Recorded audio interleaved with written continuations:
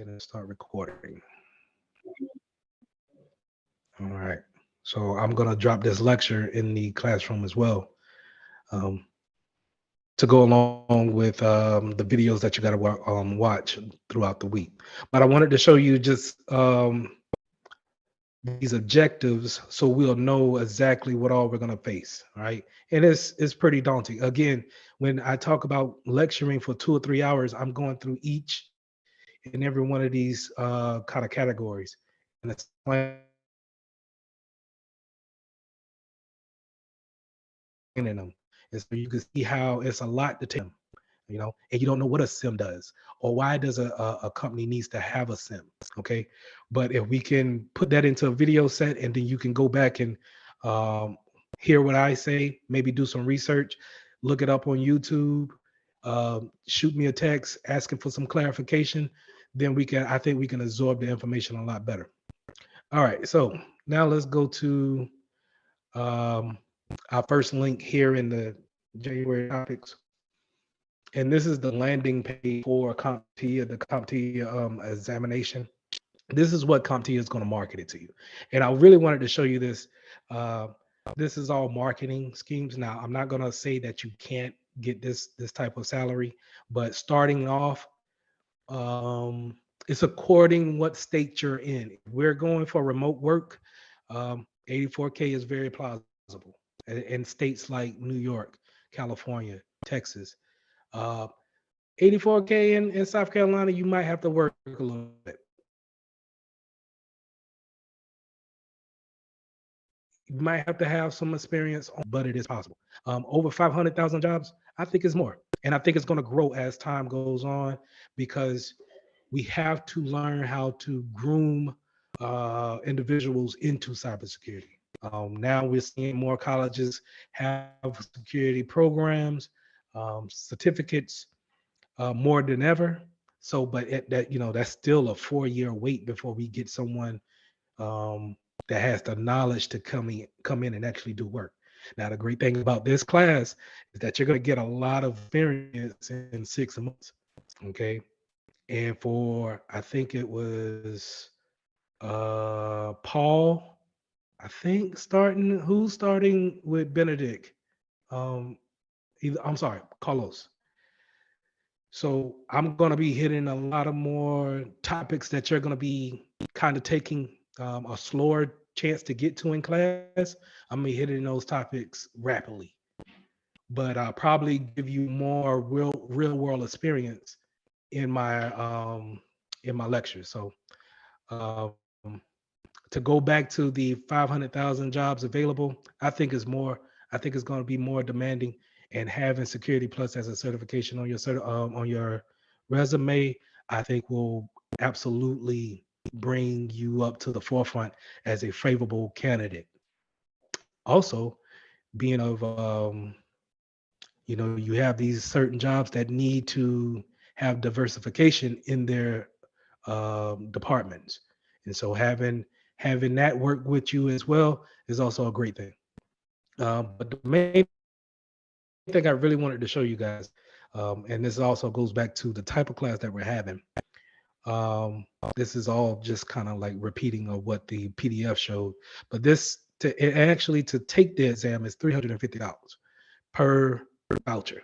Okay, so this is not a cheap exam, and if you fail twice, if you didn't have a voucher, you would have to pay another $350. Ask me how I know, but the reason why I failed, I felt that I could give minimum effort and then expected success, right? I thought the test was going to, oh, it's not going to fail me. I paid money. They gladly took my money and told me to pay again. Okay. So, all in all, you need 750 to pass. Um, and if we learn the things that we need to learn, um, trust me, if you have a issue, if you don't understand something, please ask me for clarification, and I'll try to make it to where we can make it more digestible for you. Okay. Any questions?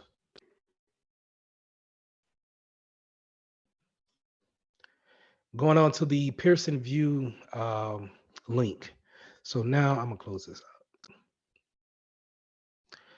Now, Pearson View is who actually hosts the exam.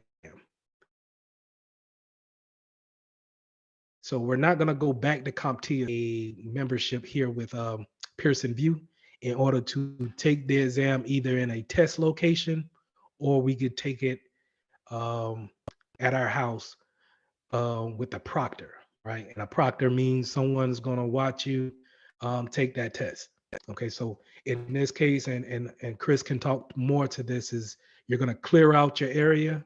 They're going to ask you to take your camera and pretty much pan your whole room, pan your desk to make sure that you don't have anything there. And then they're going to start the time for you to actually take the test. Um, I find it to be, I pass tests at the house and at testing centers. I don't like going to testing centers just because I don't like to be cold. And a lot of buildings have the air conditioner running even in the wintertime. And I don't necessarily like that. So it kind of throws me off, right? But being at the house, is so many things that could be distraction as well. So pick your poison on that. Chris, which one did you prefer? I understand your situation, but did you like taking the test at the house? I did. I can also say they are very strict whenever you take it at the house. Like I was actually reading the questions, but they couldn't see my eyes. So they paused my test to tell me to readjust my camera so they could look me in the eyes, make sure that I wasn't looking at any study material or anything else. I was just kind of like this. And he's like, nope, we can't see your eyes. Please look directly into the camera until we can see, and then that's when they let me start taking my test again. So they are very strict. You can't have basically anything in the room. I had a small table to keep my mouse on. Even the water bottle, they had me remove that. Let me see. I had on a hoodie and a skull cap, and it was like I need to take that off. Another time I had on a hat, they had me to remove the hat. So they are very strict about what you can and can't do and how you're supposed to operate within that the webcam window, or they will suspend your test. Yeah, and I think if you constantly kind of break those rules, they will suspend the test, no refund, and I think you have to you have to wait a period before you can actually take it again, right? So um, to add to that, I remember taking a test, and you know when you get on question 40 and it's another paragraph, and you got to read the scenario. I personally I like to kind of whisper it out. If I'm by myself, I'm whispering so I can hear it. And they told me I couldn't do that. I couldn't read it out loud, um, and I thought that that was messed up. But I ended up passing. But I just thought that that was kind of like you pick your poison on that.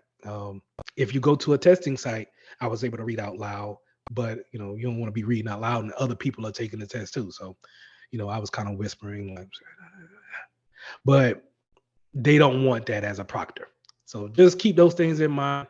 Go back to what we're talking about here with the CompT, Pearson View.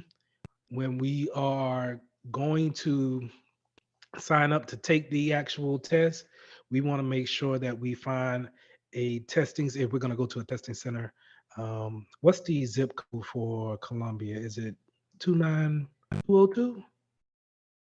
Is that one? I think. Um, Mine is 29229. Yeah, Either 29203. 29203, 292223. Yeah. Okay. Mhm. Let's see.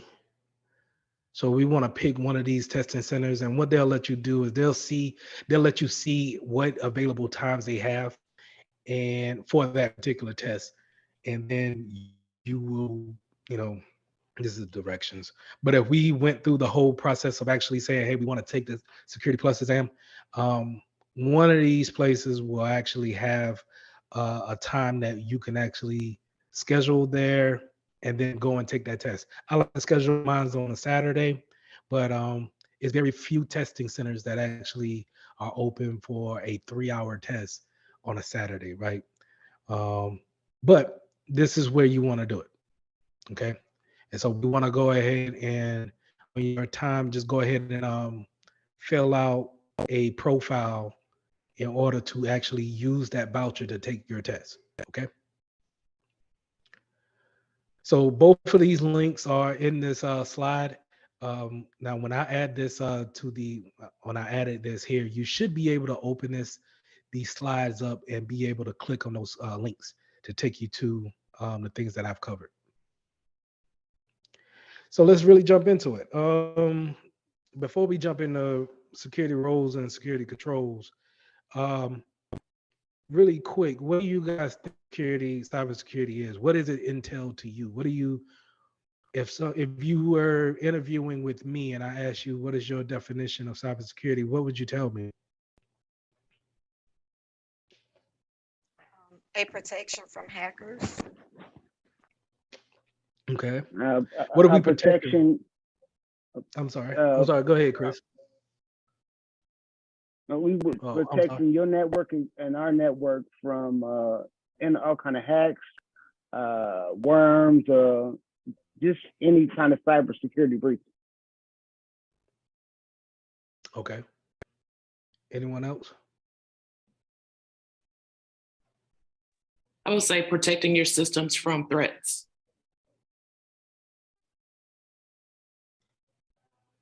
Okay. Protecting by private information, possibly doing anything bad to it. Okay.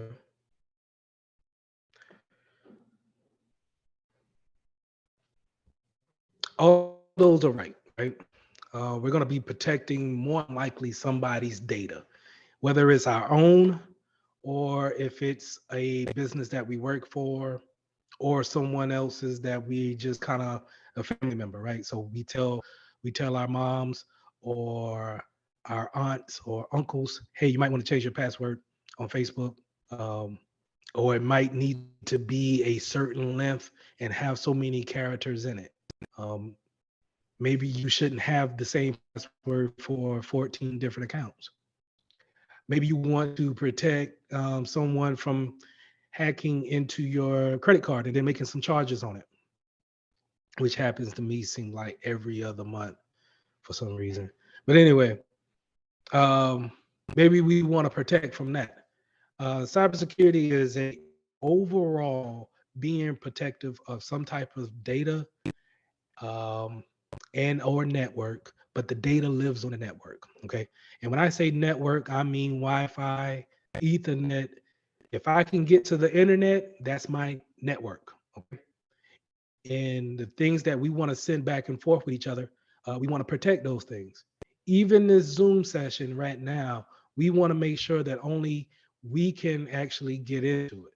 And the reason why I know only we can get into it, I share this part of the screen here. If you can see up here where my URL is, this little lock up here lets me know that I'm using an encrypted channel to connect to each and every one of you guys' PC.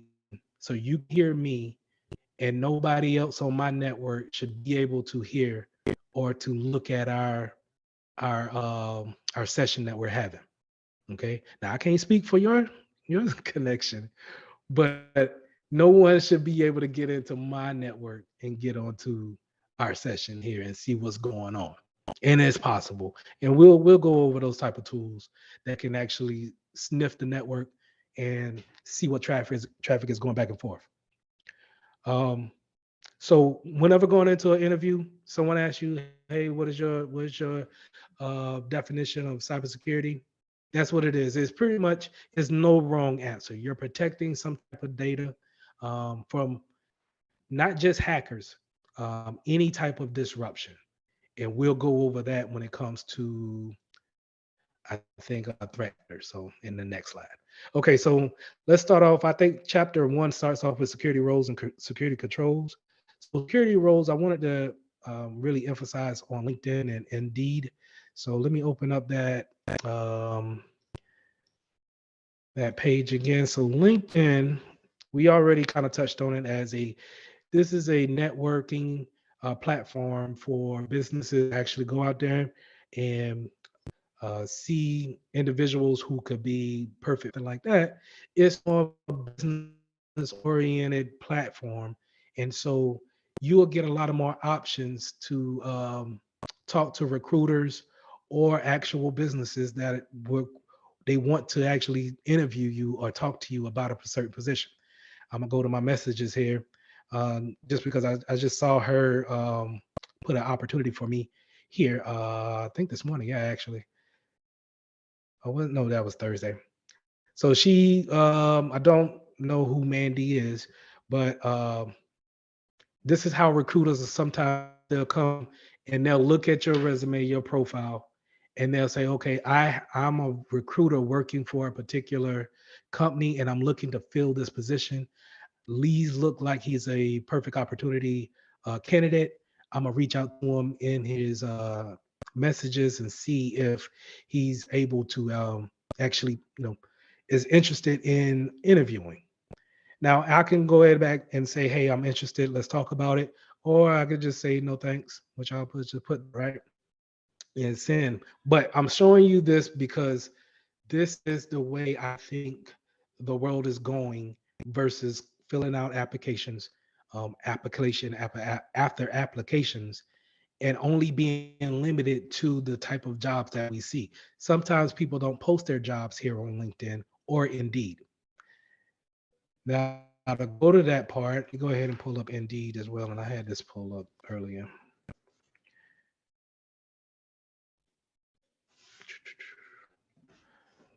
Security this time.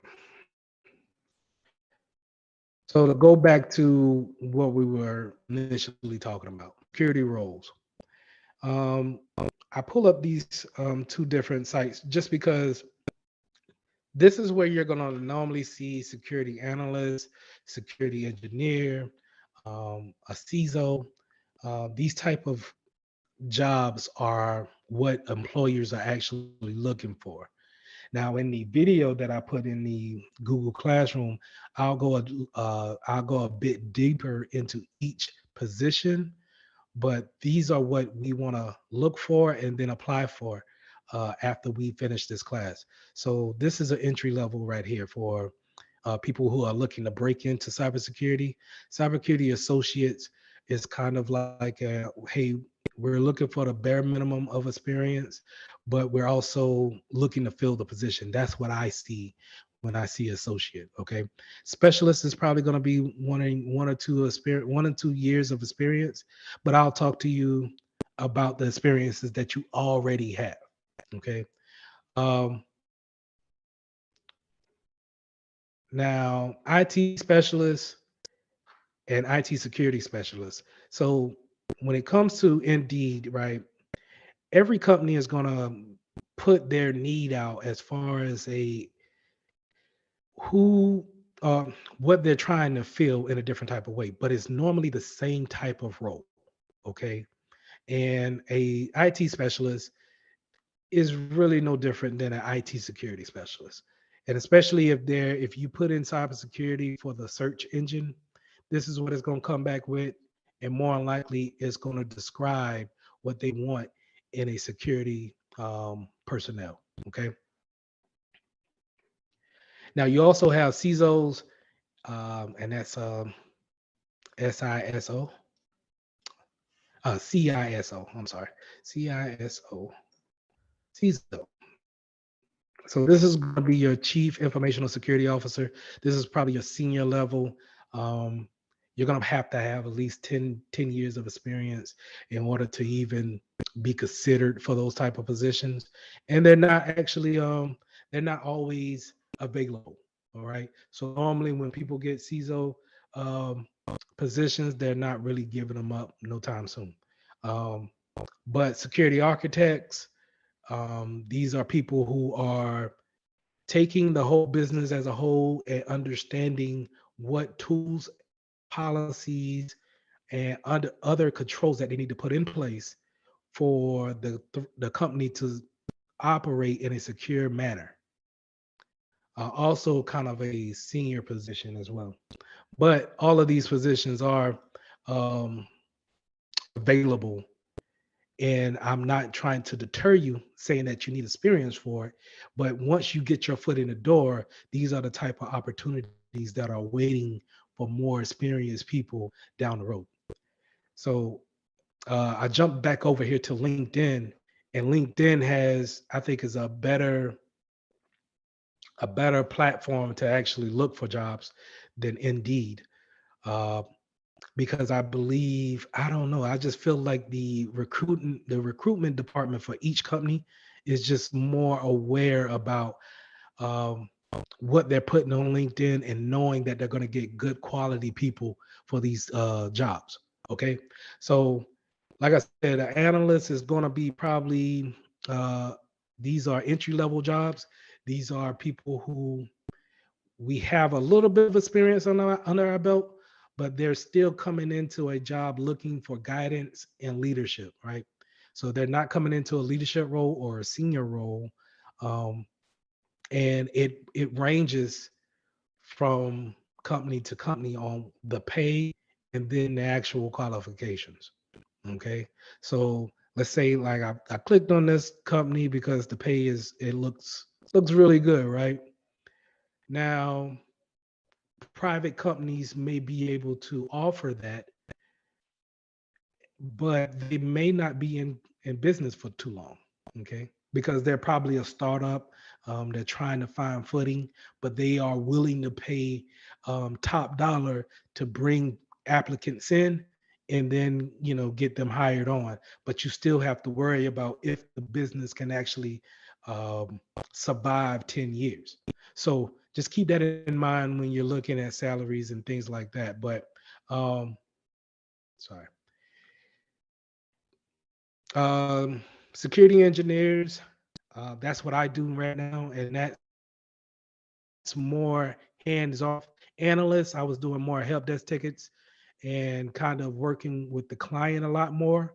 But with engineer part, I'm looking at more of the back end of how applications work.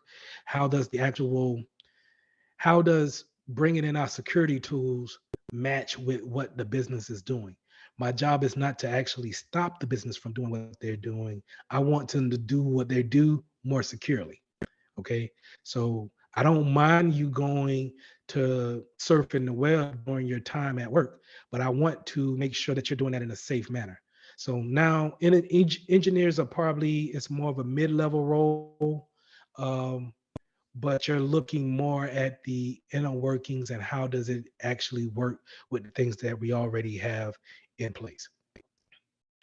So now let's jump back to our slides. Do I have any questions on LinkedIn or Indeed or any kind of roles? So whenever you guys are looking at, I'm sorry. Hi, Lee. This is Tawanya. I just had a quick question. Just kind of wondering if some of the management roles where it says like leadership and things like that, if they're specifically looking for cybersecurity experience in those roles, or if other leadership and management roles kind of transfer. Excuse me. My opinion now, no, they are looking for leadership roles, period. Can you lead a team? Can you go to senior management, understand what they're trying to do, prove, and then can you communicate that to your team and then point them in the right directions? A lot of times when I'm working, I work when I was working at my other job at first, um, I had leadership that they technically could not do what I did, right? I could run laps around them, clicking buttons and doggone turning on this, that, and the third, but I couldn't talk to management the way uh, management wanted to be talked to. And that's where the other type of leadership kind of comes in. Can you talk to management and make them understand the tech talk that I'm talking about, right? So if I'm coming in there and I'm talking to say, hey, we need to use this protocol, this encryption, we need to send out the IP packets, and we need to route this number, y'all gonna be looking at me. If y'all was the board, you'll look at me like, show me what you want, and then we'll give you the budget for it. So they don't Leadership, understand. I'm sorry, say it again. So you was basically giving them, you was giving them information that you needed, but they didn't understand the terminology. Is that what you're saying? Right. Okay. So a lot of times, when you get into this field, we'll talk jargon. We'll use a little bit of a language that, if you haven't been around it, you have no idea what I'm talking about. So if I say, hey, what's the IP address of the DC controller in building 2? And I need the subnet addresses for the marketing department as well as the HR department. And if I say that to someone who is strictly in the office and is making decisions on how the business ran, they have no idea what I'm talking about. And they will defer to someone who can make that more digestible. What is Mitchell talking about? Can you break that down for me? I'm just trying to figure out, is it safe to use a password manager? So that's the type of leadership I think that employers are looking for. So if you have that type of leadership, definitely put it down. And let me be clear on this. Any job that you see up here, if you feel like you can do it, if you read the description, if you feel like you can do it, regardless of what your resume says, put it in. Put your application in. And I'm basically saying you never know what a business is looking for and what they're willing to train on the job. Okay. But a lot of us will read the description and we'll say, there's no way I can do this job. And so I'm not even going to try. At least let them tell you no. Okay. But you'll be surprised at how many people will call you just to see, hey, I think you're a good fit. I think where you worked at this, you'll be surprised at where you worked at previously, how it plays a big part at where you could be working in the future. So updating that resume and then putting in those applications, you have to do that in order to, I think, see some good results. So I know I went around the whole city about that answer, but yes, I think they're looking for any type of leadership, not necessarily just in cybersecurity. Thank you very much. No problem. So jumping over to our controls. So security controls could be technical or they could be administrative. Okay. What are technical controls? Technical controls are our antivirus. So Windows Defender. So hopefully this pops up.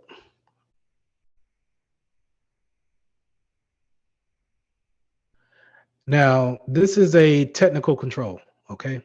This is what a firewall, for anyone who doesn't know what a firewall is, firewall sits on your network and it basically is if you ever been to a club, I know none of us never went to a club before, but if you have dabbed in that little bit of a nightlife and you went to a club and you seen a bouncer at the door of the club, and if you're not on a list or you're acting a fool and you can't get in the club, that's what the firewall does. A firewall looks at each packet coming into your network.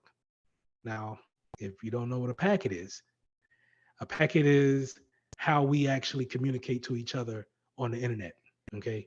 And in the back end of your computer, what's going on in the back side, stuff that you don't see,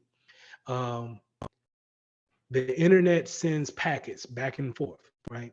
And it sends so many packets that we need to actually have something sitting at the edge of our network, checking each packet to make sure that they're not malicious and that they won't affect us with a virus.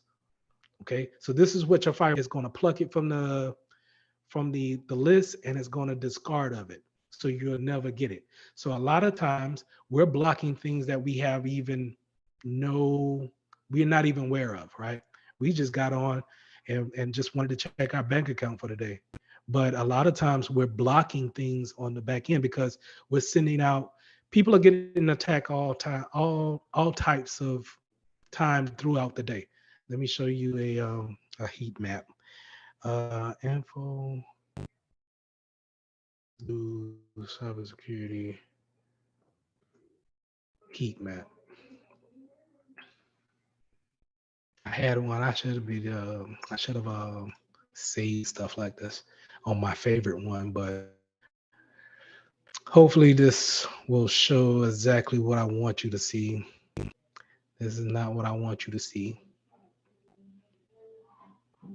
FireEye. That's it. So this is a heat map, and what it's going to show in real time is attacks going on across the world. Okay, so as you can see from people from China, Thailand, Egypt are attacking people in Brazil, Chile, United States, France. This is real time. This is happening right now. Okay, this is why you need your firewall on. This is why a company needs you to see a firewall, because even though we're not at work, right? People in Egypt they don't treat Saturday like the United States does. Okay, they don't treat, and we just had this at my job. So at Sunoco, it's a worldwide distribution plant. I don't know if anybody is familiar with Sunoco. It's in Hartsville, South Carolina, but it's a worldwide packing metal company, right? Well, we have a lot of people in Germany, India, China, Russia, Japan, and we get on these Zoom calls and we talk to each other, and we just had the holidays, right? We just celebrated Thanksgiving and Christmas. Well, a lot of them kind of looked at us like, well, it's not no thing to us. We're not taking time off. We don't celebrate Thanksgiving. We don't celebrate Christmas. We're coming to work on those days that y'all going to take off those 2 weeks, right? So I'm looking at it from a security standpoint. Wouldn't that be the perfect time to send out an attack when people are going to be home for the holidays and trying not to think about any type of attack? All right. So it's also a perfect time to send it out on Saturdays. You know what's a Saturday in Afghanistan? And just because I went over there, a Saturday in Afghanistan is Monday to them, or their Sunday is our equivalent of Sunday is their Monday. No one works on Monday at all. They don't do nothing. Okay. But that's the reason, they would actually take that time and say, hey, if I needed to attack someone in America, I'm going to use Sunday, right? Who's working on Sunday? Who's monitoring something on a Sunday? So as y'all can see, you didn't see any kind of pause when it comes to the threat mat here. It's just going to keep going on like this, right? And that's how many attacks happened today, already over 300,000. Okay, so this is why you need technical controls in for things like that. But we also need administrative controls for the people who are working in the business, right? So we got Lee that's working, that just got hired on, and now I'm just sending emails of sensitive information out to certain vendors, and I'm exposing top secret information. Now I'm putting the company at risk in a different type of way, right? It's the way that I'm putting the company in risk that a technical control can't do anything about. So to give an example, let's say if we all come up with a world world leading recipe for cookies, right? And this recipe for the cookies is better than anything Oreo has ever came out with. We make a killing, right? And it's all because of our secret recipe. And Jessica decides to email the recipe to a vendor that is also a vendor for Oreo. Okay. So now our secret recipe for our world famous cookies is now in compromise because of an employee or someone who is in the know their mistake. But see, if we had an administrative control in, then now we can say, hey, um, don't send out any kind of sensitive information, especially don't send out the recipe. I'm just picking at you, Jessica. But don't send out the recipe, and we can put that in what we call policies. And we all should be aware of policies, right? Whenever we join a new company, or even if we go to a school and we get on, before we get on their school's network, they want you to assign sign a user acceptance policy, saying that you won't do anything out of the way. You won't hack anybody. You won't look at information that's not pertaining to you or do any illegal activities on our network. These policies are in place. So if we need to sue you, all right, you signed the policy, you knew the rules. Let's go ahead and you decide to break them.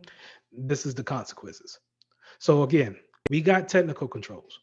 And it's just not firewalls. We have antiviruses, we got routers, we got switches, we have SIMs, we have um, any type of tools, web browser um, proxies, any type of technical machine or software that we can install and put in place to watch our actions is technical. But the things that we can't protect is administrative. Okay. Any questions?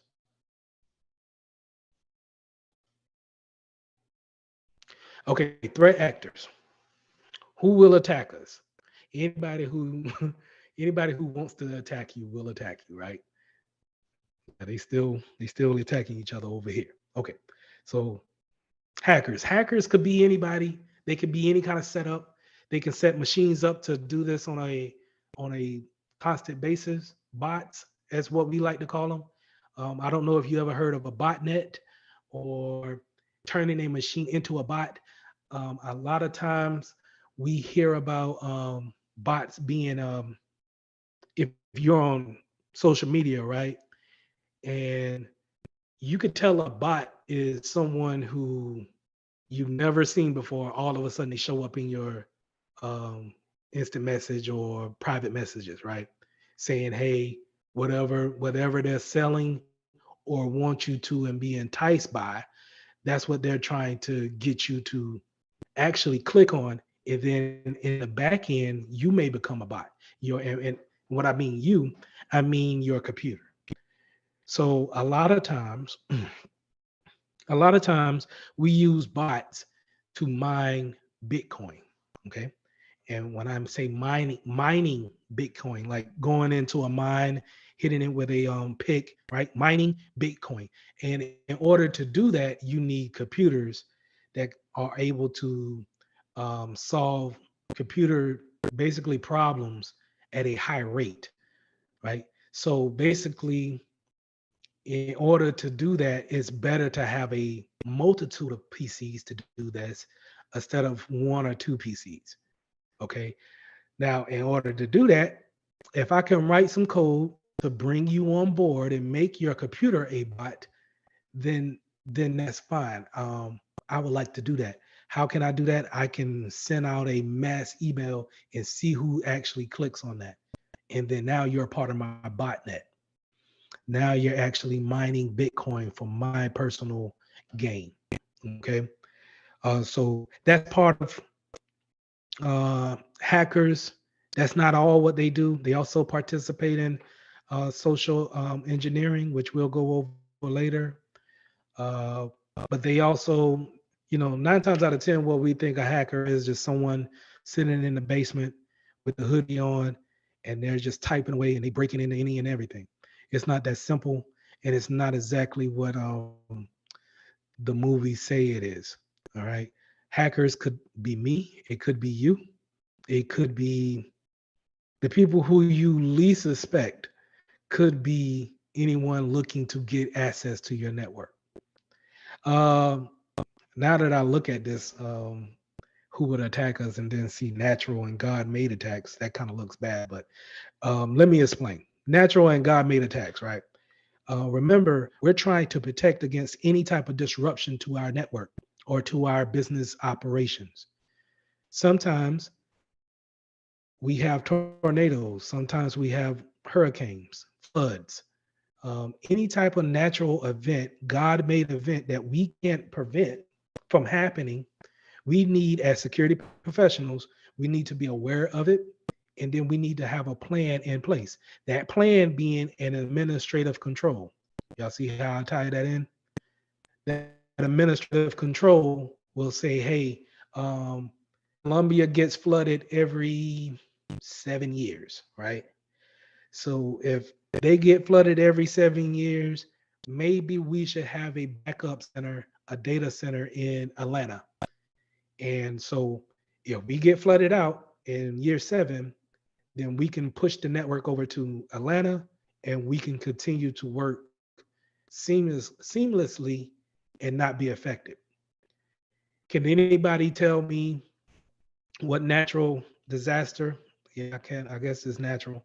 What natural disaster that just happened to us in the last 5 years that totally control or changed the way we do life?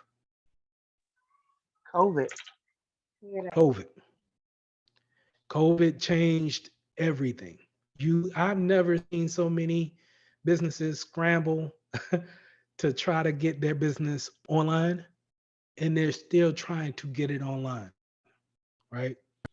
Um, but these are and it's funny because at Ag First, one of my last month of working in the office, we were actually going over a scenario where we had a worldwide sickness that kind of wiped everybody out. And what we did in the training was we said, hey, this person, God forbid, passed. Who takes up this responsibility? Who's going to be able to monitor here, right? And we went through the whole scenario. And it seems like 3 months after that scenario of training, we had COVID break out and we had to implement those things.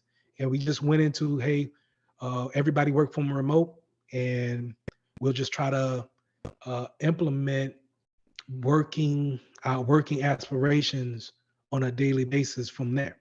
Okay, so that's natural. That's things that's gonna interrupt our day-to-day basis, our day-to-day work schedule. And we need, as security professionals, we need to have a plan for it, and we need to take it up to our leadership and let them understand, hey, this could happen. You might want to budget out for this type of you might want to budget out so we are prepared just in case it does happen. Okay, moving on to insider threats. Mr. Mitchell, may I ask a question real quick? Yes, ma'am. You mentioned, you gave an example, and it might have been just an example. You mentioned how they have backup servers and stuff, like, for example, from Columbia to Atlanta or in Georgia. Does distance matter? Like, let's say, could someone put one, in a more further out state? Good question. All right. So let's say you as the security professional will be the answer on that. If I'm a CEO, I'm going to say, you tell me, right? And then you will say, okay, well, if I said Atlanta, but we all get hit by hurricanes yearly, right? So if we get hit with Katrina category 5, then that might wipe out the backup center too. So you bring up a good point. So this is where the cloud comes into play, and we'll go over later, with the cloud and how it really changed everything, right? But the cloud allows us to be anywhere in the world and access our data anywhere in the world. So we can use a service like AWS. AWS is I think, the biggest cloud computing business out there. Then you have, oh Jesus, what's the other one? Microsoft OneDrive, and you have oh Google. Oh yeah, Google Cloud. Sorry, Google Cloud, AWS, and Microsoft. They probably going to be your big dogs when it comes to cloud computing. They're going to house all your data. Now, I say that to say this. AWS may have data centers in Virginia, somewhere in the Midwest. So let's say St. Louis, Chicago, out there in the far west, Idaho, Seattle. They have data centers in uh, England, um, France, all over the world. Okay. So we can put our data center wherever we want to put it at. Here's the problem. Not here's the problem, but um, I, you would normally say, okay, well, let's just jump over to um, the data center that's in England. Well, England has a different policy set up and laws versus the United States. And so putting our data over there, you're under different type of jurisdiction. Okay. Some countries don't let you encrypt your information. Like places like China and North Korea and Russia, they don't like encryption. They don't like for their people to be able to hide information from the government. So you as an American, we can't put data center in Russia because they're going to want it all unencrypted. And then what's the point of that, right? So we have to be aware of those type of things. And I think in the first couple of chapters, they're asking you to they will ask you to be aware of those type of policies that's in Europe and other countries. But good question. Did I answer your question? Yeah, yeah. It would Okay. depend on our cloud system and all that. Yeah. So it would be, you pick your poison, right? You could put it in Nebraska, but Nebraska get hits with a lot of tornadoes a lot of times. So uh, maybe not Nebraska. Maybe you want two data centers. Maybe you want to do Nebraska and maybe upstate New York, right? Because if we want to protect against hurricanes, I know a hurricane is not getting out there to Nebraska, but more than likely it can't get up to upstate New York either. So maybe I'm safe that way. Um, but it's also, do we have the budget for it? All this is going to take money to do, and running these cloud solutions is not cheap at all. So it's all about what you're willing to take management, see exactly what they're going to budget out for you, and then you can make those changes then. Because maybe management might say, "Hey, I don't have money for that. Let's come up with a different way of coming up with some backups." And then Okay, now you have directions to do something else. okay, okay. But good question. Um, any other questions?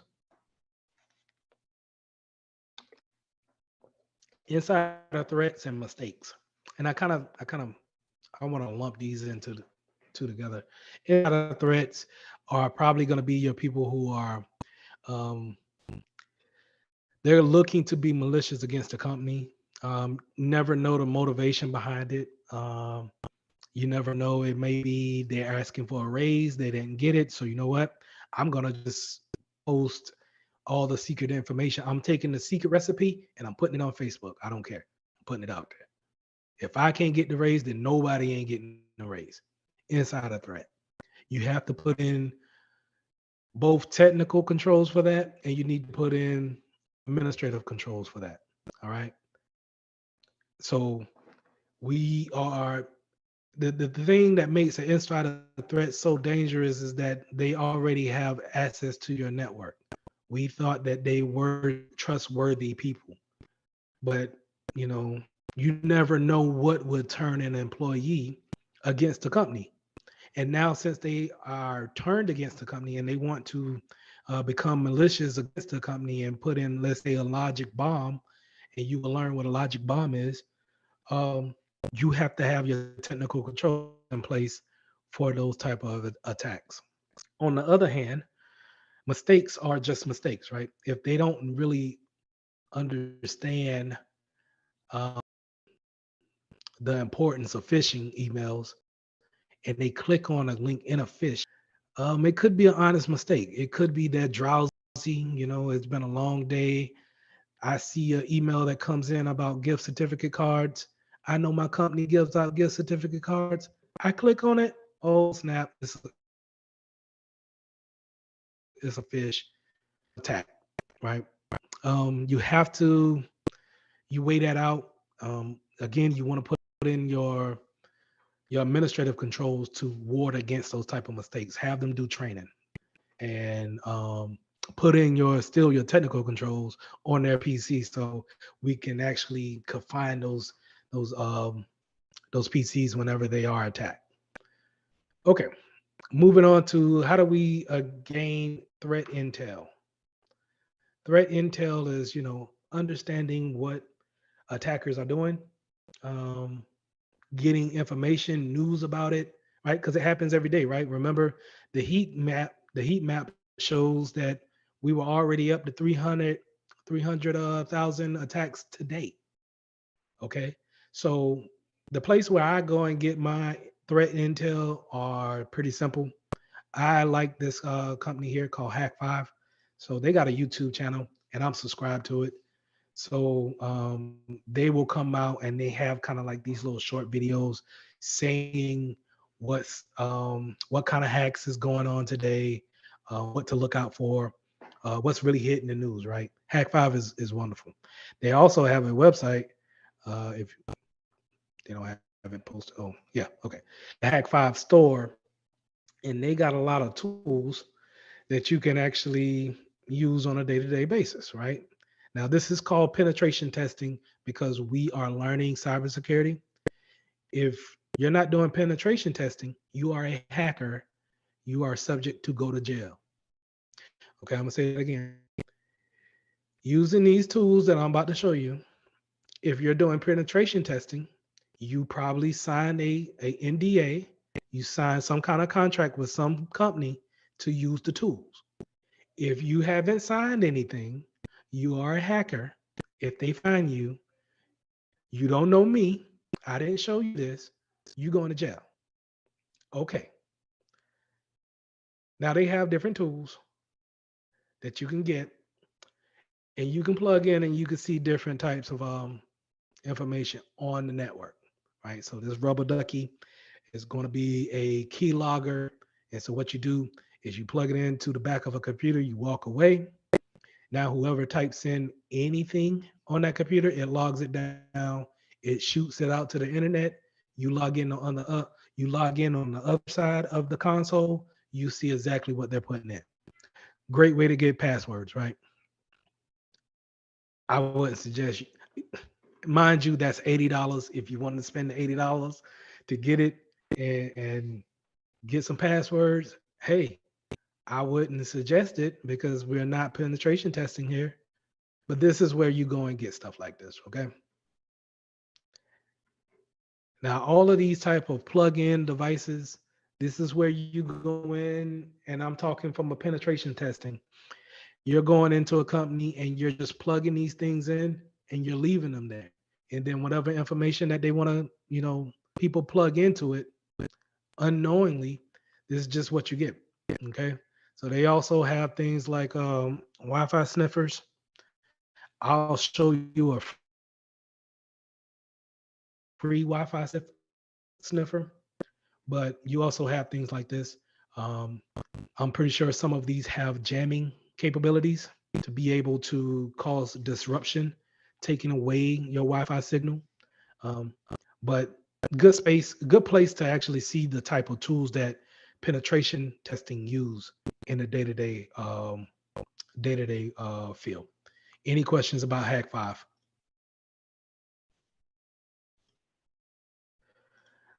I also go to another website when it comes to Intel called Bleeping Computer, and they pretty much stay up on the day-to-day attacks or um, things that we need to actually be aware of in the cybersecurity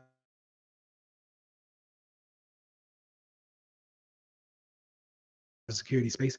I'm just a normal black, nothing special here. I'm not going to spend too much time on that because my favorite one is Twitter. All right. Twitter is social media is the number one place to get the absolute quickest update of anything going on. Right. We had an attack called Log4j that happened, I think, last Christmas. And I found out about it on Twitter before even before Hack 5 and Bleeping Computer was able to actually write up a report about it. People were already tweeting about it and they already kind of had a remediation for it. I'm not saying that you should get a Twitter account, but it's a good way of being up to date, closest to, I would say up to the minute type of updates. Is probably going to be following some of your favorite people in the security field on Twitter. Any questions? So you're saying that a lot of information is put on Twitter regarding hacks, breaches, and that kind of information, but following certain people or just like in trending information? You can find it in trending information, but if you want to follow, let's say, Hack 5 in Twitter, if you wanted to follow them on Twitter, they're probably going to post it on Twitter before they actually make a video for it. Gotcha. So if you got them in your follows, and then it'll probably show up on your post feed as soon as they post it up. Sometimes it 8 seconds out, a minute out, and then now you have a head start. Now you can get your team together and say, hey, I just seen that from a reputable source. Maybe check another source to make sure that it's real. And do we have more than likely you already got a security control in place, but for a thing like Log4j, which was calling on a database, we didn't have anything in place for that type of attack. So we had to scramble real quick during the Christmas break in order to make sure that we were protected. Will there be a resource provided for suggested follows for social media? Yeah, I'll give you who I follow. I could put that in the classroom as well. Great, thank you.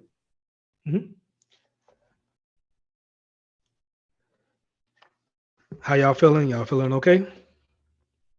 I have a question. I just want to make sure I'm on the same page. Can you Yes, ma'am. explain what a penetration testing is? I want to make sure I'm Penetration testing. So not sometimes, annually, you want a business to conduct a penetration test. Penetration test means I'm going to hire a good hacker. No, that's a bad word for it.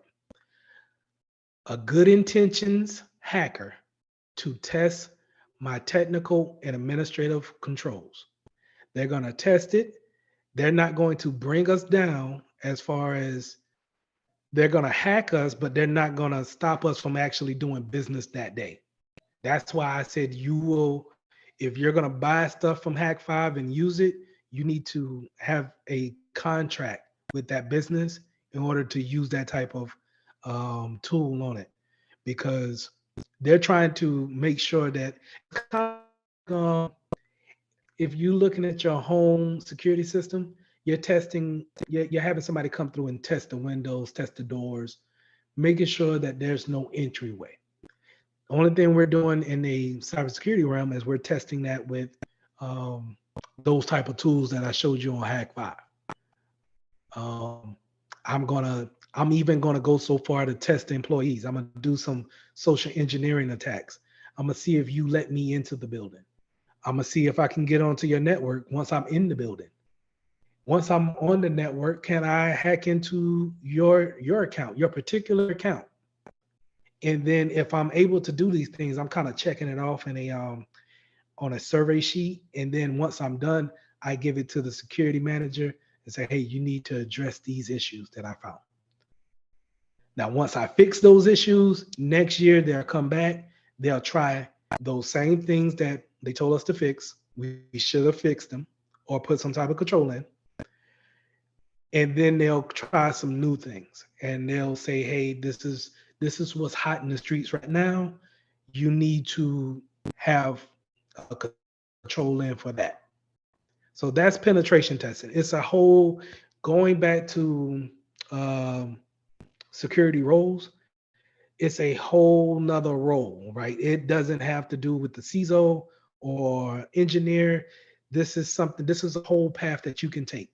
If you're really into seeing how you're really technical and you want to see how those things work and you like breaking things, penetration testing might be the field for you. It pays just as much. It's in just as much as demand, if not more demand.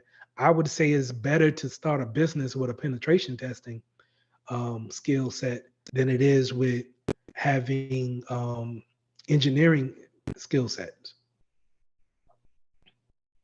Did I answer the question or did I run on too long? Oh, you're fine. I got it. Thank you. Okay. So that's penetration testing. All right. And actually that's a good segue. Performance security assessments is exactly, I'm sorry, Tawana? So will we be learning? Okay. I know we kind of went over the syllabus and everything, but I understand the purpose of cybersecurity, basically to thwart any threats and then provide systems to kind of combat that, keep monitoring and all that kind of thing. Are we going to get into what happens once a threat, like something's breached, and then how we fix it and tracing how the information was used that was stolen? Does that make sense? No. The reason why is this is entry level. Okay. So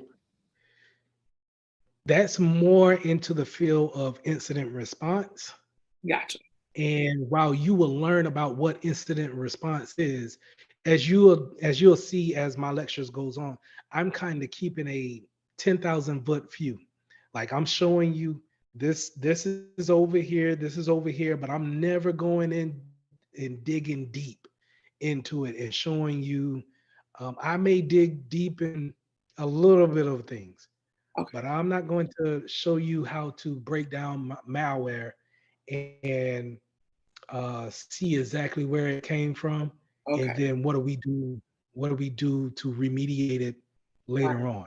I may show you a tool that does that for you, but Security Plus doesn't, it won't go into that realm. That's outside of the scope. Okay. All right. Thank you. And not a bad question.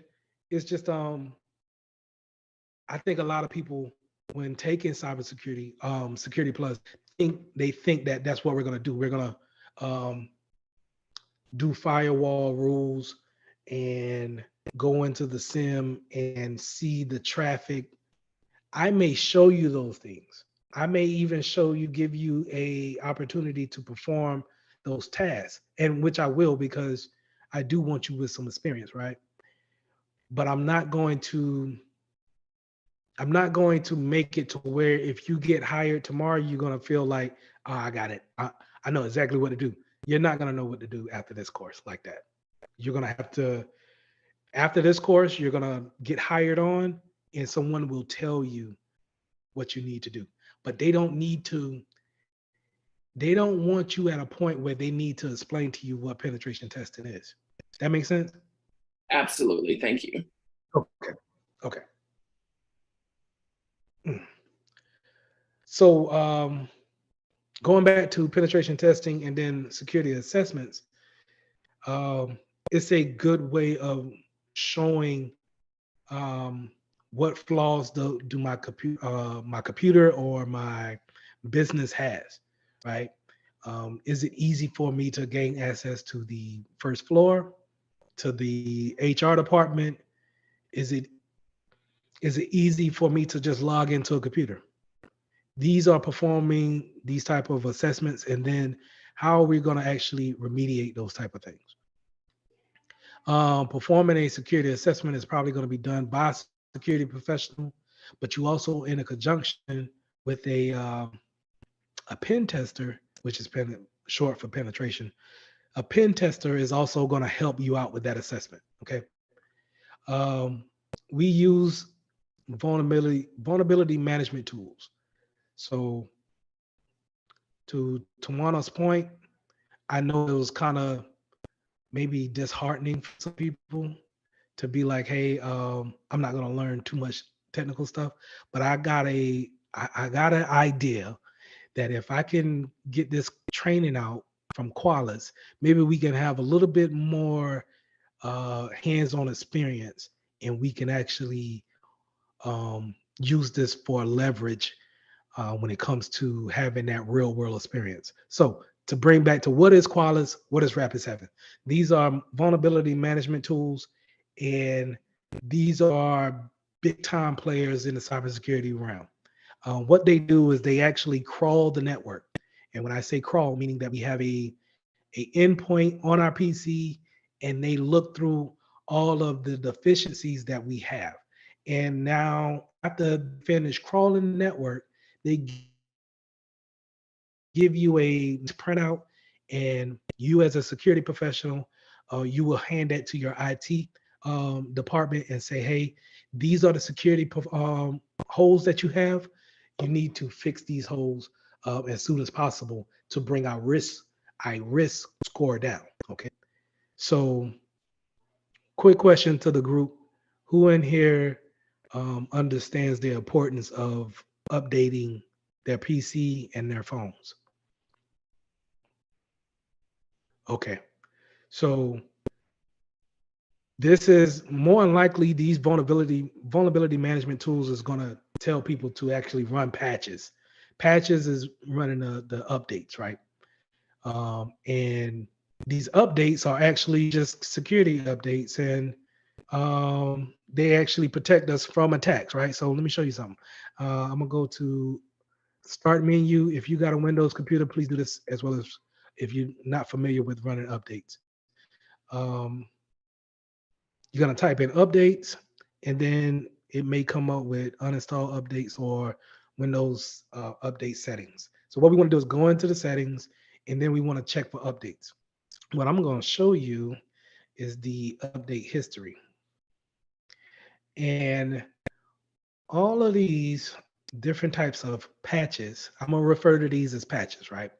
But all of these patches needed to go in because these are potential vulnerabilities. Okay. Now, some of them are updating my antivirus, but things such as an update preview for the framework 3.5 is probably going to be a security patch for the previous version that was a vulnerability vector or a way into your computer that you didn't know anything about. Okay. So the importance of running your updates is to have your computer be more secure. So if you know of a computer in your house that hasn't had an update in a long time, it's vulnerable to be hacked. Okay. And hackers, regardless of their skill level, they look for different types of computers that don't have the patches involved, and they can have, maybe they can practice on that before they go for a bigger fish down the line. Same thing goes for your phones. If you see the update on your phone and you don't apply the update, then it stands a chance that you may be compromised later on, right? Because your computer, your phone is just a computer. It's just in a handheld format. All right. I know some Galaxies out there, Samsung Galaxies that you can plug up to a monitor and it shows the actual interface like a computer. And so there's no need to have an actual laptop in that case, if that's the case. So if the same code that I can run on your computer to hack your computer and see the information there, I can do the same thing on your phone and get more. I think more personal information is probably on our phones than it is on our PCs. So make sure you run your updates. Okay. And that was a great segue. I covered that as well. I'm coming down to the home stretch. Y'all bear with me now. All right. Social engineering and malware attacks. Let's go with the malware attacks first. So in this, your first couple of chapters, you're going to learn what these different types of attacks are. You're probably going to have to know the description of these, right? So we talked about botnets, right? Adware, we're talking about things that's popping up that's selling you something. It's not actually causing you any kind of harm. It's kind of an annoyance, right? They just, hey, there's a sale going on at Belk's and you don't have no browser open. It's just popped up. That's probably an adware on your PC and you might want to uninstall it. Spyware steals your data. Sitting in the background, you really don't know it's there. So let me jump into that real quick. I'm gonna pull up my task manager. If you guys don't know how to pull up a task manager, what I just did was I went down to my toolbar, I right click, and then I hit task manager. That's going to bring up a task manager.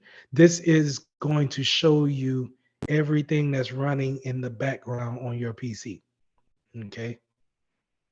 Anything and everything that's running in the background on a PC. This is what I like to show. Katana, right? I hate Katana.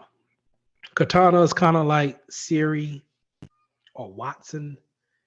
They listen for you to say their name and then they come up and say, hey, what do you want me to look up?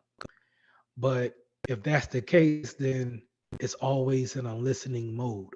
Okay. So if you're compromised, then why not compromise that application to listen to your conversation? Okay. If we don't have our updates ran, then that might leave those applications like that open to vulnerabilities. And now I can take advantage of that and listen to your conversations without you knowing about it. Okay. So I hate stuff like that. That's why you see that pause. I try to disable Cortana as much as possible on all my PCs.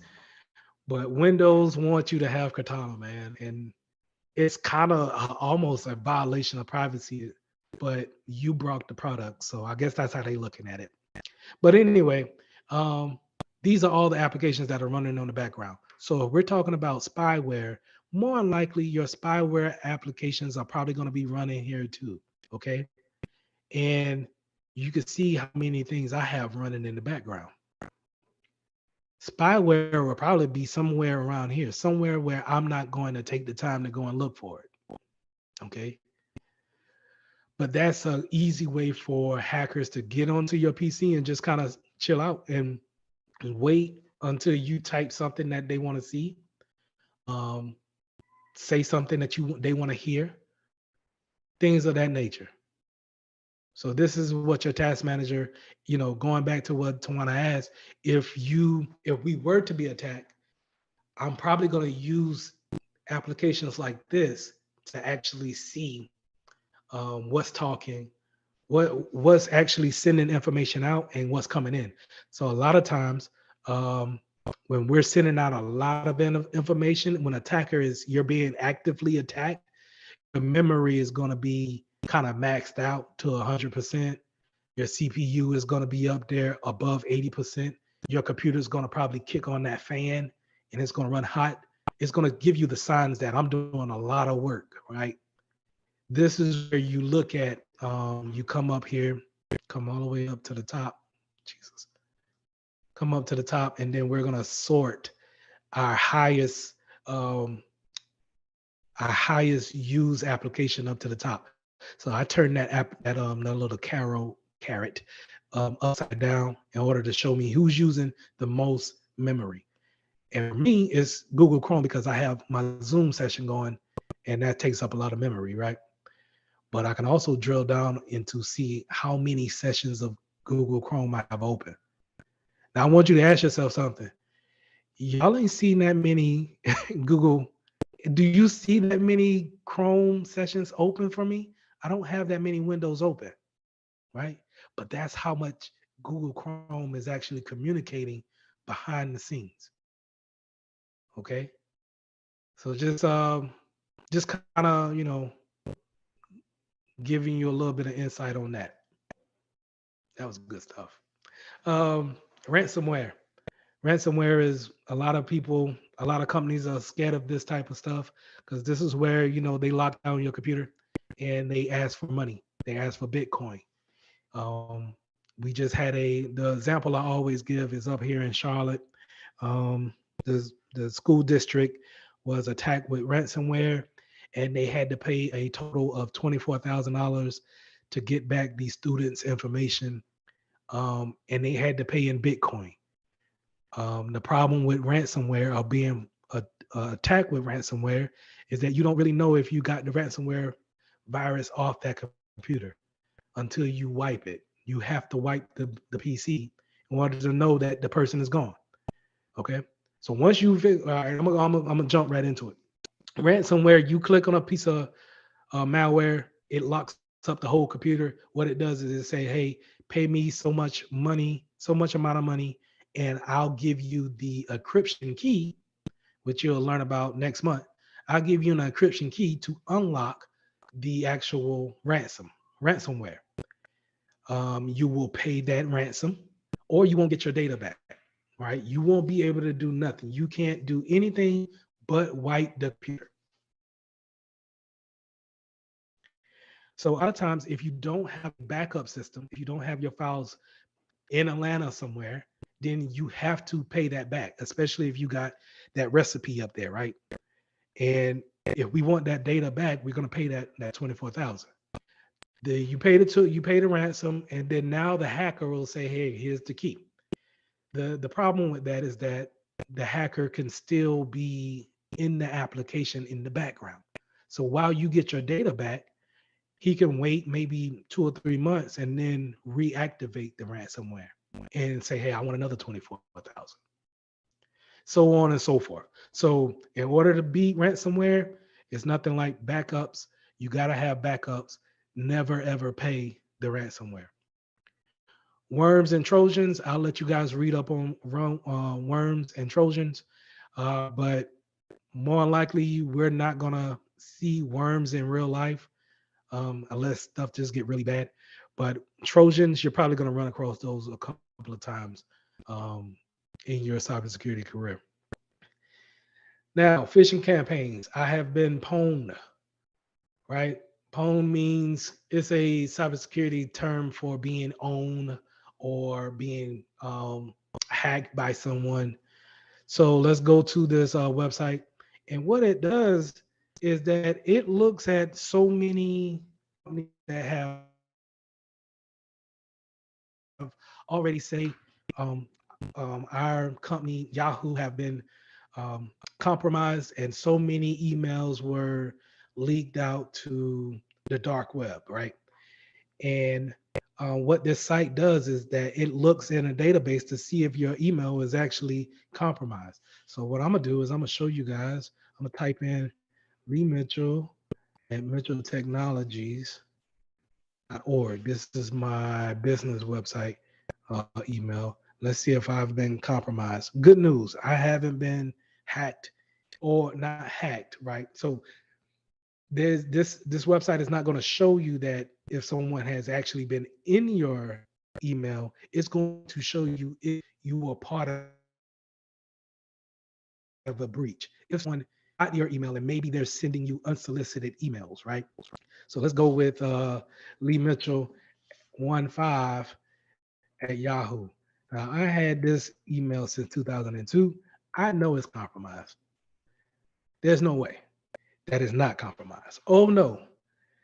my email has been part of some type of breach, if not multiple breaches when it comes to Yahoo. Okay. So that just goes to show you, you know, the type of information that we put in our emails, but also it shows you that once you're putting that information in someone else's database, such as Yahoo, they may be subject to be breached. And now your data is at risk of being looked at by someone else. Okay. So if y'all get a chance, just go in there and see if your email has been compromised. More than likely, I would say, nah, I hope not, but you never know. This is where I work at now. Good news. I'm good. I'm good on Sunoco, which would be a problem if it was part of a breach. Because more than likely, once a company is part of a breach, they have to come out with a legal document, not a legal document, but some kind of formal statement saying that we have been breached. So many, this type of information was leaked out. And if you have an account, you might want to change that password. Okay. Now, this goes into phishing when it comes to social engineering, because that's what the social engineers want to do. They want to actually get you to click on a button or some type of link in order to affect your system or that platform that you're using. So I wanted to show you, and this is my last two slides. I wanted to show you some phishing emails that I got, so you guys could you'll know what to look for when it comes to phishing emails. So this was in my Yahoo account, right? That terrible Yahoo account that I got. And I got both of these examples from my spam account. If you ever want to see a phishing campaign directed for you, go take a look at your spam account. More than likely, somebody's trying to social engineer you with the fish there. Now, do not click on anything in your spam account. You can open the email. Do not click links in that spam account, okay? It will behoove you not to click links, because even if you click the link, there could be some type of software that this installs in the back end that you don't see. Okay. So don't do that. I took a screenshot of these. So anyway, what I want you to see is on a phishing email, you can see that they saying, hey, thank you for shopping with us. This is how much we charge your card. The first thing that I want to look at is that I know good and doggone well I didn't spend $900 and not know about it, right? So that's one flag, one red flag off the rip. Okay. My second one is to look for who sent me this email. And the email, 9 times out of 10, phishing campaigns is not going to come from a legitimate source. It's going to come from it's going to have a funky little email to it, right? It's going to be gibberish, or it's not going to line up with the company that they're with. Whenever you have a company email, more than likely that company has bought up every domain that has to do with their emails, right? So if it came from the HR department, it's a HR at yahoo.com or sales at Macy's.com. It won't have this type of verbiage here. Okay. So that's another red flag. Another red flag is um, just kind of knowing if you knew you made a purchase or not, which could also be some type of it could trip you up a little bit too, because maybe if they hit right, they might send it from Amazon, and we all shop on Amazon, and it might kind of make you say, hey, maybe I did do something like that. Let me click on it and see. But you have to, I would say your 9 times out of 10, your best bet is to look at who sent it and to call in if you have a problem. If it's so good to where you think it may be a problem, call the help desk for that particular company, and then they should be able to see who sent you an email if they sent you one. Another thing is to see uh, grammar errors.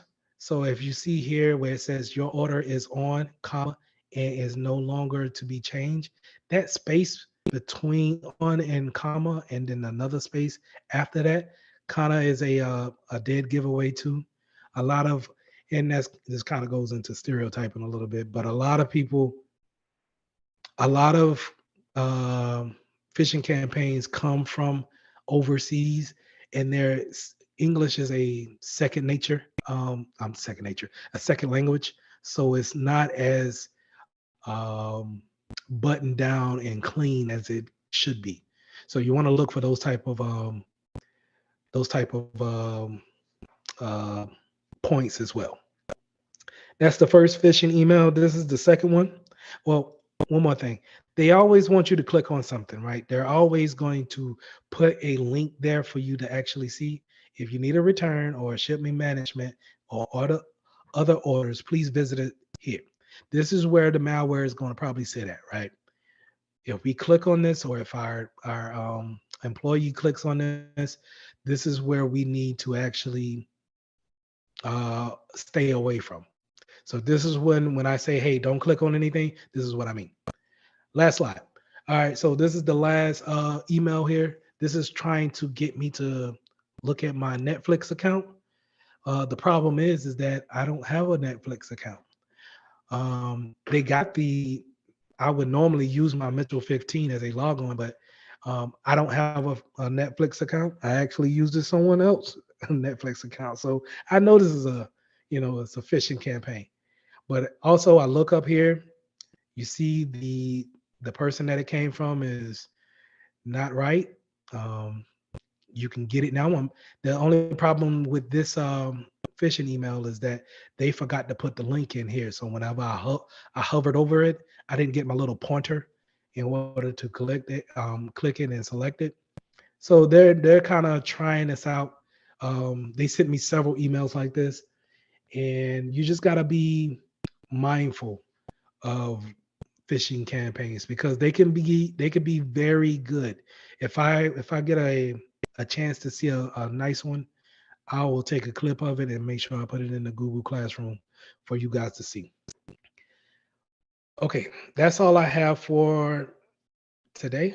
Is there any questions? I have a question.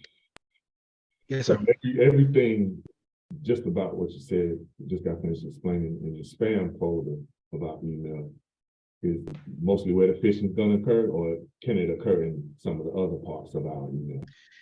It can come in, well, trust me, it will get to your inbox. One eventually will get to your inbox, and you're going to see good ones. I was just saying, if you wanted to see one pretty much today addressed to you, look in your spam box. You probably will see one now, right? But every now and again, it'll be so good to where it gets past that filter because your spam box is a filter, right? It's kind of like that firewall that's looking at all the email that's coming in and it's saying, really doesn't need to see this. I'm gonna put it in spam. Or no, this is legitimate. I'm gonna put it in his inbox. Some of these phishing campaigns can be down to the T and it'll fool you and it'll make it into your inbox. Got past the filter. Now they're hoping that they have chosen the right service that you use and they get you to click on that link. And the really the party starts after that is if they're going to send you to a website, or are they going to try to sell you something? Are they going to try to install something in the back end? Mhm. Any other questions?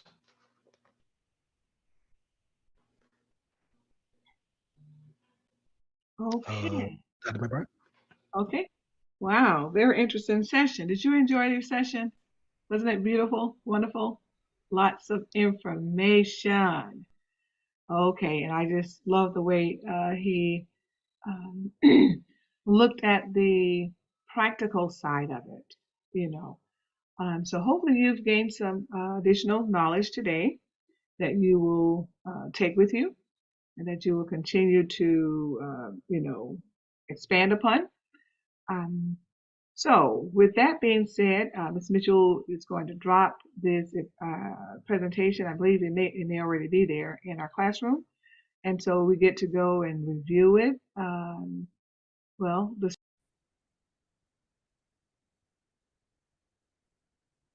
Okay. Share your screen whenever you can. And I'm gonna step away for a minute. I'll be right back. But go ahead and share your screen. Yes, sir.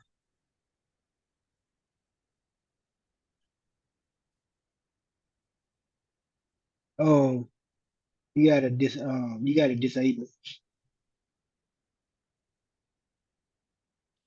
Hmm. Oh,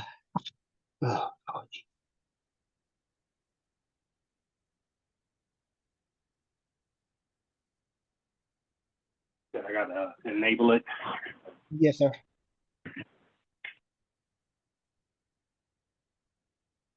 Go ahead, try it now. Okay.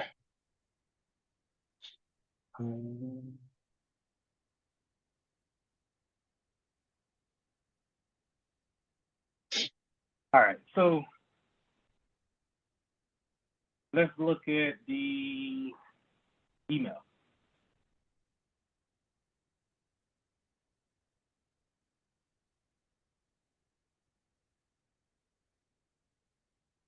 All right, so this came from the service desk, which I had it set up to do. I hope it gives you the right role, but we'll see. Okay, that you're now registered at a hot desk. So yeah, you're gonna use the email for your username, and then copy and paste that password in.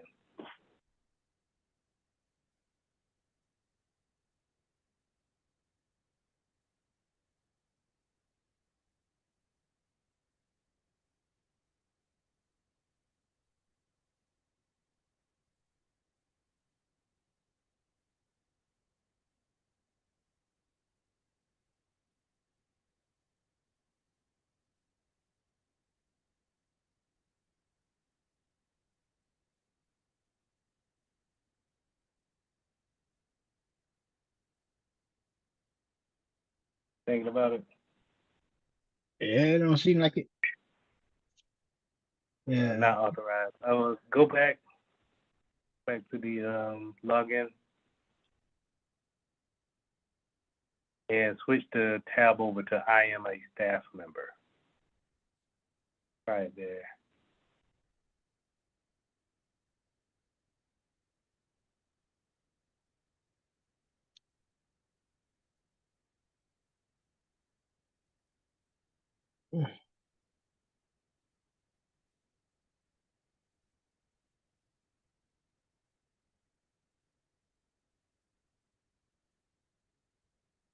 Crap.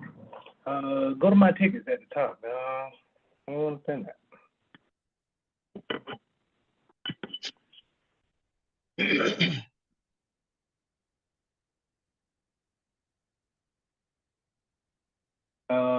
What's under my profile? Hmm.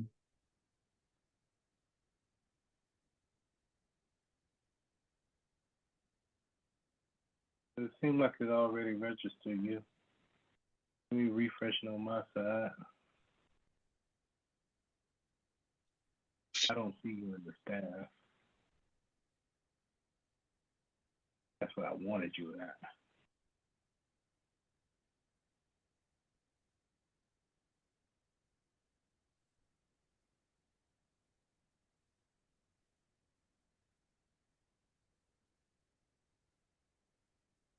All right.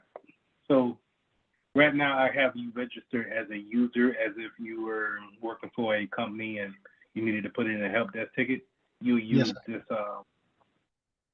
profile to actually submit a ticket. You'll see that at the top. I'm gonna go ahead and stop sharing your screen. I'm gonna share mine and try to get you set up as a staff member. Yes, sir.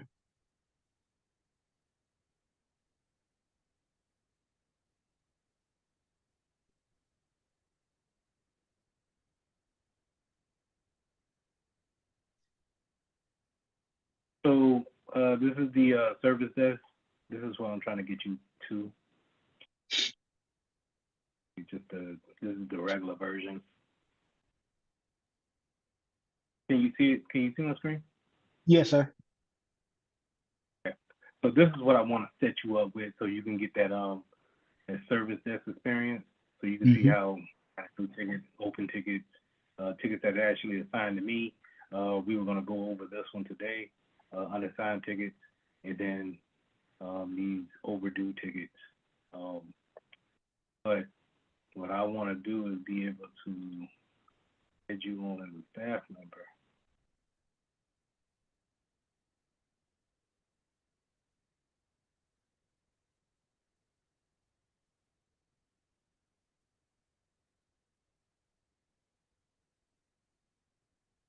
That's not right.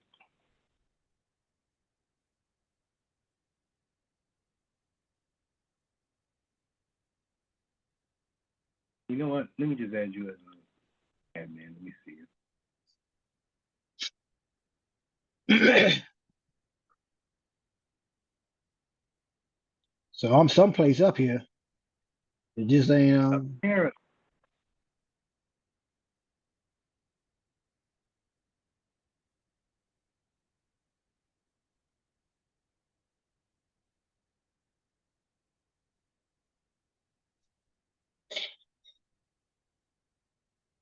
I might need to go in there and delete you from the users.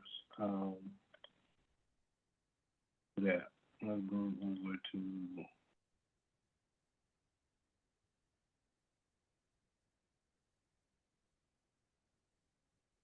victory.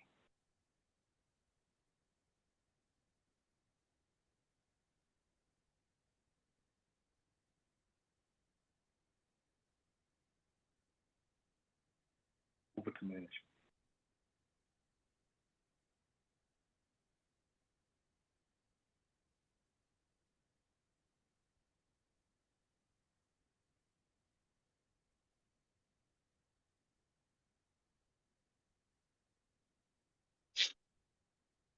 Maybe they want to add you as a staff member if you was a user. Maybe. I'm still trying to learn it myself. yes, sir.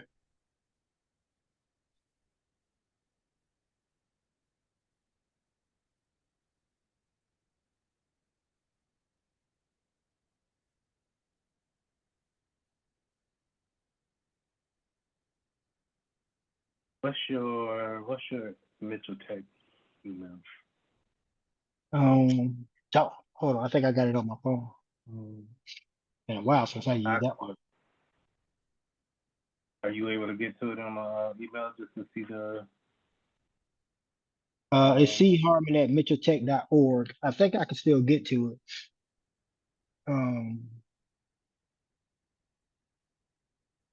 I put it on my phone, so it should be. Let's see. Oh yeah. Oh, okay. So hopefully that's in your Mitchell Tech email. I don't know why I didn't want to add that Gmail, man. I try to remember how to get to it. Because it's in the other Chrome browser. Okay. There you go. Now, do I even remember the password to that? Let's see. Might have to forget it. I mean, I think I got it. It's been a minute. Give me 1 second.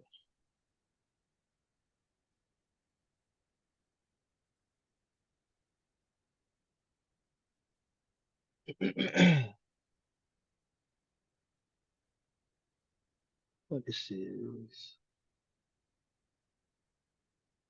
There we go.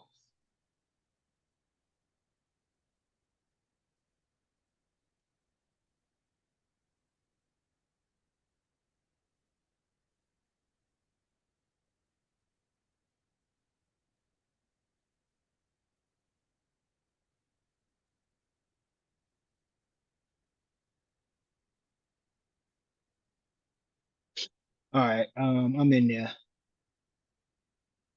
Okay, I'm gonna unshare my screen. You share yours back. Okay. Was this set today? Yeah.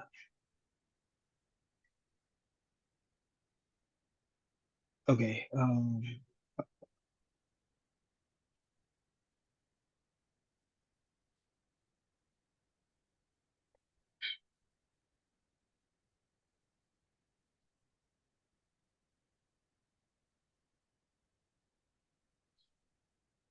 Why is it paused? Say that again. See. Let me know when you're ready for me to share the screen. Yeah, go ahead. Go ahead. All right. Yeah, it says my screen sharing is paused. Maybe it's something I did on here. Do you see a pause button at the bottom when trying to share? It's a I was trying to hit resume share, but it don't want to. When I do that, it doesn't come off pause. Hmm. This is a it's not the screen I want to share anyway. All right, I Okay. see it now. All right. Is this what you sent me? Yep. I joined the team. Accept the invite. So when you get the job, your remote job, that's how it's gonna come up similar to that, right? Yes, sir. Now we're gonna set your password. Go ahead and use a decent password. Yeah, 12. nothing too simple. Said nothing too simple. Yeah, nothing too simple. I think at least one uppercase, some letters, and a special character.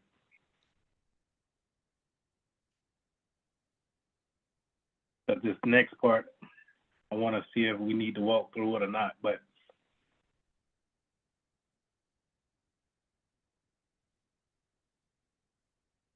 Oh, caps lock on.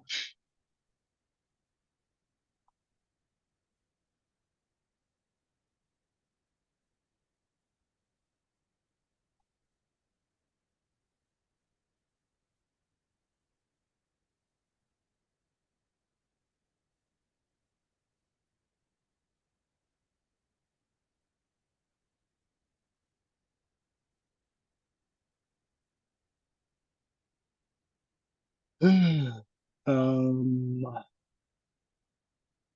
it's the Mental Tech email address, right? yeah, Okay.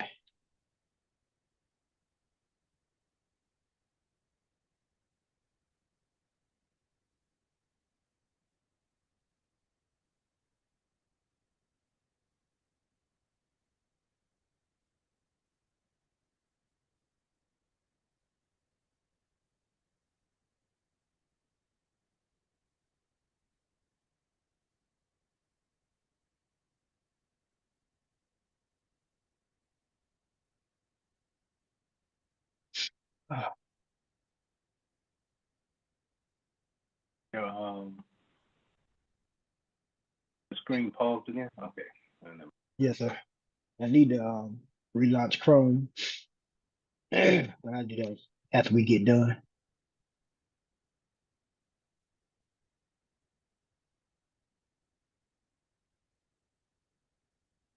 All right. Now, two-factor authentication. This is what I have set up on it. Do you have a authenticator on your phone? I do. I had to have one for Ori Georgetown. Okay. So go ahead and hit configure authentication and set that up real quick by scanning that QR code.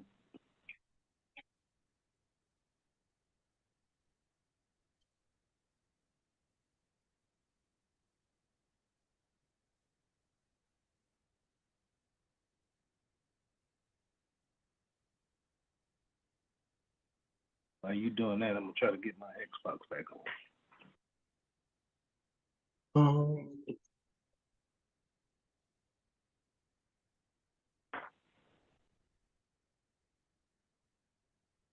Oh, this is different. Say it again. Said this is it's not generating the code.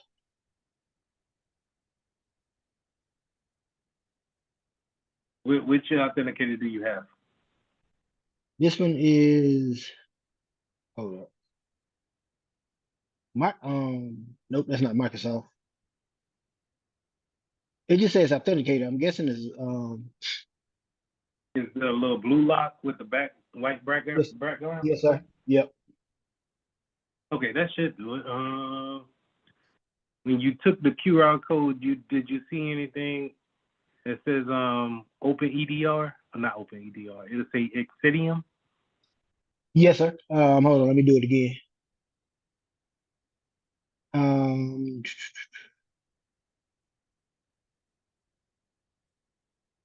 Says O2, I guess PA. Anyway.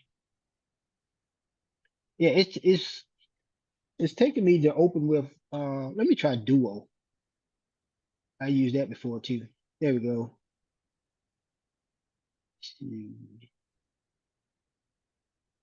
Why does it want to connect to Google Drive for? Mm.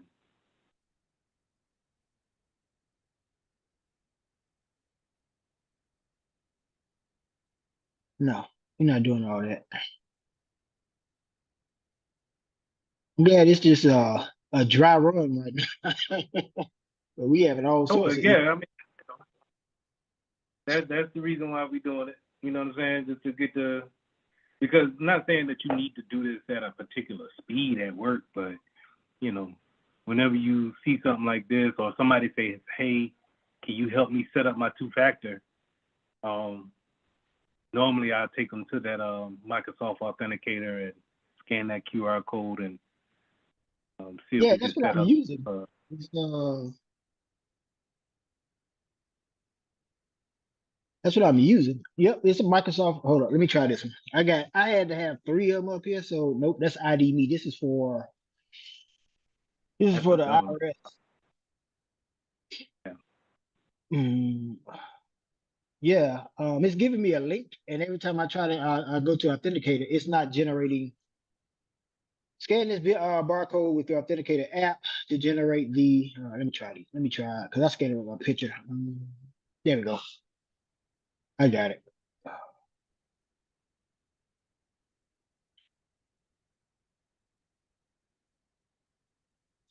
Took long enough, baby. All right, here we go. There we go. Man, they ain't want to play with me. Now that's tech, man. I'm talking about even play. I don't know why it's. You got too many. You ain't got enough dashes for the lines. Yeah. It's weird. 1, 2, 3, 1, 4. Let's see what happens. Nope, because it ain't gonna light up. All right, here we go. You don't have 3 and 3? It just gave me that just now. I don't know why it All right, now this is the backup codes, right? So what you want to do is you want to download this to a text file and put it in a place where you can find it. The reason why is that if you lose your phone or you lose your app or whatever the case may be, and it's asking you for a two-factor and you don't have it, you can always go back to these one of these files, codes, and put it in and be able to authenticate and then set it up somewhere else. Okay. All right. 6, 7.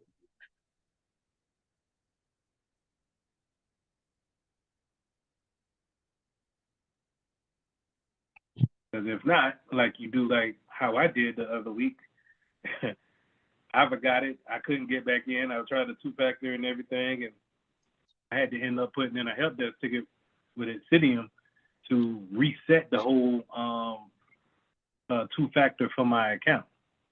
And they was pretty good with actually getting back with me, so I like them. But I put it in my folder, my home screen folder, so I'll keep it in there. It's just in case, you know, because I can't reset it for you if you lose it. So Yes, sir. And I don't have these files. So yeah. All right, continue to the platform, and then let's go ahead and get into real quick, just go ahead and knock those security questions out, because if you forget them, or that might be another option other than the two-factor. Yes, sir. Authentic.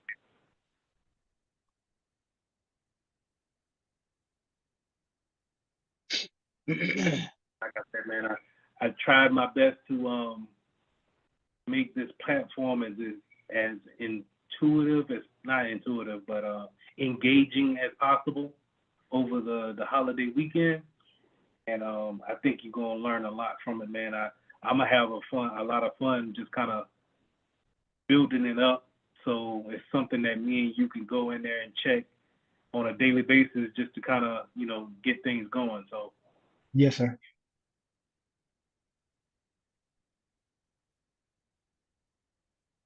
all right. Welcome to Mitchell Technology Service Center. My name is Lee. I will be your guide. All right. So go up to applications at the top. And let's go into, you see Service Desk, and then you see Service Desk version 2. Yes, sir. Open one of them up, and then the other one in another tab. So just right click on one and just open it up in another tab.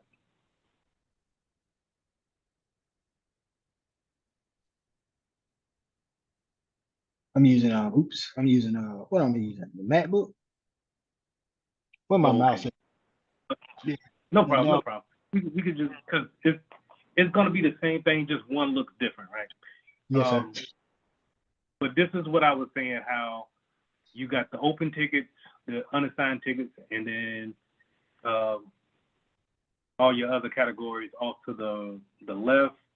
Mm-hmm. You got different categories at the top that you can use and navigate to. And I'll let you just, you know, whenever you get free time, just go through everything, see what you got questions on, and just let me know. Yes, sir. But this is your typical help desk, service desk queue. I think it's CUE, Q.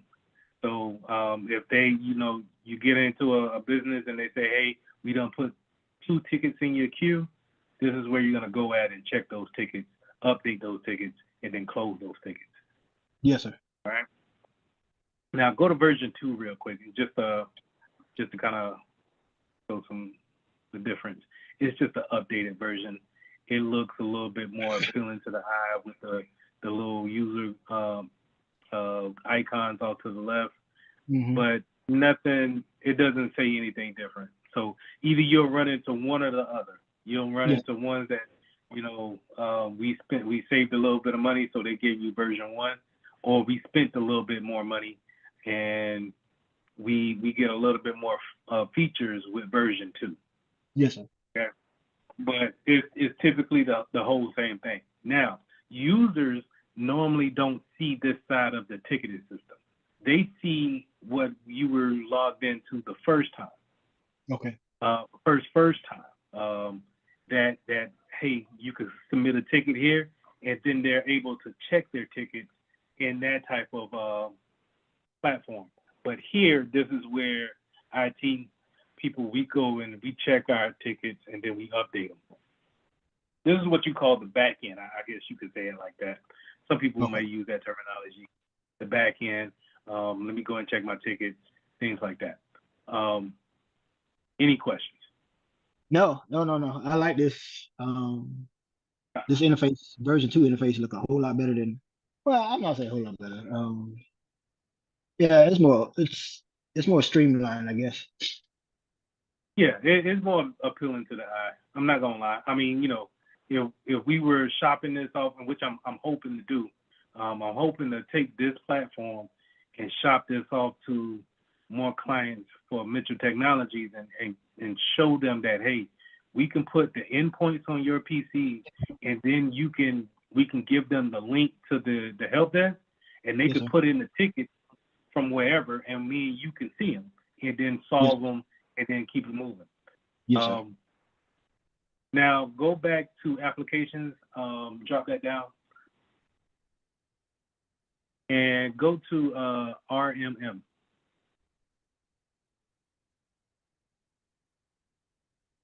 This is the work I've been doing. So I got some clients for us to look at, and these are the agents that I have out there that's actually on machines, and some are running, some of them are already reported issues. And we'll get into this as we go along with these sessions. But you can, I got these there, so now you can click on the ones that I highlighted and just look at it'll let you drill so far into like file locations. Yes, sir. It'll let you remote into them, which I would not suggest. But yes. Unless you get permission from that person, because this is not just me and my household. This is, I think, 2 other households. Yeah. Oh yeah. This is real. No. Okay. You about to get this work. You about to get this work. So whenever I say, hey, we have an application out there, we need to make sure this application is off all PCs that's under our care. You can go in here and we can look in the application part of them, and then tell that endpoint to take it off. Okay. So we'll get to that. Yes, sir. Yeah. Whenever those names, those computer names are highlighted, you can click in them and then drill down into them to see the information that the endpoint has collected. Okay. So This is your typical dashboard. Well, this is my dashboard. Your dashboard is at the top, and I'll go over that in a minute. But this is what I go and look at my agent, see what's actually going on. All right, this is what I'm gonna check every morning to see who's out here wilding out, what I gotta do. I got some mobile devices. You see a couple of iPads in there. I even got a couple of Android tablets in there. And I got geofencing on them, so I know the locations of those tablets, those mobile devices. That's crucial for MDM management, mobile device management. So all those things we talked about in Security Plus, this is putting the rubber to the road here. I like this. All right. Now, if you want to put an endpoint on your machine, let me know, or you can just go ahead and download it. I did put this endpoint on some of my virtual machines as well. So, because remember, your virtual machines are, even though they're sitting on VirtualBox and may not be turned on, when they do turn on, they're connected to the internet, and they may be up to date and patched. They may not be. So it'll be good if you had an EDR system on it or an endpoint on it to be able to look at it from a high glance, from a high point to see what's going on with it. Okay. What I do then is I use the HP to spin up a virtual machine. Because the MacBook, I don't have enough memory of it. Even with a solid state hard drive, the extra one, I just don't have the extra memory. So I'm gonna spin it up on HP. I think I can create a server and a regular machine, and we'll put endpoints.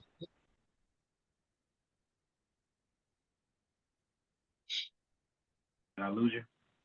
Oh, no. I was saying, I'll spin those up and then I'll let you know and we can put endpoints on that, on those two. Okay. All right. All right. So let me go ahead and go to your. We went to go back up to no. Go ahead and unshare, and I'm gonna share mine, and then we'll go through some more settings. Yes, sir.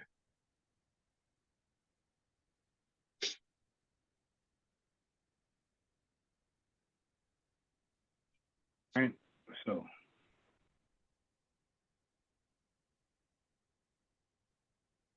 now this is the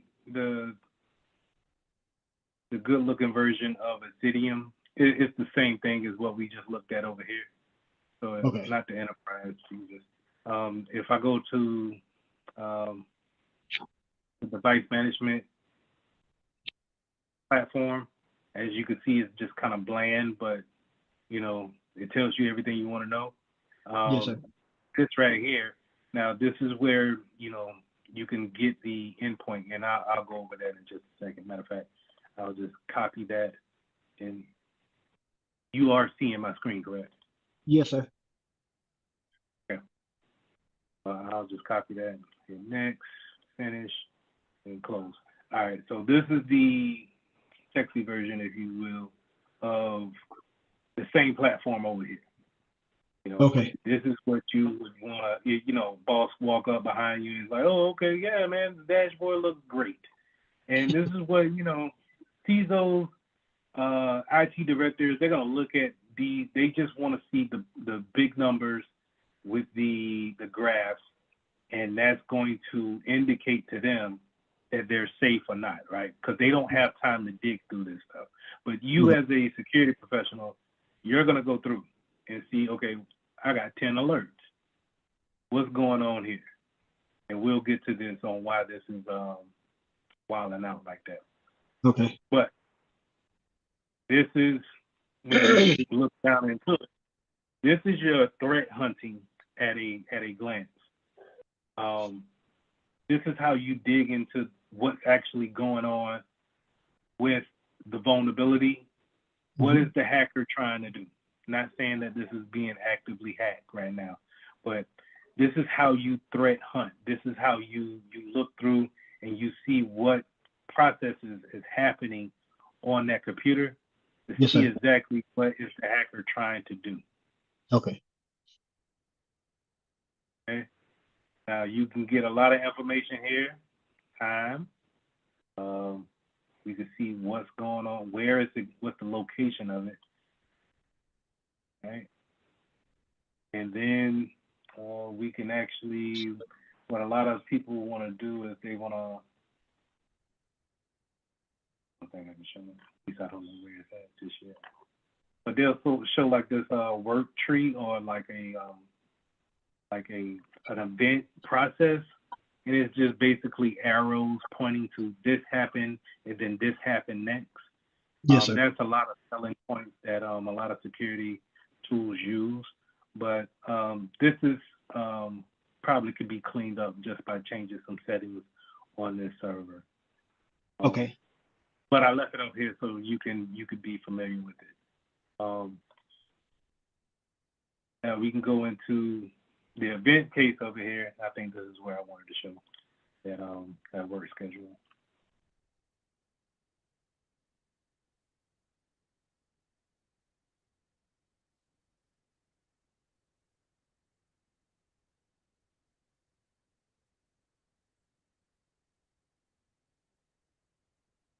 I have to find it. But anyway, I'm not trying to go. I will make a session for us to dig deep into this. But Yes, sir. just right now, I'll give you a good overlay of what's going on. And I'm going to jump back over to this platform because I like it better. This is more, there's too much going on for me. Okay. But if you want to be over there, that's fine too. It doesn't show any less than what this shows. Okay. So the dashboard over here is a little bit different. But you still get your, you know, you get your little nice graphs or Yes, sir. whatnot. Things to print out to people, getting a overlay of the network overall. So in our network for Mitchell Technologies, we got 2 Androids, at least 5 iOSs. Not at least, but we have 5 iOSs, at least 2 iPhones. I'll say that, and mostly Windows machines. But I like this that it also breaks it down over here into device types too. Yes, sir. You know, when people Okay. ask you what's in your network, it's nice to say, hey, take a look at the dashboard and say, okay, yeah, man, no, we only got 1 server in the that we're tracking. So if you see another server that's out there on the network, then we need to take a look at that because we should only have 1. Yes, sir. I'll go over ownership whenever we get to that, but it's basically you could set up different types of ownerships as far as let's say if it belonged to the legal department, HR department, so on and so forth. Yes, sir. And then the all important, what versions are we on? A lot of IT directors, CISOs will want to know what versions that we're on. A key note to remember is that you probably want to be on the 1 version back than the latest version. Just because if we haven't tested out the new version, and let's say the new version is vulnerable, then and we already pushed it out to everybody, there's no way to really roll back until the new version comes back out. You get what I'm saying? Yeah, because you get hit with a 0-day exploit, and if you're on the new version, Right. you have to wait till a patch comes through to try to fix it. Right. So we want to stay 1 behind, and then whenever that new one, because we know a new version is going to come, right? So Yes, we sir. just whenever that new version comes out, we'll make a way and make sure that we're not vulnerable for the one that we're going to jump to. Okay. At least have some type of mitigation in place that if we're going to move up, that we can have something in place just in case we become, that vulnerability makes us more risk aware to risk acceptable to what we're comfortable with. Yes, sir. Now, All let right. me ask you a question. Yeah. In that regard, that is for like operating system, iOS's or Windows operating systems. What I'm looking at here is regarding Android, Windows, and Mac OS operating systems that you want to stay 1 version behind. Is that what you were referring to? No, not in regards to that. But you can look at it. So we'll have a conversation about it, right? So if we're like in our network here, let's say we call this give me a business name. Harmon Enterprise. Okay. So for Harmon Enterprises, we got these clients out here right now, and we're saying that, hey,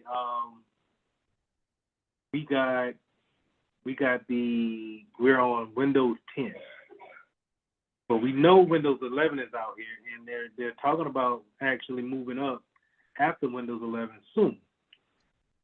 Well, me and you will sit down and take a look at it and say, hey, all right, can we move up to 11 because 11 is more secure? You'll say, yeah, we can. Any applications that can't work with 11? No, ally applications can. Okay, then it'll be better for us to just go ahead and eliminate the vulnerability of being on a later version of Windows and just move up to Windows 11. Yes, sir. Now, in certain cases where, like, I'm working for the industrial industry, a lot of our equipment, those conveyor belts, a lot of machinery can't work with anything but Windows XP. Yes, sir. So what do you do? we don't want to move it. Yeah, we can move up to Windows 10 or Windows 11 and leave XP up behind, but then we can't use the conveyor belts no more. Mhm. So me and you will sit down and say, okay, all right, since we have to have XP, they can't be on the internet. All right, Okay. because the application could probably work without the internet. The application just needs to tell the conveyor belt just to move to the left, move to the Yes, sir. left. That's it. It doesn't need the internet for that. So we could just leave that computer on XP and, you know, cut off the network card for it. Make Okay. sure it doesn't have any network connectivity, or segment it on the network. Put it in its own VLAN. Make sure it can't get out.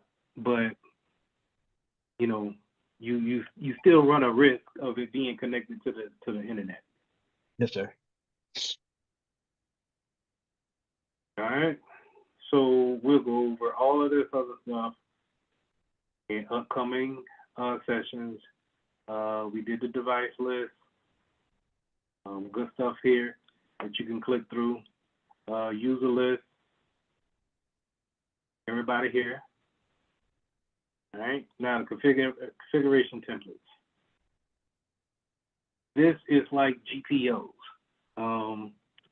This is how we tell the device how we want them on our network.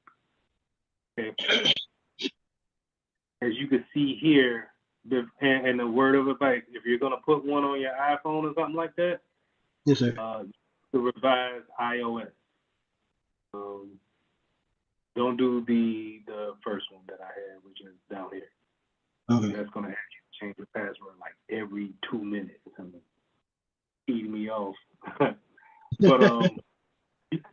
you can't go in here and change them. You got to make a new one and then change it. So if you go here to revise, this is what I mean. We tell the device what to do. So you go to edit, and then you can find what things we want, but then we can go in here and we can edit these rules.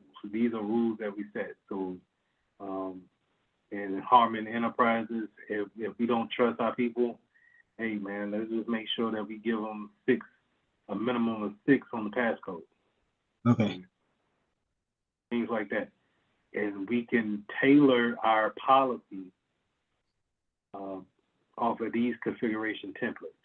And then once we're ready to, well, let me get some more stuff. We can even do this. You know, lock it down if you really wanted to. No, you can't install nothing. No, you can't uninstall nothing.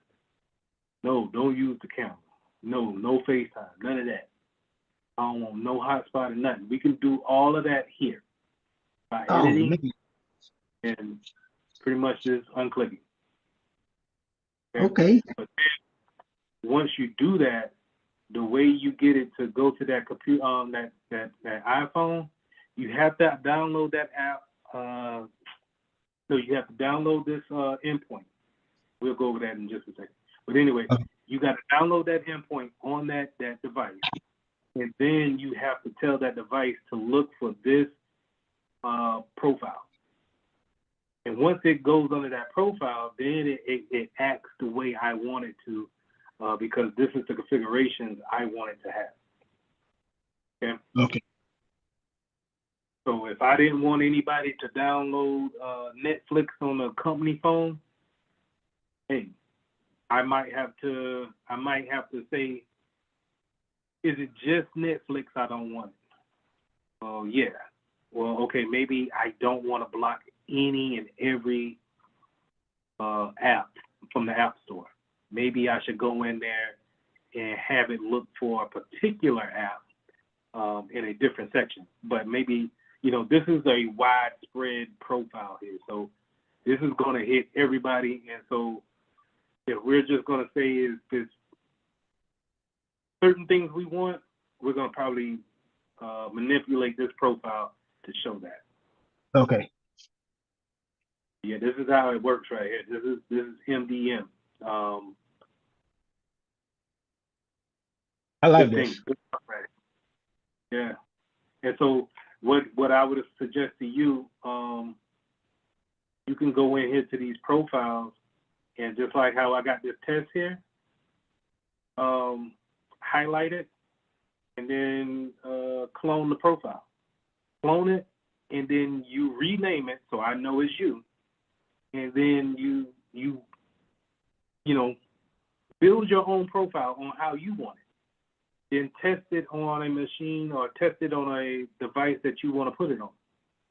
Okay. And see if that's the type of reaction that you want. So if you had a nephew or a niece or something like that you ain't want them to, you know, have stuff on their phones and stuff like that, yeah, throw this on there.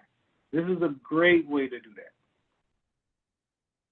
Same thing when it comes to Linux devices, Windows machines, Mac OS, same thing. And I can do this on virtual machines as well. That is correct.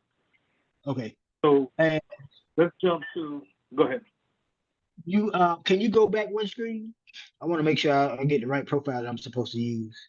You want me to use the revised iOS profile as the template? Or it could be any of those. You can do any. Once you clone it, it's yours. I don't care. Right. You know, it doesn't matter, because what you're going to do is you're going to come in here and do this. Let's say we want to clone this Linux one, right? We're going to click this little, we're going to select it here in order to give us the options at the top. Okay. That is great out here. So we're going to select it. Then I say, okay, I clone it. It's going to automatically drop that down. I say this is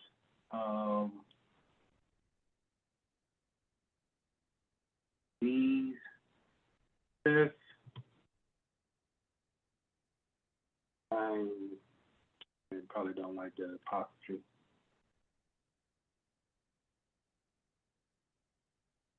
Testing out this new,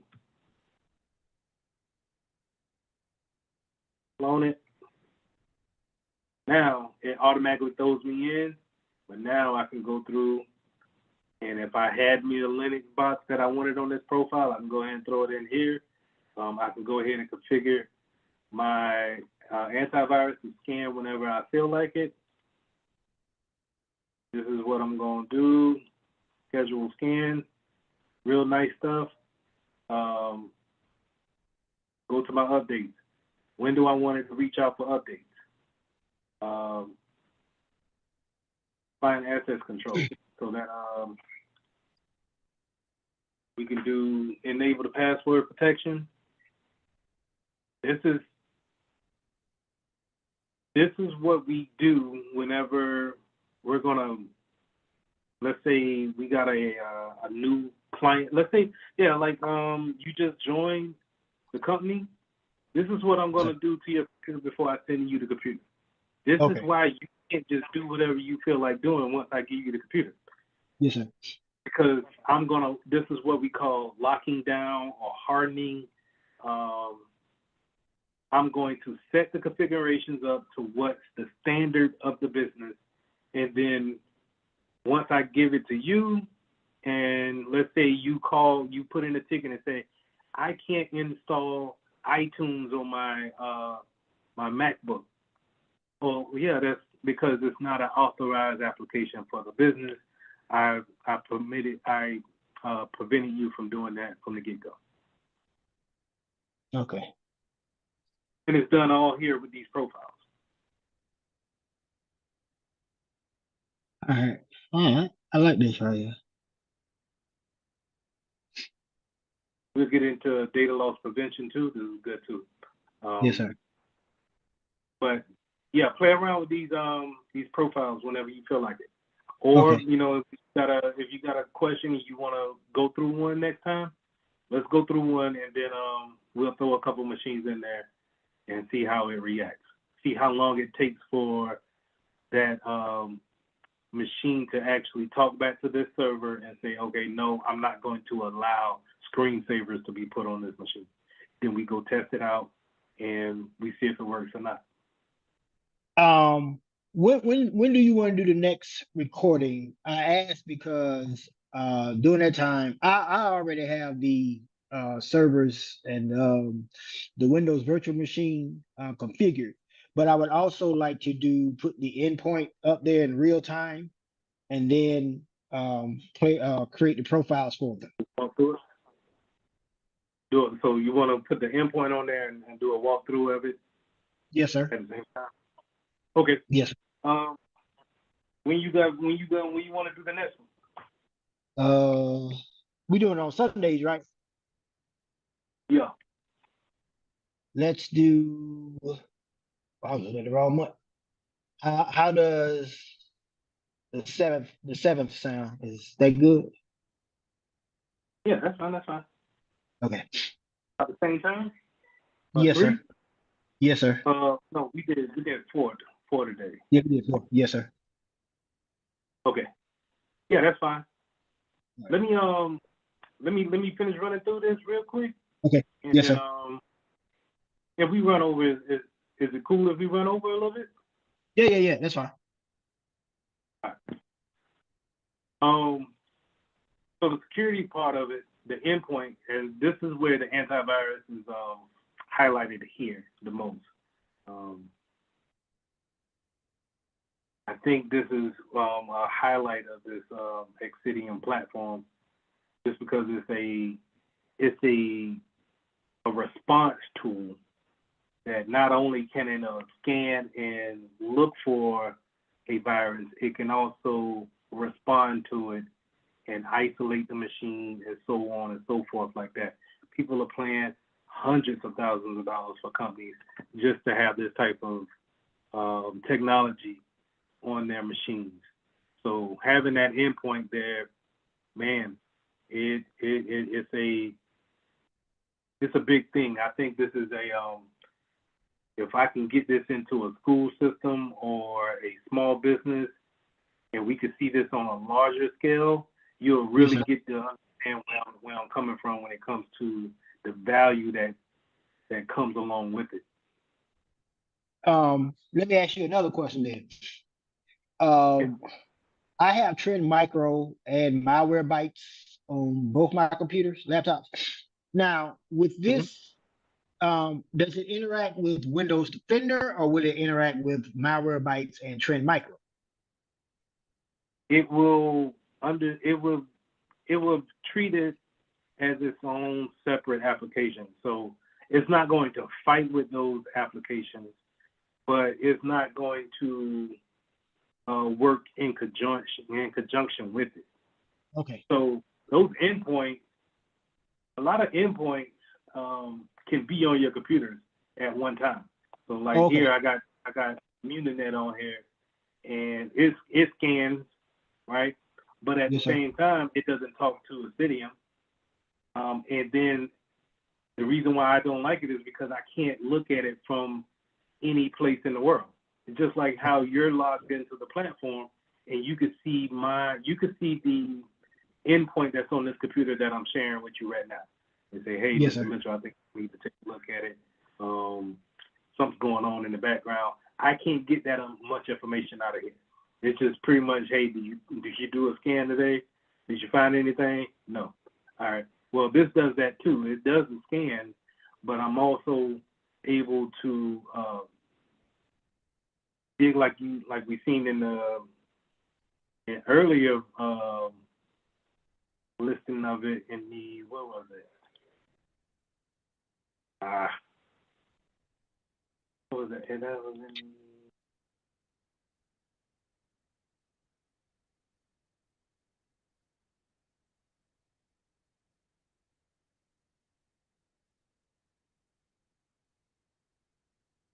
my bad for the silence. It's all right. We're learning as we go. I just seen it. We were just on it, right? Yes, sir. But I'm trying to. Is it endpoint stats? No, I was talking about the where it showed the threat hunting piece. Oh, is that not one of the other tabs? It was over here. Yeah, you're right. All right. So like your regular EDR, malware things like that, the company of, whoever works for Malwarebytes or Microsoft Defender, they will see something like this that could be able to dig further into the files. But us being able to see this type of stuff right here, gold, man. And then you can investigate.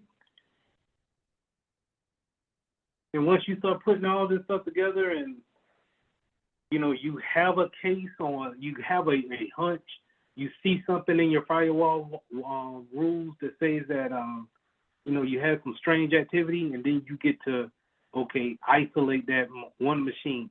Let's take a look at the strange activity from the logs. Let's see if we can look at it here on the endpoint security portion of it. What did the endpoint see? And start digging down into it. Because more than likely, your regular AV scan is not going to see this deep into the files. Hey, you actually got a memory leak, or this doesn't look, this for some reason at some point in time,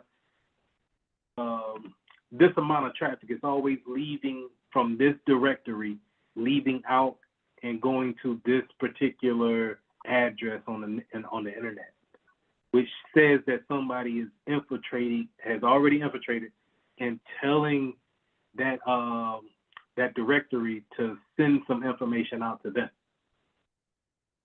Your regular AV is probably just going to scan and look for signatures that they already know. Signatures are kind of like fingerprints of a known virus. Yes, sir. And that's what it's going to do. Hey, I don't see anything that I already know, so you're clean.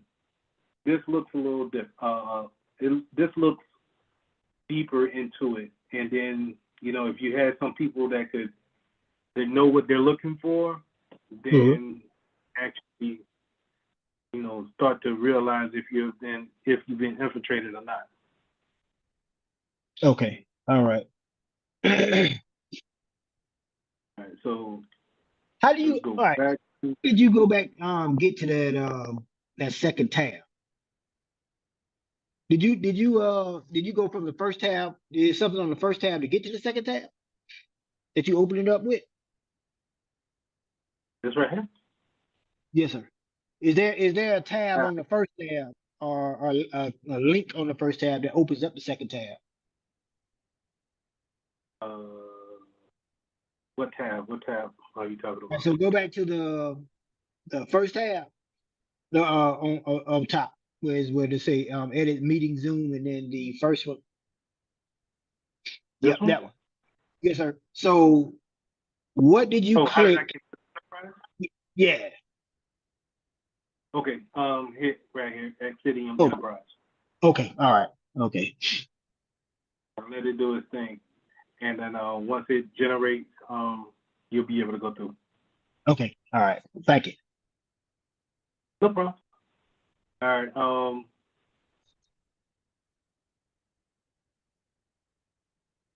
Network management, we're probably not going to get much out of it just because we don't have real routers to be working with like that. But it's there. Now the applications, this is how, like I said, let's say you read something and you say, hey man, I heard that the Zillow app was vulnerable on this version. Let's check to see who has it on their machines. And now you get a quick rundown of all the iPads that have Zillow on them. Now we can take that, highlight them all, and then we could probably say, probably drill down into it and then remove those apps. I want to say. I saw something on there that's bulk installation package. That's more on the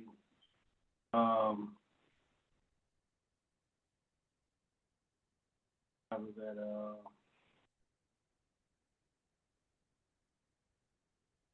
Oh, this bulk installation package is, okay, let's say if we were working at a big university Yes, sir. and we needed to put these endpoints on 500 machines, Mhm. we can come here and work with a package installer called SECM, or the new term is oh Jesus, I forget the new term of it. ECM EMMC, I think. Okay. And anyway, SECM, software management system. They use that to take the endpoint that we will give them and then push them out to like thousands and thousands of connected computers. And they Okay. do this pretty much overnight. So this is how if you had like a hospital, right? New hospital just been built, you have 500 machines get put in throughout the hospital. You're not going to image each and every machine. You're going to put that machine in place, plug it up to the network, and now it's going to be listening on the network for that SECM to give it the command to install Windows 10 or Windows 11, whatever. And then with that, it's going to also install this endpoint on each machine. Okay. So that's where the bulk comes in. That bulk installation package comes into play at. Okay. But with this, these applications, we could possibly go into each device and then probably modify the profile to actually take these certain applications off. But let me look into that and make sure the actual process. Now it tell you everything that's on that iPad. Yeah. Crazy. Yeah. Yeah, like I say, man, hey, and that's just the first page. Slow it down. That's wild. Will it also allow you to go into my files as well? No, I don't think it'll drill that deep because then it gets into privacy. Okay. Privacy laws you're going against. So just seeing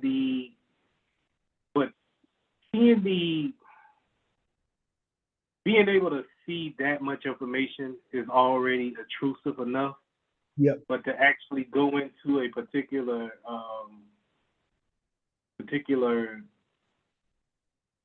device, you probably need to, if you need to see further into it, then we'll just run the remote tools.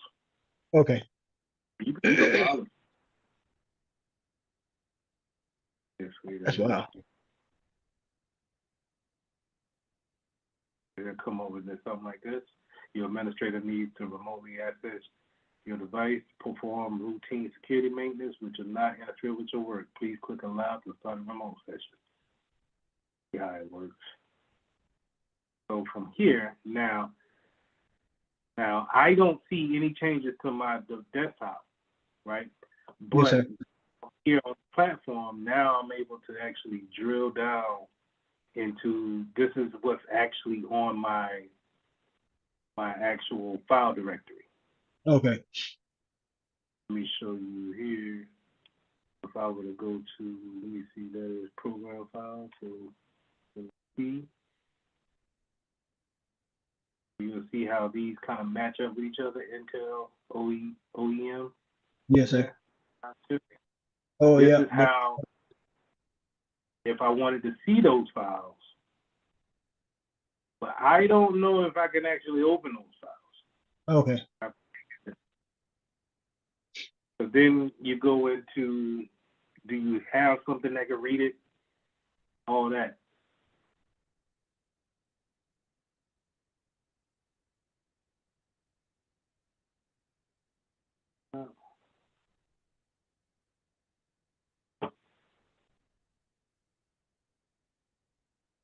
I can download the file. I downloaded the file. Now that's risky. I'm gonna just tell you that up front. When Yeah, if you're doing this, right. So you want to do this and know exactly what you're looking for when remoting into someone's PC. Now this is just the back end. So even though it's just the back end and they can still continue their work, they were prompted that you connected to their PC and they had to give you control.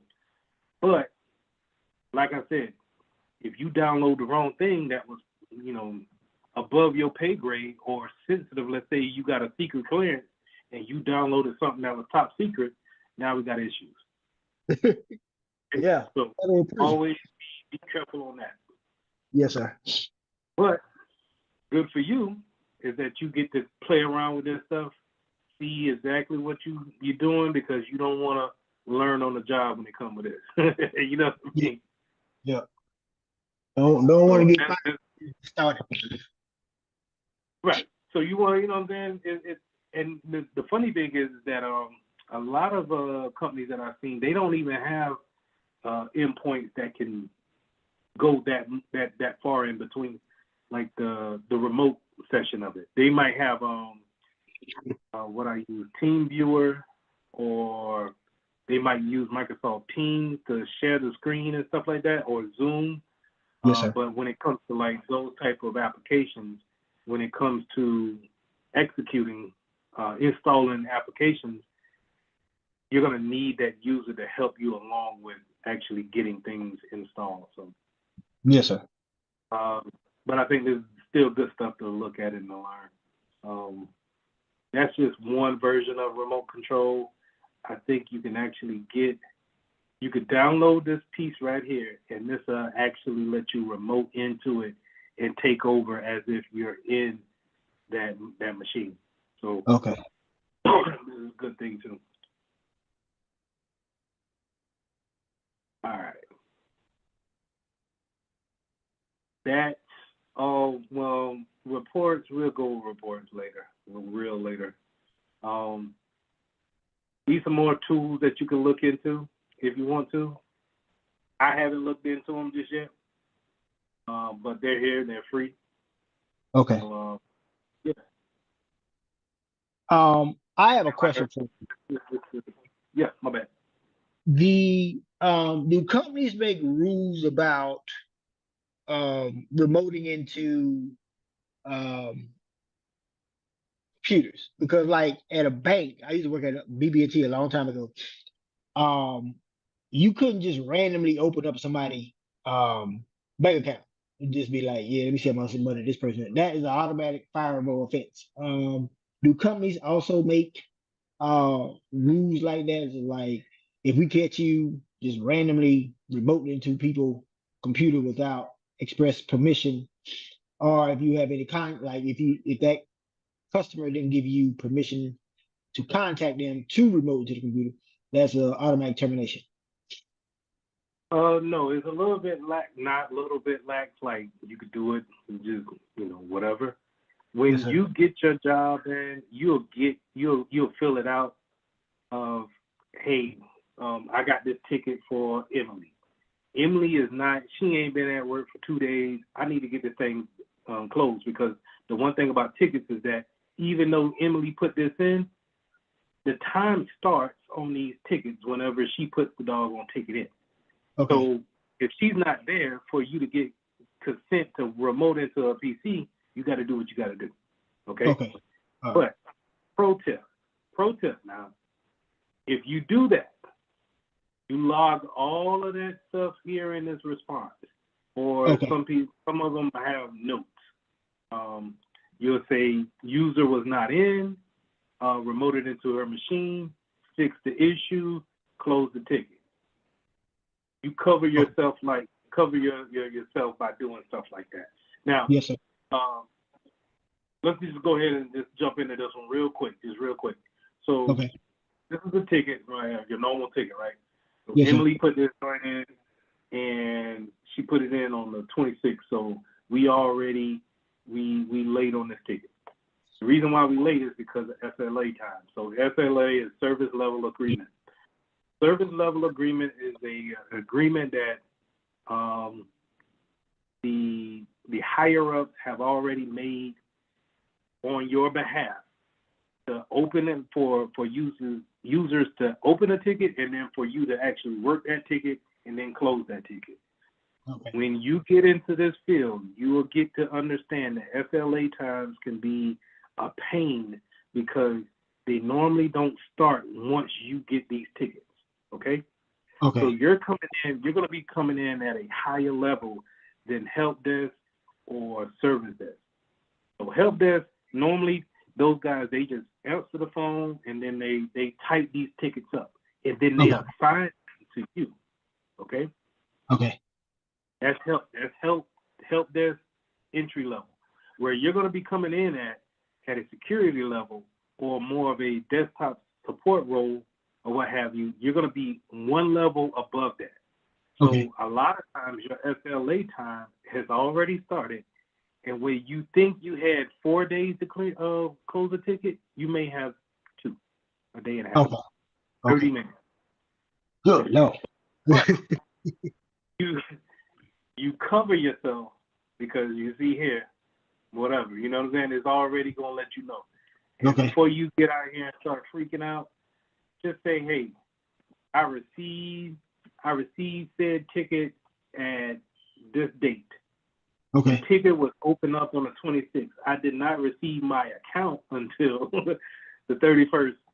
So, you know, you just putting that in there. Is it going to count against you? Yes, it's still going to count against you. But your boss will know that it's not your fault. Okay? Okay. Now, let's see what she got going on. Where did I read this thing at?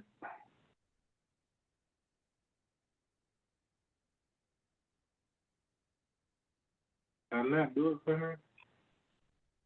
Oh, okay. So you go down here. This is the issue. I'm having trouble setting up my work email on my iPhone using the mail app. Okay? All right. Now, that's just troubleshooting it. If me and you working through this issue right now, I would say, all right, Chris, have her call you up on a different phone or talk to her on Teams or Zoom or something like that with the iPhone in her hand. And let's see if we can walk her through actually setting up the email. Okay. But we also, before we call her up, we probably want to go over here to the platform and see if she has the right profile on her iPhone. Because remember, we can set them up with different profiles, right? Yes, sir. And so we may have a profile. Let's say, I can't. This is why I don't like this one.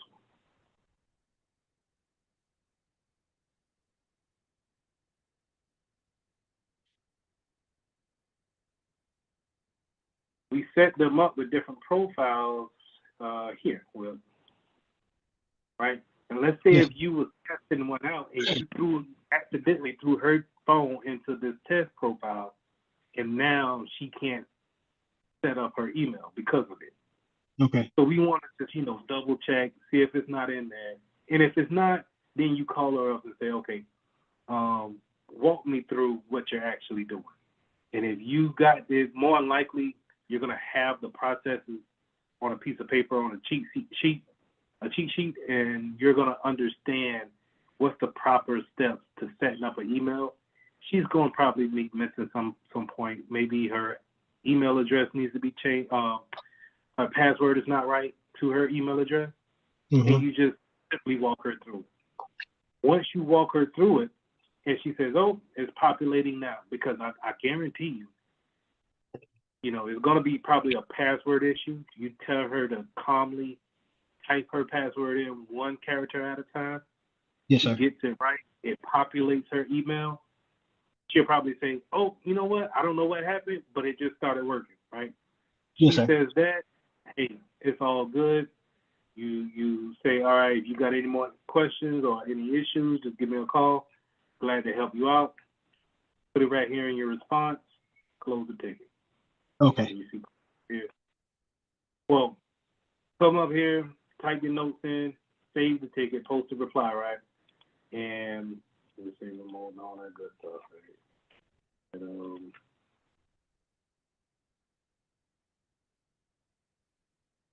right. Then close on reply, post. You can just go to your next one. That's Sarah. We overdue for this joint. The Sarah talking about.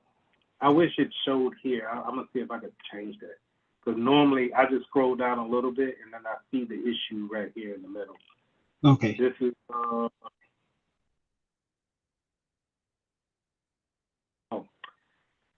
same login, forgot my password. Right? Mhm. So you tell me what you should do. All right. So once again, you go and wait. Do you see if she's in that?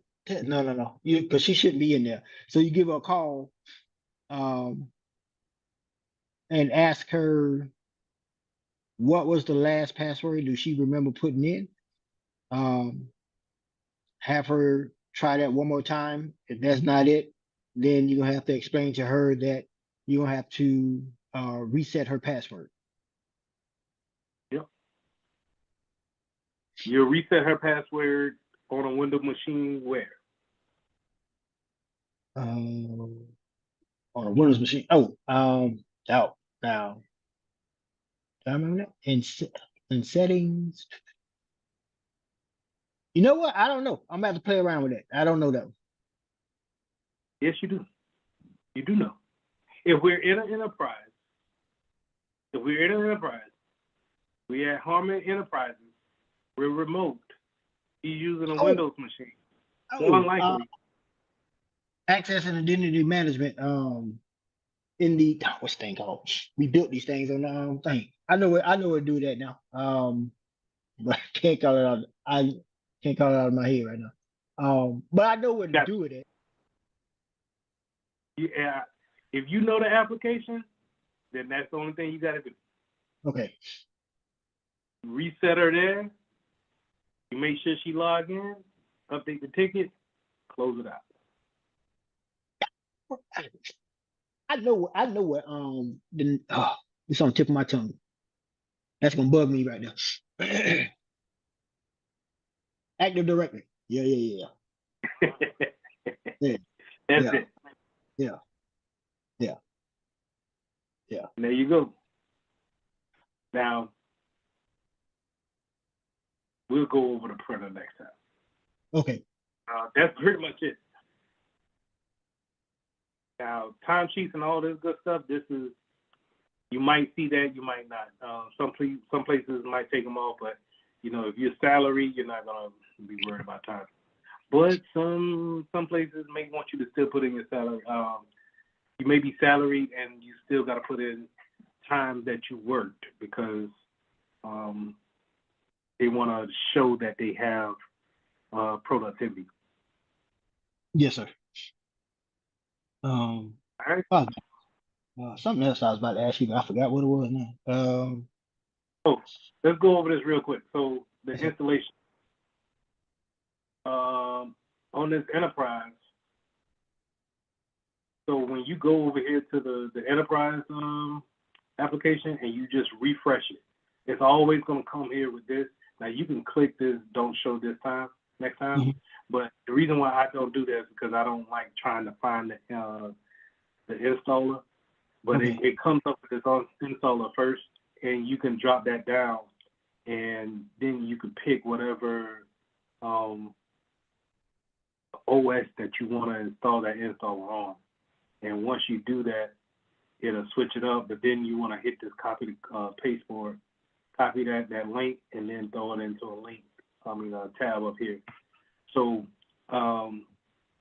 whenever you get your server up and spun up, you want to go ahead and have this endpoint ready to go to where you can either download it onto that server or maybe go on to the internet on that server and then pull it from that link.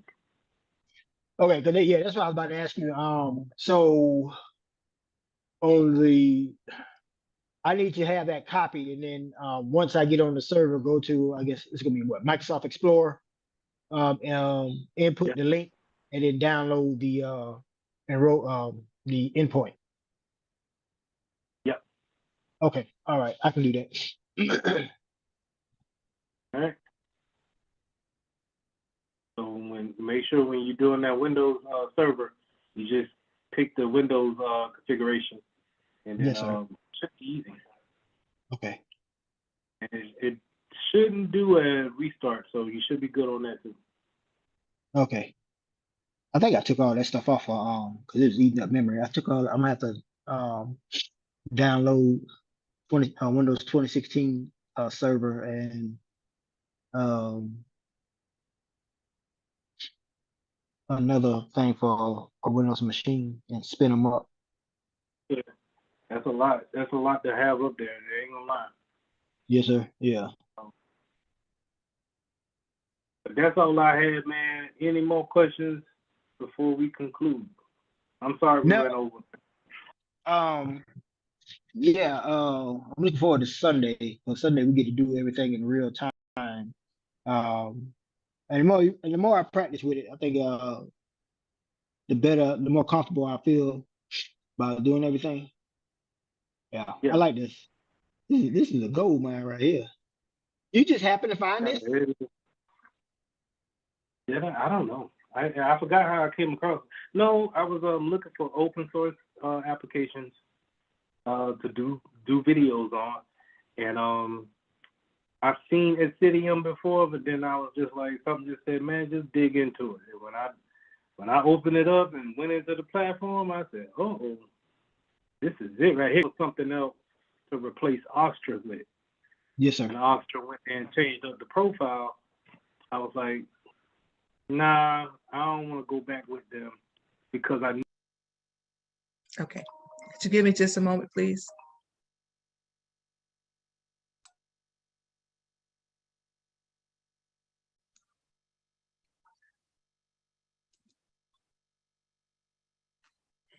So last week, talked about encryption. This week we're going to talk about identity access and management. So that's setting up accounts and getting passwords set to those accounts, permissions given to those accounts, different sets of groups that we can put people in based off of their roles, based off of the rules that we have in our business. We can pretty much stay in this realm of cybersecurity. So in my job,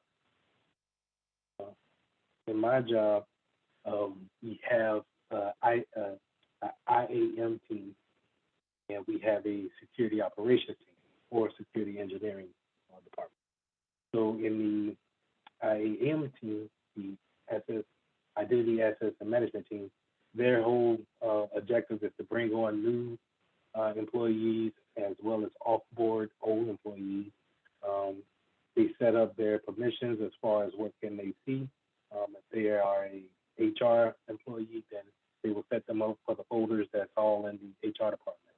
Or if they're a shop worker, for in this case, I work for Sunoco, so it's a industrial company. So if it's a shop floor worker and they work in a warehouse, maybe they don't need all the access to the different types of servers, applications that we have, but they need access to Workday, which is that to show their pay stub. And so before they even get onto the campus or in the building, the identity access and management team is going to set you up with things that you need in order to make your first day kind of smooth, right? So when you come onto a company, you're looking for that username, and then they'll ask you to set up a password. But IAM is more likely going to set up your password before you get there, and then it's on you to change it. So let's go into it. When you start working in the IAM department, you're going to be dealing with subjects, objects, identifications. These types of elements make up a user account.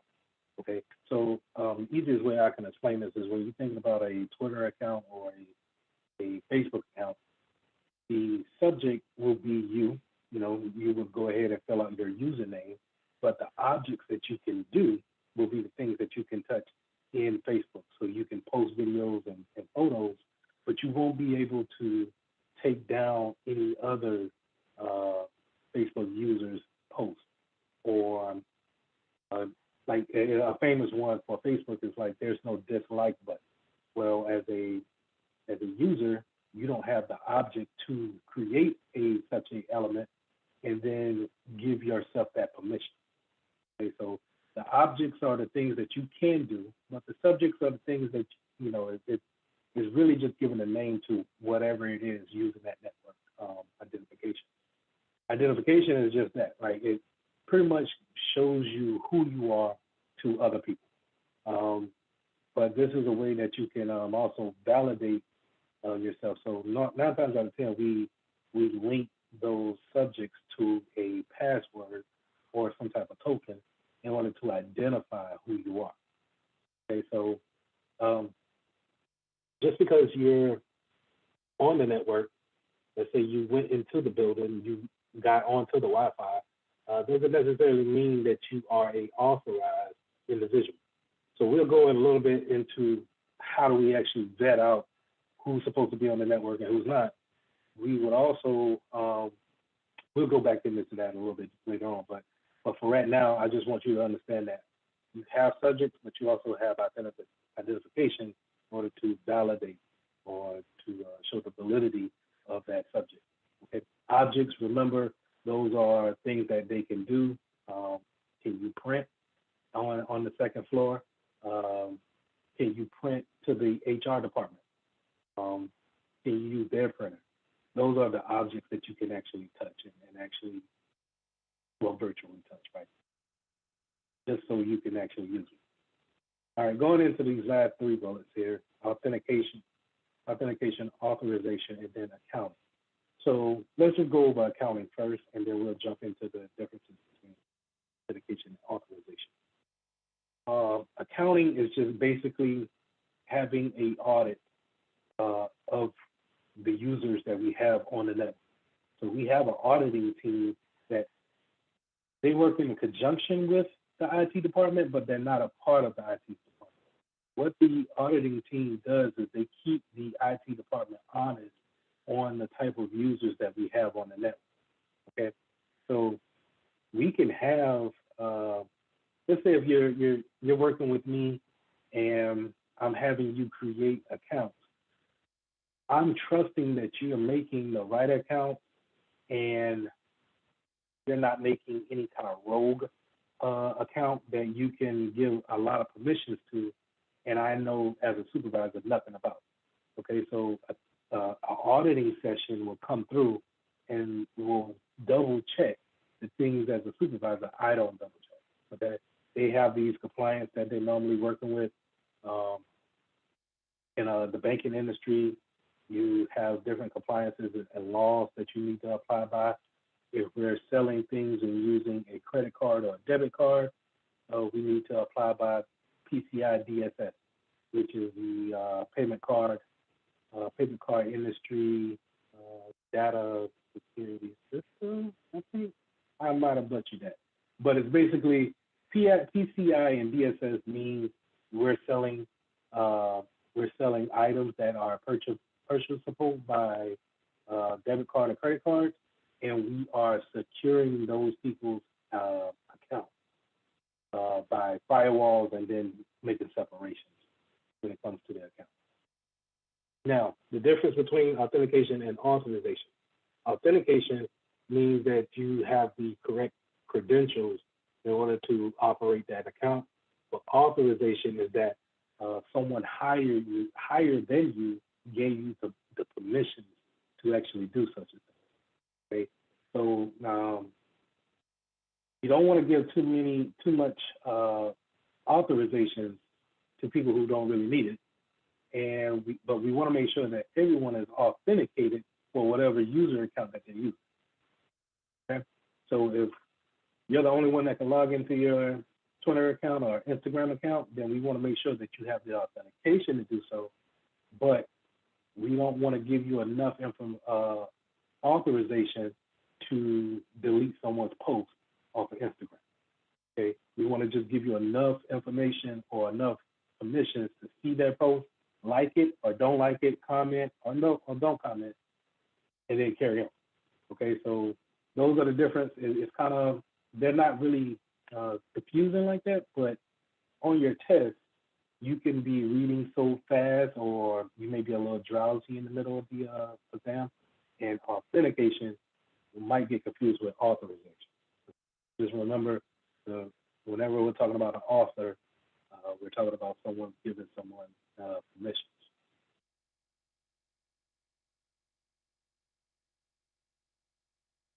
So in conjunction with those user accounts, we have, of course, passwords, but also, it's so prevalent for someone to have their password hacked, or just because we're not making strong enough passwords, we have to put in two-factor authentication.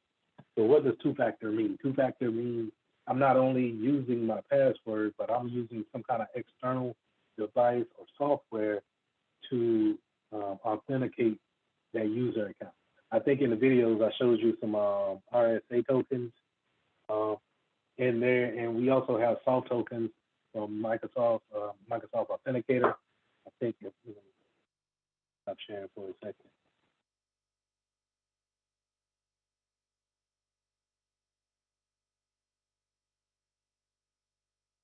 Y'all see me, right? Yes, yes, we see you. So if you look here, this is a soft token authentication software. So as you can see here, I got all these accounts that require, these accounts are linked to some type of account that I use that uses two-factor authentication. So what it does is that, as you can see, every 50 seconds, it changes the numbers. If I can get that glare to go, changes the numbers every 60 seconds. And so what that does is that if I can put in my authentication two-factor number in the same amount of time that the server is looking to authenticate me, then I'm able to get into my account. It's always, in the business world, it's always great to have a two-factor authentication waiting in the conjunction with your password. Because let's be honest, we're not going to make strong passwords. Let's just be honest, and let's just let the cat out the bag. More than likely, you do not have a strong password. Or maybe I'm wrong. Do y'all have strong passwords? Do y'all believe that? Anybody got something that's 12 characters long, mixed uppercase and lowercase letters, numbers, special characters? I do at my job. Actually, it's a 6-digit password with mixed up characters and symbols. Okay. Do you have that for your personal account? I don't. You don't have to answer that. I'm sorry. Say it one more time. I'm trying to have more stronger passwords for my personal accounts. And it's tough to make them up, but we're going to go over that. I think I went over that in the video, but we're going to go over it again here. But making strong passwords for every single account that we use is cumbersome, and I get it.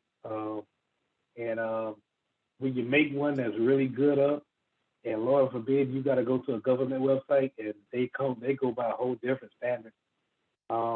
They may want you to use a special character, but not. And my favorite thing is to make a special character twice. I like to do question mark, or exclamation mark. But a government website doesn't want you to do that. And you get tired of doing that, and it causes us to make weak passwords. But hopefully I'll show you something today, two tools that we can use that can hopefully keep us more secure. But in the same sense of not making strong passwords, sometimes we make a strong password, but then we use it for all of our accounts that we have out there. I'm guilty of doing that. But I'm pretty sure that you won't be able to crack my password. And if so, I don't care. But it's not a great practice. And on your test, make sure on your test that you don't follow what I just said. Okay. I just did something that was, not best practice. It's frowned upon in the cybersecurity realm. I use a strong password for a lot of accounts. Okay, so what does a hacker have to do? Just find out that one password, and then they could probably figure out what accounts I'm using for, right? So we don't want to do that. What we want to do is try to have something that we could have strong password for every account. But I get it, and I'll show you something that could help out. But in the match of those strong passwords, we also want to have that two-factor authentication. So that software I just showed you, that's one thing. We can have a physical key fob that our IT department may have given us, and we can use that in conjunction. But it doesn't necessarily have to be those two factors, those two things, that software and the hardware. It could be somewhere, the questions that you normally see, right? So I'm right here on the two-factor authentication on the slide, something you know, something you have, or something you are. These are conjunction that we can use in the with the password in order to authenticate someone. So something you know, and then something you have. So something you know could be your password, right? But something you have could be your authentication piece, your RSA token. Something you know, your password, and then something you are. So that would mean more, what's your job title? And if you remember in the first slide here, I'm giving you an identification of maybe you're a marketing analyst. And so something you know is your password, but you are authenticated also by being in the marketing department. So now, since you're logging onto a marketing machine, I'm able to authenticate you, right? Those two things should match up. Now, this is important. You will see this on the test. It's not something you know, and then something else you know. So a lot of times we'll see hey, you log in with your password, but then they'll say, you remember the security questions we gave you? What's the security question? Where were you first born? Where were you born at? What was your dog's first dog's name? Those are in the realms of something that you know. So only thing a hacker has to do is just have a good idea of who you are, then they probably could answer your security question. Okay, so we want to stay away from thinking that those security questions are a two-factor. They're just, just another step, really. But it's not another factor to authenticate me. The reason why that's not it, because let's think about, if I have to authenticate with my software here, I have to have my phone. So more than likely, a person is not trying to lose their phone.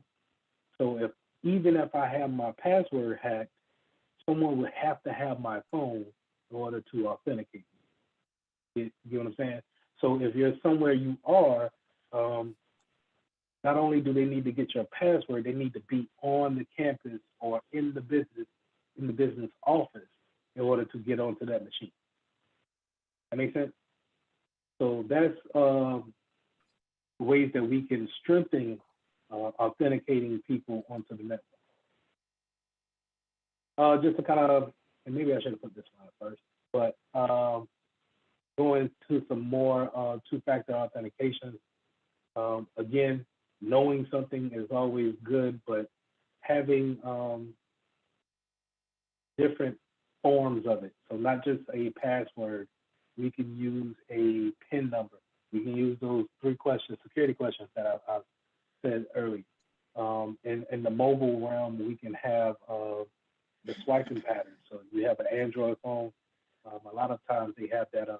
I know in earlier phones they had the white pattern. Now you were talking about something that you have. We can talk about the ownership factor. You having your phone on you with that authentication software on it, or you can have the physical fobs and tokens.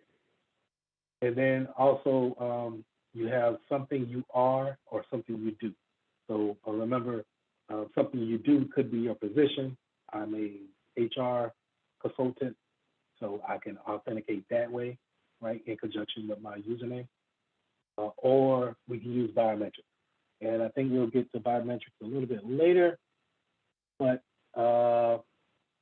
biometrics is, a lot of times people don't want to mess with it just because there's a fear of being, having the big brother syndrome, the government finding out who you are and everything like that.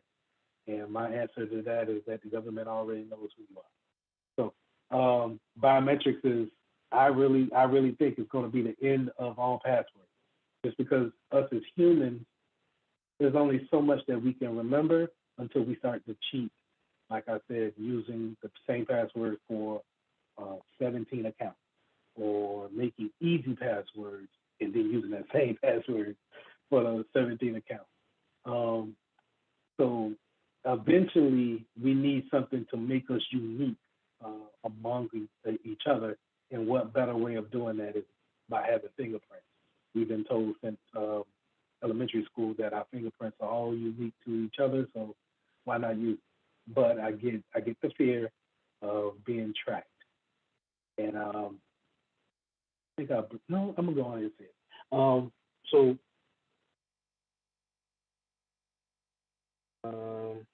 Yes, the Face ID on the iPhone does count as biometrics, right?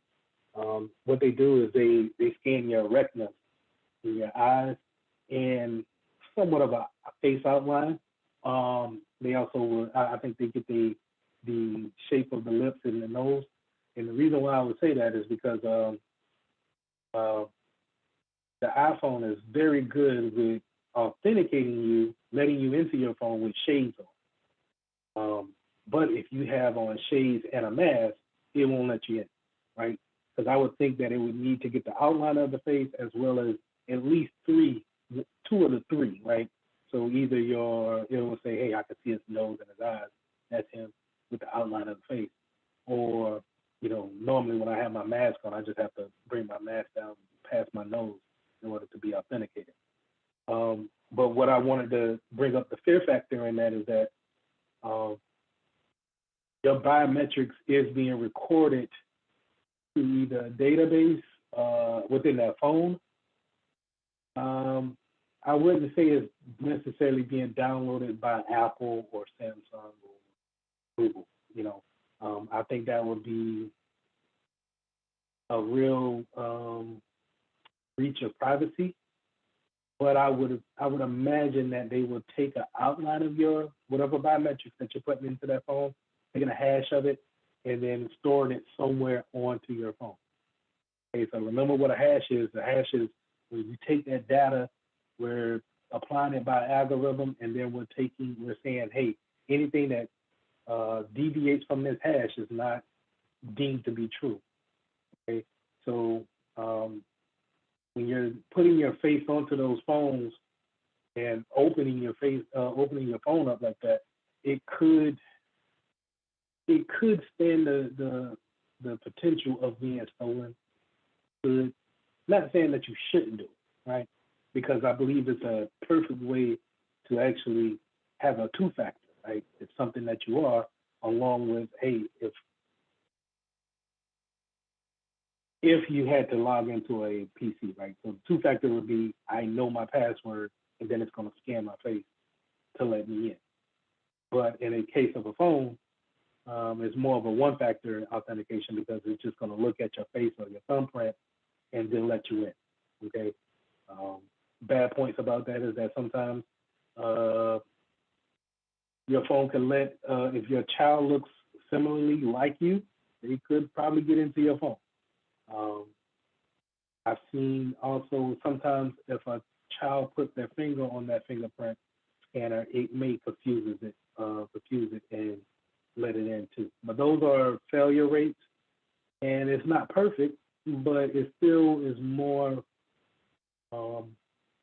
It's still more effective than just having a pin on your phone, so somebody can look over you and see your pin or what pattern you're putting in. Any questions on biometrics? I know we'll jump back into it, but okay. Now let's jump into the where you are. So remember I said you can go to the business. Let's say you go to the bank or you go to the school and they say, hey, okay, this person has the right username and ID, and we're only authenticating people from this range of IP addresses on the school campus. So since that we deem that to be correct, we're going to let this person in. Technically, that's great. What's wrong is that, or what the risk factor is that I can remote into that network, steal someone's username and username and password, and get in the same way. And so it kind of defeats the purpose if I can remote in from an outside IP address. Sometimes we call that spoofing. I haven't gone over spoofing with you guys because it's sort of out of the range of this exam, but it's more in the range of actually attacking, being able to tell your PC to have the same IP address, the same private IP address as a big corporation or whatever corporation you're trying to attack. And that way you're somewhat inside of the network walls. And now you can try to break into an account that way. The one thing that I wanted you to see is, I explained the geolocation, the IP location is, let me show you this. So we have private IPs and then we have public IPs. Here's my IP. I Google that. This is my public IP address. So this is totally different than this, CMD. And CMD, I'm gonna go IP config and just pull that up. So I showed you guys the CMD, the command prompt before, right? And I want to go to my wireless because I'm using my wireless Wi-Fi. And remember, I said that 192.168.1.0.1 will be probably the gateway to your router. So this is what I'm kind of looking for when it comes to my private IP address. So let's put this side by side. So let's say the middle part of my, the black screen is the internal network. This is the network that I'm using within this, we in a beach house now. So this is the internal network for the beach house. Everyone in this beach house can see my IP address being 192.168.1.18. Okay, so potentially there's 17 more devices that have similar IP addresses on this network. Let me know if I'm losing. Okay, so how did I get 17? If you might be asking, is that this last octet here shows that the first 3 octets is the network ID. This is out of the scope of this exam, but just stay with me. So everybody behind the firewall in the black window is getting this type of IP address. Now we have the firewall that sits between this black window and the white window. Now the firewall is sitting right here on this line, right? And so everybody that's on the outside of our internal network will see this IP address. Okay? 206.195.90.167. Okay, so public IP addresses mean that I can ping that IP address and I'm going to that particular firewall that sits in between the public and the private, And then what the firewall will do if you wanted to get in contact with my particular PC is that it will convert your PC into a private IP and then is able to get onto the network. Okay. Now, let me run that down one more time. The white box means public IP. If it comes to the line here, it meets my firewall checks it. It does what we call a network address translation, which is called NAT, N-A-T, and then it translates it into an internal IP address, and then it's in the black box. All right. So I said all that to say this, to go back to my IP location. If I'm on the outside, I'm in the white box here, and I wanted to hack everybody in the black box, I would have to find a way of getting onto the network and becoming a 192.168.1 IP address. That's not so easy. It's easier said than done. This is where your hackers, some hackers may get a little bit of a challenge of how to get past, how to spoof their IP addresses on their regular networks, public networks, in order to get into private networks. Okay, so going back to the example of you're going to the bank or you're going to the school, you can be somewhat okay with the security that you have because you know that people will have to get past your firewall. And that's why the firewall is so important, is because they're gonna go and check to see, oh, we never have this type of IP address linked here into our private IP. Okay, private IPs and public IPs only go to a certain amount, and then they have a cutoff. But again, that's out of the scope. But I just kind of wanted to really drive home how IP addresses can be safe, but also can be spoofed at the same time. But spoofing is not necessarily the easiest thing. So we don't really have to worry about that. I might have lost some of you on that. Any questions?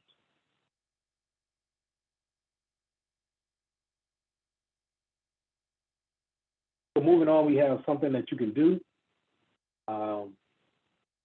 Some action that you can perform. Think of those CAPTCHA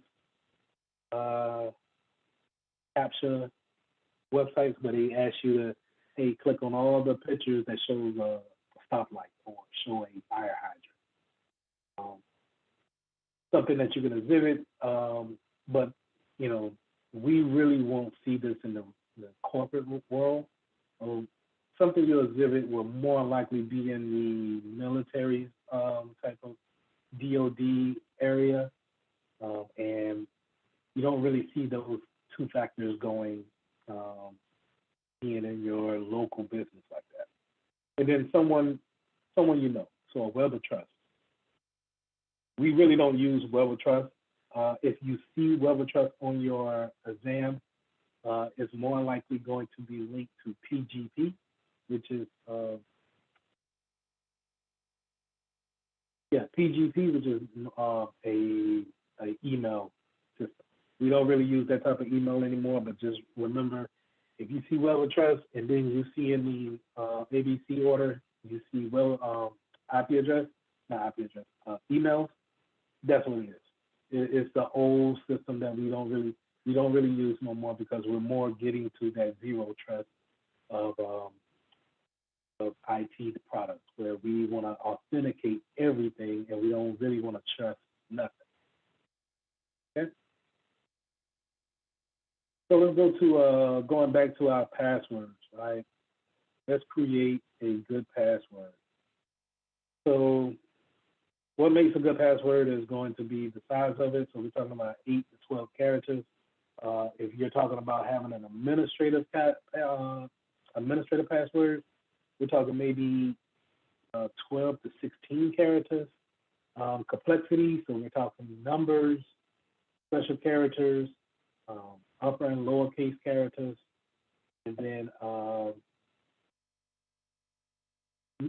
normally you want to stay away from words. You want to make it unintelligible. So kind of stay away from dictionary words. So no names or anything like that. But I'll show you something where I do it, and I think it always helps me with it. So so that's character combination. We got age. So we want to make sure that we change our passwords every 3 months. We want to change it. I'm pretty sure that we don't change them every 3 months unless told so. But as a security professional, you want to put that into a policy and make your users change their password. So you give them a warning maybe 2 weeks out before it's actually 3 months is up, to actually go ahead and get a early jump on it and have them change that password, because using old passwords is just it's an easy way for someone to get something that's old, and maybe a previous site that you were on was compromised and they got that old credential there. They just don't know if it works here in this new environment that you're in. So changing it on a 3-month basis will always kind of, keep people up to par when it comes to that. The first thing that pops into my mind is that, now that our parents and our grandparents are on the social media sites with us and got emails and stuff like that, are we going about changing their passwords and helping them with that? And I know it can be tough. I look at my mom's emails and it's just like, man, I don't want to change your password. At the same time, I don't want her to be compromised on the factor that someone else at Yahoo was compromised, and now her account was in that whole pile that was leaked out. So you kind of need to take on more responsibilities when they're helping others get onto the internet and navigate safely. And being a security professional is, it's part of your job.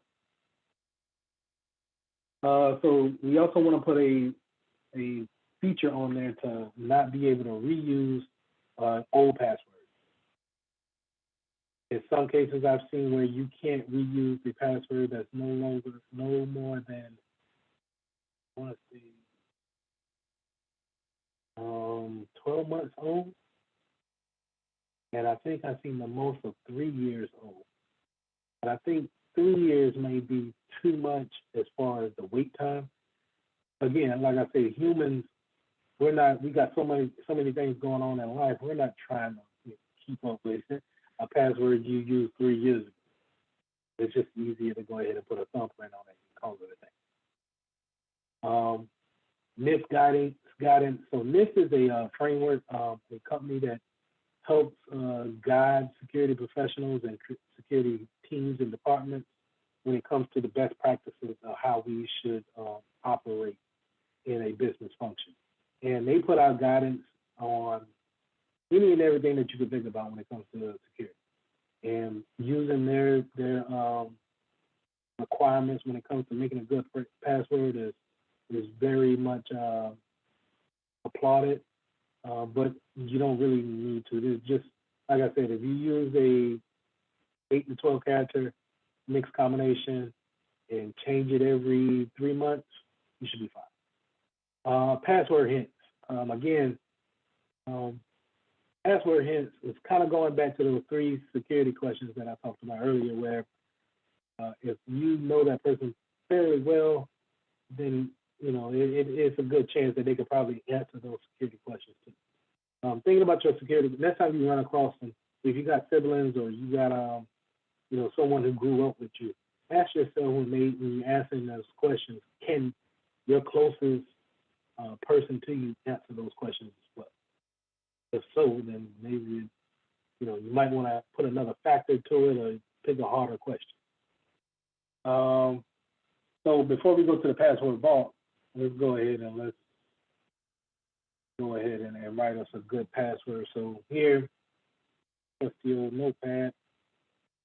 And I want to put, what I tell people to do is to pick phrases, little short phrases and then change those, change your vowels into numbers, and then put your special characters somewhere in there. So okay, and we want to make sure changing the vowels to numbers will change that word into something that's not a word, right? So now you get that check mark for that feature as well.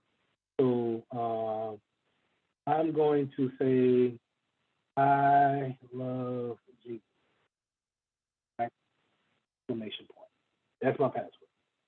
So I got 1, 2, 3, 4, 5, 6, 10, 11 characters. So I'm in that range of 8 to 12. Let's go ahead and bring it all together. Let's take out the space. And then let's change that vowel to a 1. I mean vowel. That I to a 1. That O to a 0. That E to a 3. This E to a 3. What can we change that U to? And that'll more likely look like the -4. No. You got a mix of lowercase and uppercase. You have something that's not in a dictionary, but you know once you go and log into your account that you just have to remember the phrase, I love Jesus, exclamation point, and then you're ready to go. If you really wanted to, you know, kind of get in there and just say exclamation at the front too. And the more characters you have, the more you can, it'll take before it actually is able to crack. So I can take this password right here that we just took maybe 20 seconds to make, and someone can take their Cain and Abel, which is a password cracker on Kali Linux.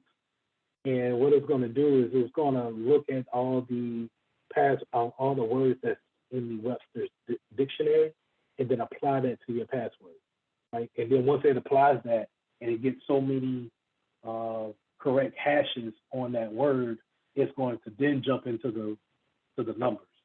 And then, you know, you only really got numbers 0 through 9. So it doesn't take that long to figure that out. And then it only has so many special characters to go. But now, if that's the case, if it's going to go about it that way, by us just changing it, changing that I, or even putting the exclamation at the front, and then putting that I to a 1, it throws everything off. It's not even a word. It's just, this is, you know, it's not encryption, but it has the effect of encryption, right? Taking something readable and then making it unreadable. So that's how I would suggest you all write passwords. And this is not going to be on the test, but I think it'll be an easy way for you to remember your password, come up with new passwords, and then make them complex at the same time. Any questions?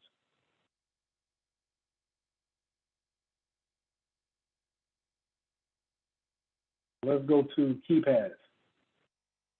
KeePass is a password vault. Now, this is the other tool that I say that we can help us with our passwords and keeping so many of them. KeePass will basically keep the username and the password in whatever site that you need it for in a secure application. So we can come up with new passwords, put them in KeePass, and link that account to it. So whenever we go back to that account, we just open up our vault and then look up that account, see what password is associated with it, copy it, paste it into our website, and then we keep moving. What's lovely about that is that it's encrypted on your local machine, so we don't really have to worry about someone getting in there or seeing anything from the snooping standpoint. Okay, so I already downloaded mine. If you wanted to go here, I'm gonna throw it in the chat real quick. If you wanted to go here and download the application for yourself, make sure you download the right one for whatever machine that you're using.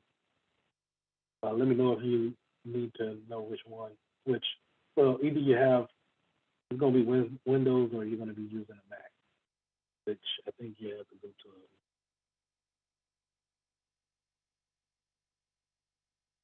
a keypad Mac. So, but let me know if you got any problems with that. So I'm going to just go into it because I already downloaded pre-class and open it up. Mr. Mr. Mitchell, Mitchell, there's a hand up. Yeah. I got a quick question for you. Sure. Using Go KeyPass, ahead. does it import your passwords from, say, Apple Keychain? I think that's what it's called. Does it import your already password, username and password that you already have stored on your on my machine, or does that something I have to go in and manually put in after I download KeyPass? I would say, thinking about it, no. It would Okay. have to learn what you put into it. But once you asked that, I clicked on the import side of it. Now, if you created a notepad or some type of simple writing processor file for it with all your username and passwords, you could possibly import it. But knowing these types of softwares, it'll just be better for you to just manually put it in one by one and then use it later on whenever you need it to get it that way instead of importing it. That's what I would do. Okay. Keychains is different on Macs. And from what my experiences was that keychains are normally local to that machine. I hate keychains because in the working environment, a lot of people they're using their machine just to use it. They don't really know what they're putting in, or they don't really kind of read the prompt, and then they just, hey, I know it needs a password, I'm gonna put it in there. So me as a technician, I'll go there and say, hey, what's your keychain password? They have no idea. And I don't know about y'all, but changing a password in a Macintosh is, man, you might as well throw the whole thing away and just get something new, in my opinion. But from a security standpoint, that's great. Is it efficient? It could take some time out of the day just to get a keychain password. So, long story short, I say just put it in there manually, but I'm pretty sure there's a way that you can import it. Okay. All right. Thank you. No problem. Any other questions?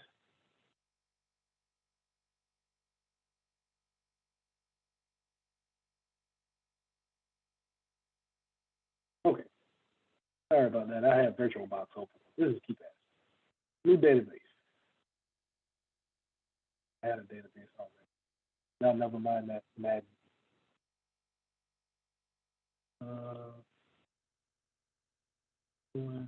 Master password. This is how it encrypts it, right? So I'm gonna use my password that I use for everything.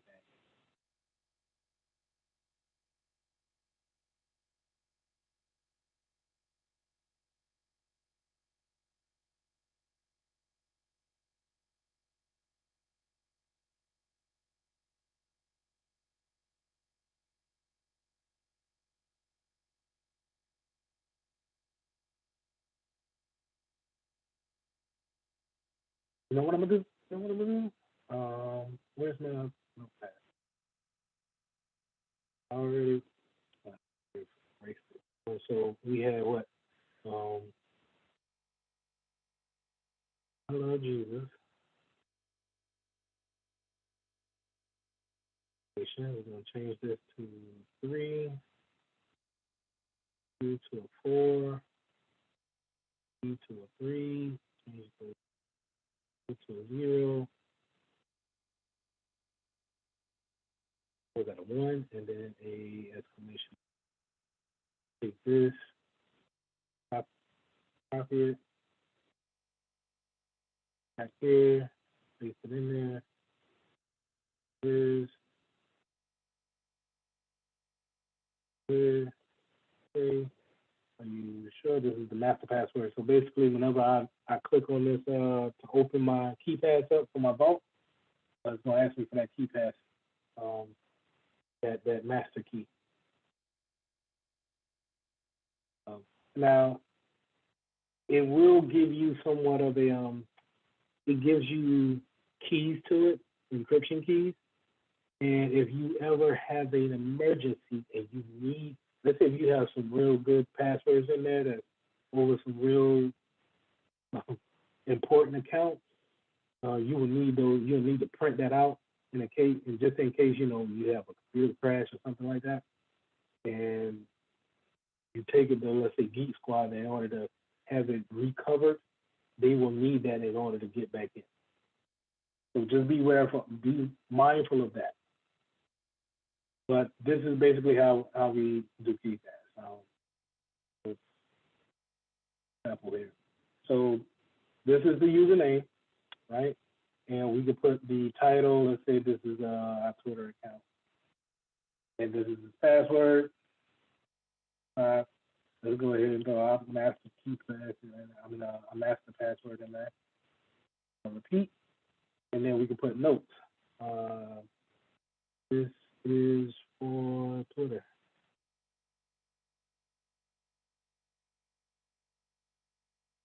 Twitter.com.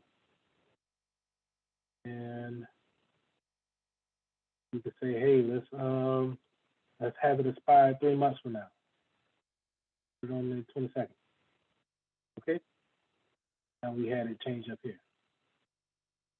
See how easy that is? And then we want a new one. We come over here to the little paper with the sunburst on it. Not a new database. I don't want that. Right click, new entry.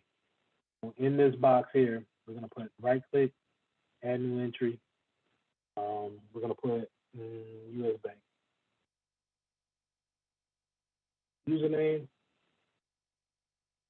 and our password. Now, the lovely thing about that is that it's already given us a password here. It's already generated. We can just take that if we're creating a new account, and we can just put that into our account that we're creating, okay? And now we have a strong password in our key vault, as well as on our website that we want to create an account with. Okay, so that's a good way of doing it too. We can keep that as the same way, and we can say main bank account. Go to the expire. We want that expire in May or April 22nd. Okay. So on and so forth. Okay. Any questions about KeyPass? Won't see this on the test. You won't see this on the CompTIA security test, but you may see it in a real life environment. And it can come out to be very helpful when you got so many servers that you're working with, so many accounts that's not regular accounts. So people, sometimes we reuse accounts throughout a whole department. And everyone uses this account, or this account is only there to run a certain operation and is not really owned by nobody, but we need to recycle that password every now and again. Any questions on that?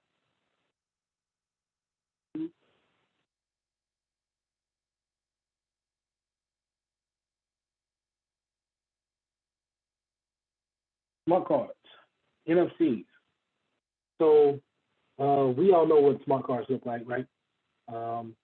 A lot of banking industries are now pushing this little chip on your debit card or your credit card.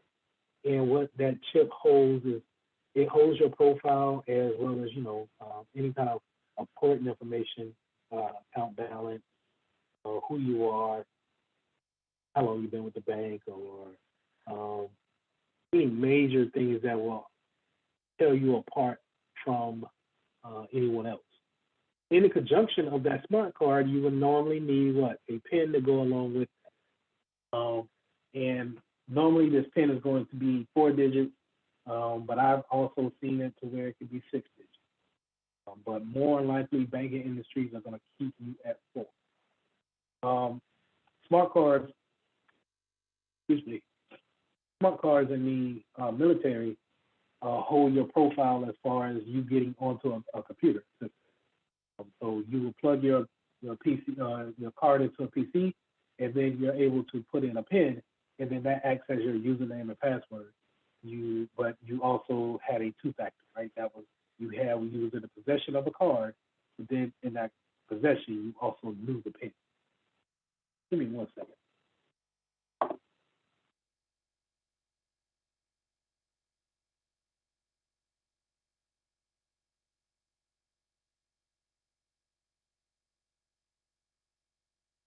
Sorry about that.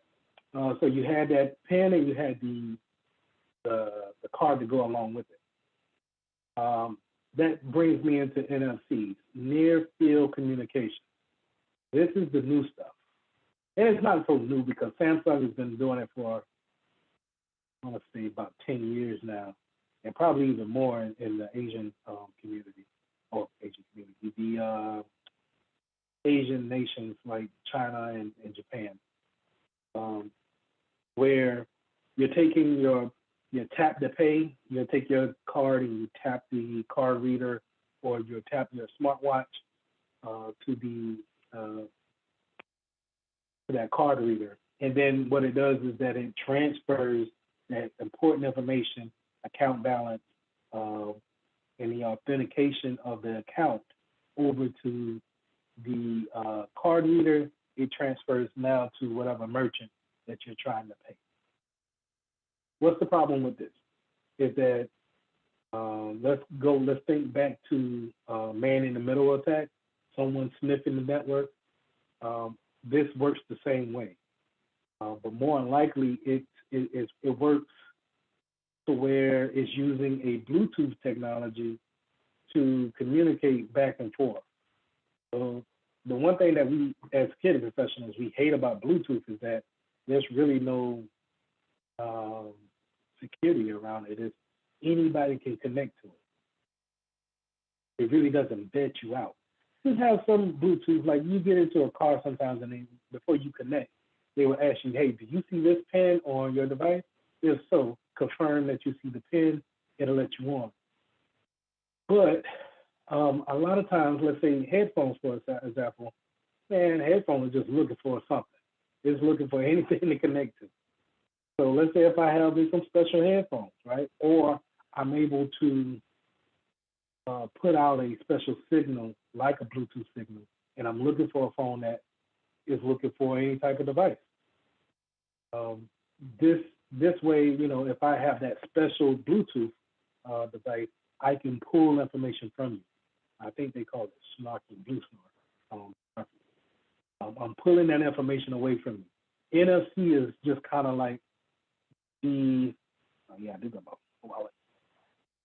NFC on your cards are kind of like that. So let me stop sharing. You can see me, and this is my credit card. You see my little chip right there, right? Well, that chip, along with, I got three cards like that, right? And someone can come up to you, matter of fact, 4 cards. Someone can come up to you, sit beside you, and pull that information off of you. If they have these kind of like these radio transmitters, something like that. If you've seen some commercials where they have these wallets, and the wallets have kind of like a metal in it to stop any type of transmission, that's what they're trying to stop, the transmission of the NFC communication between devices. Because someone could just sit up beside you, let's say we all sitting in a park, and they could sit on a bench right beside you and then pull the information off that card without even talking to you. Okay? So while you're just being nice and letting them sit there, they can get in contact with your bank card, and then go and use your bank card to spend money somewhere else. And I wouldn't be surprised if that's what's happening to me, because it seems like every 2 months, knock on wood, every 2 months, my USAA card gets compromised, and somebody's spending my money at Target every time. It's I don't understand it. they don't have any kind of protection against it, in my opinion. They just notify me whenever it happens that someone in Greenville or Texas, they use my car number to buy $30 worth of stuff at Target. I really don't get it. And it happens every 2 months. But you never know. Someone is probably, walking up to me in Food Line or something like that and taking that information off of me. Now, am I saying don't get these cards? No, I don't say that, but make sure that when you get your banking card, that you have your phone information up to date, or you have your application giving you notifications, just in case unauthorized purchases have been made on your credit card or debit card. Any questions on that? Same thing kind of goes for, not kind of goes, the same thing goes for these smartwatches. Smartwatches, they put off that doggone NFC too. And it just, think about when we put in our Apple Watch or our Samsung watches, we're putting in bank card information just to go like that. And it's convenient, right? But somebody else sees it as convenience too. So just be careful of that.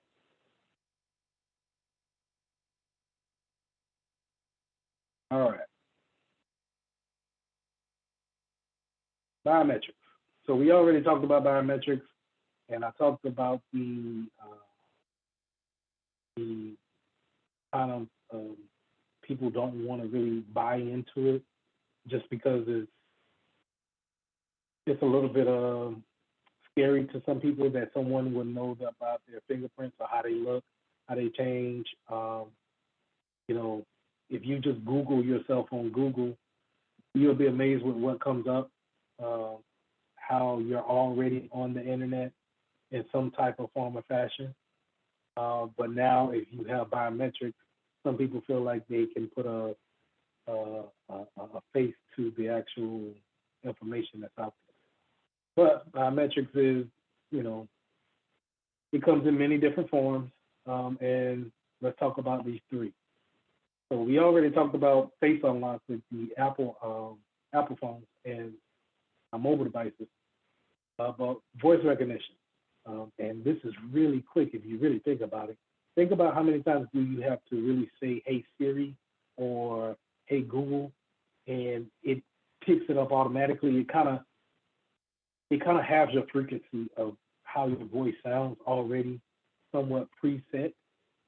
And then, it's able to set up in a matter of seconds.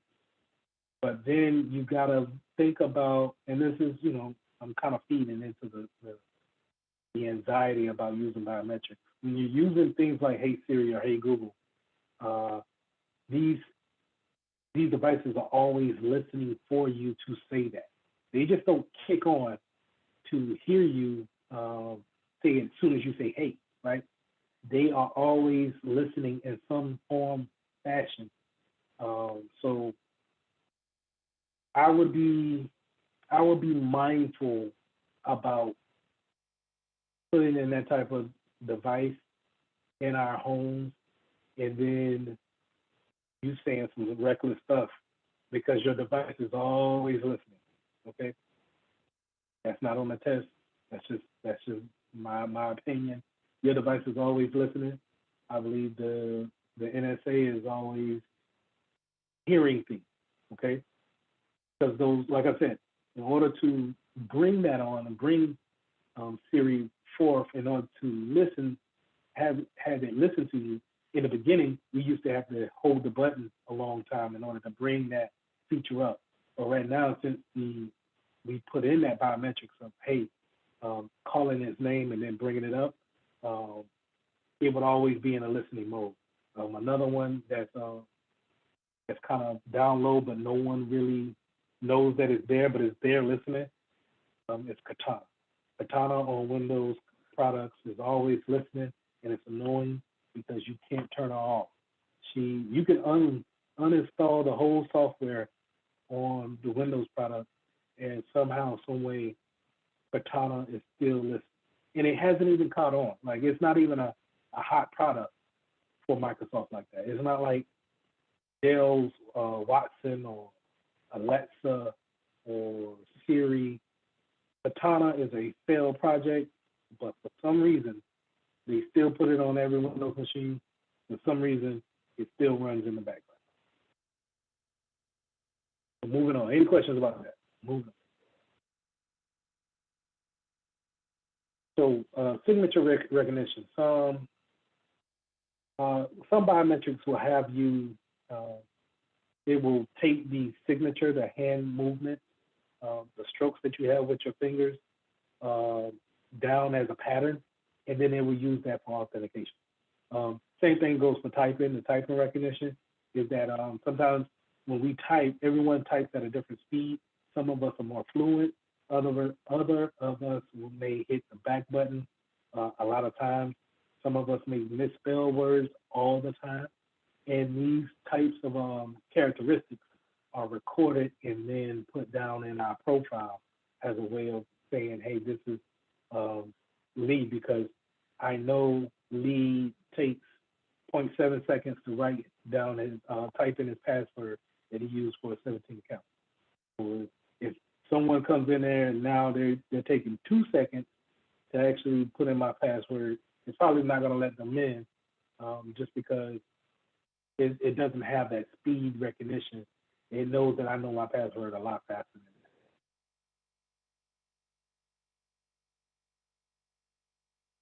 that. Okay, Microsoft Azure. Let's go to Microsoft Azure. Let's go to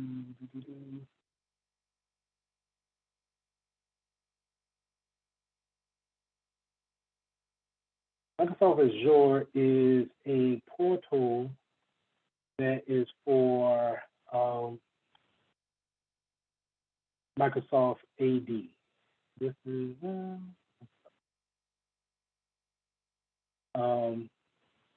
Microsoft AD Active Directory is a main tool that we use in the real world to create username, passwords, and apply those permissions that I first started off talking about in the beginning of the slide.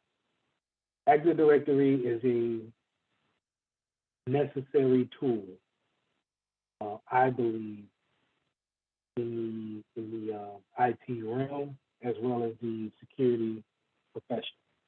I believe that we all need to, in some form or fashion, need to know what Microsoft AD is and how does it work as far as creating accounts, and then we're putting those accounts in the right sectors. I don't want to show you this one. I don't want to show you that one. Yeah, bear with me one second.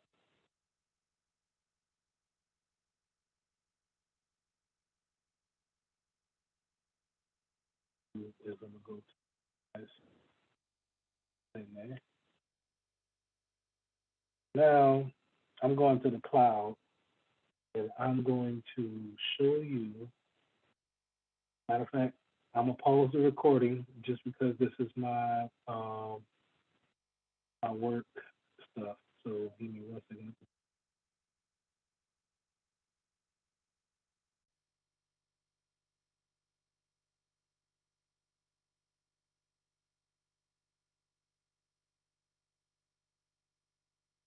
All right, give me 1 second.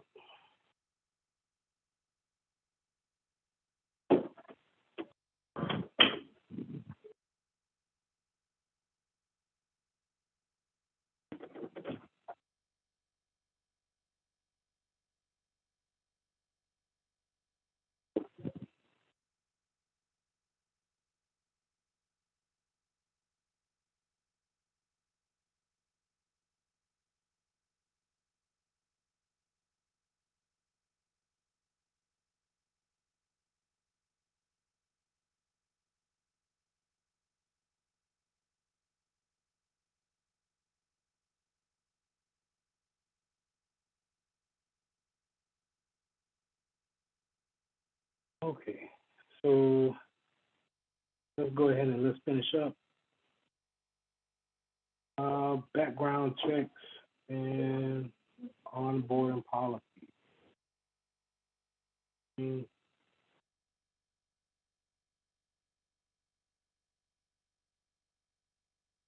So when we have new employees come on, we want to make sure that we perform a background check and we have an onboarding process that will vet out any type of questions that we may have about. So that background check is pretty much filling a form with the police, the local police department, to do any kind of outstanding checks on felonies or any type of warrants that may be out on that particular person. Some government jobs I've seen do credit checks, and all of these determinations factor into if they're able to proceed with giving you an offer, or if they want to actually disqualify you from a job offer.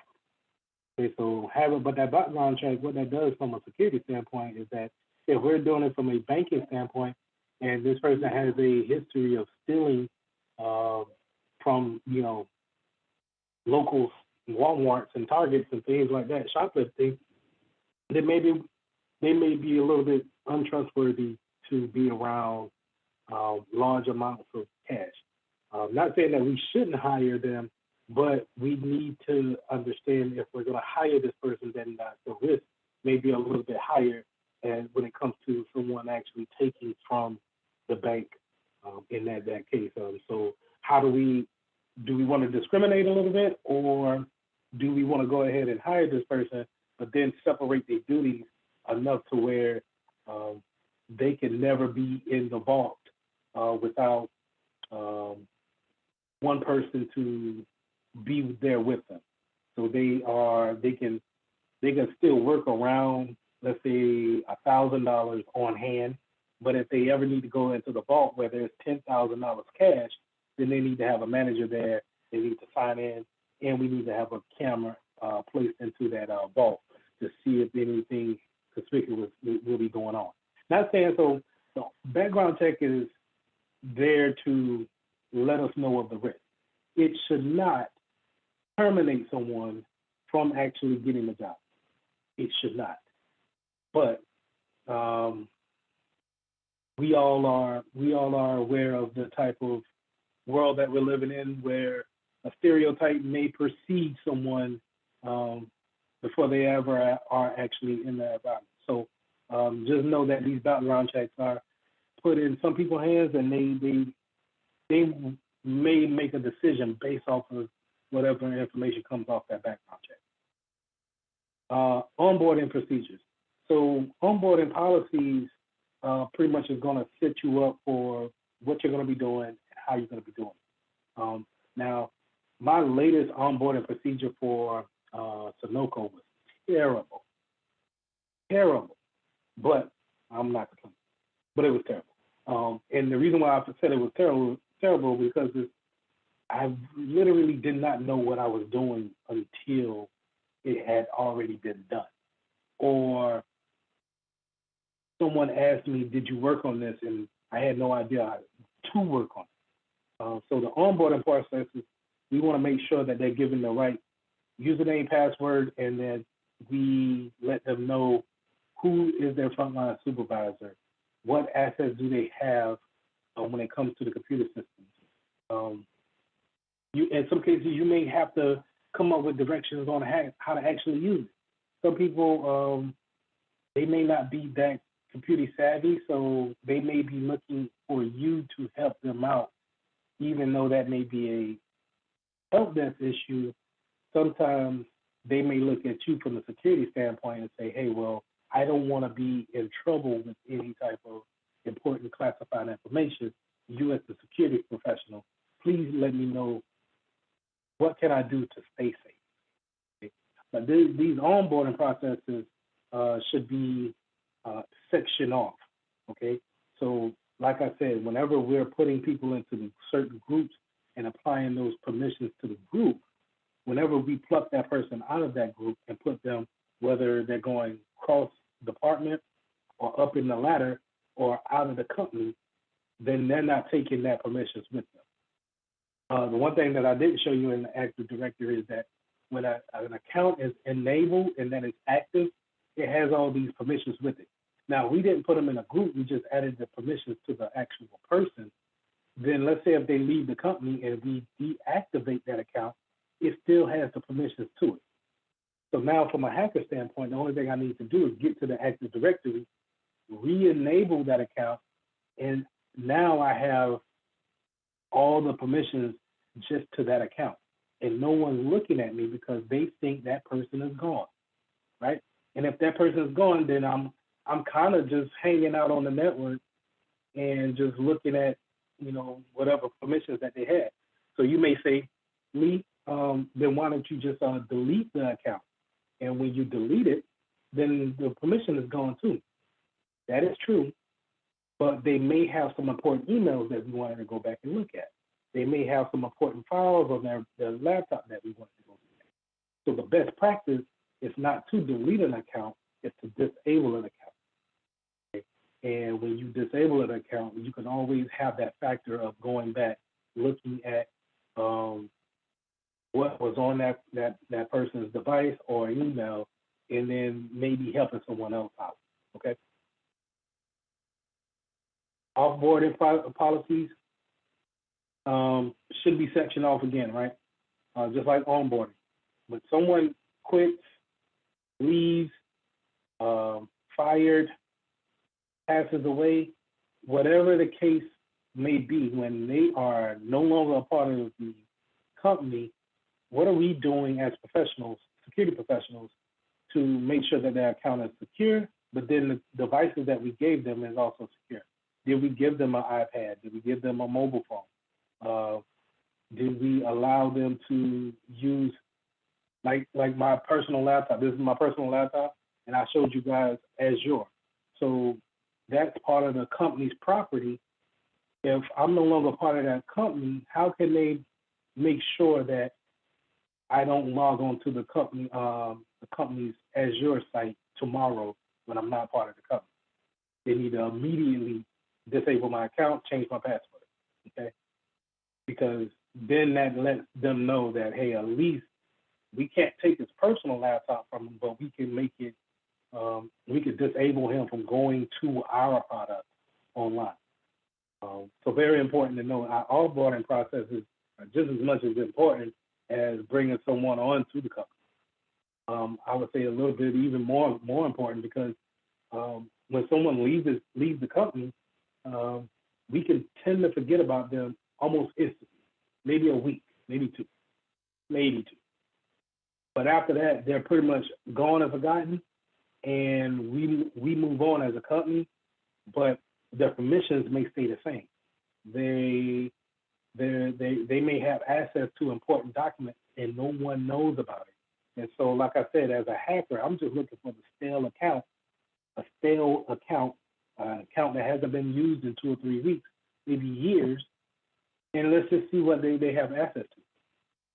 If I'm a CEO and I retire from Microsoft, I'm the CEO of Microsoft and I retire.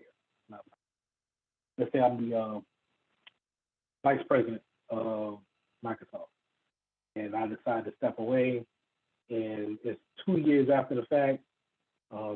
Everybody forgot about me at Microsoft, but then someone is actively trying to hack Microsoft, and they find my old stale account.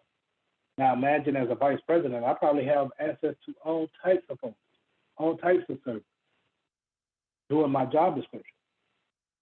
Well, if I can find my way into those, then I can go ahead and just say, hey, no one's thinking about the old vice president. Let me just hack into his account. Oh, they didn't change the password. They didn't disable didn't change the password, so it's a stale password, right? And they didn't disable the account, so I'm able to use his account. And let's just see what he has available. What can I get into?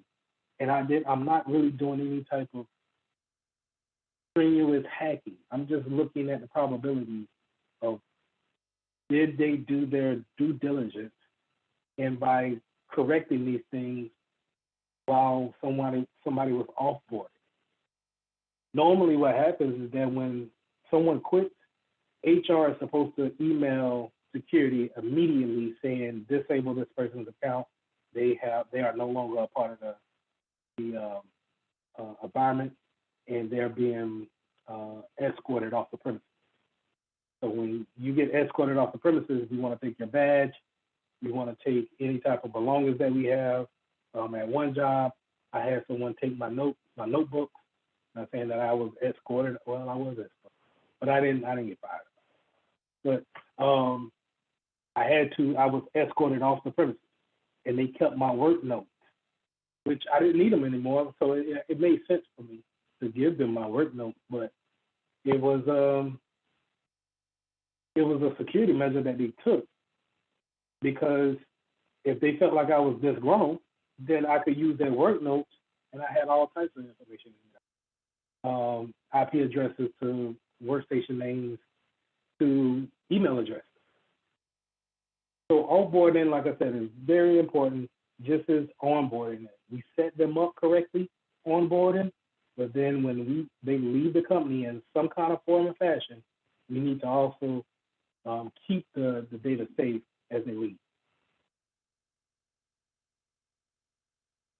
Now, I hinted a little bit earlier about shared accounts, kind of these generic accounts, and we have these accounts pretty much everywhere in the professional environment. If you're working on a network router or a server, sometimes you have these service accounts that they come generically with the device in order to set it up for the first time use. Well, sometimes, in some cases, those service accounts cannot be deleted or password changed, and so in order for it to work, it just needs to have that service account constantly working.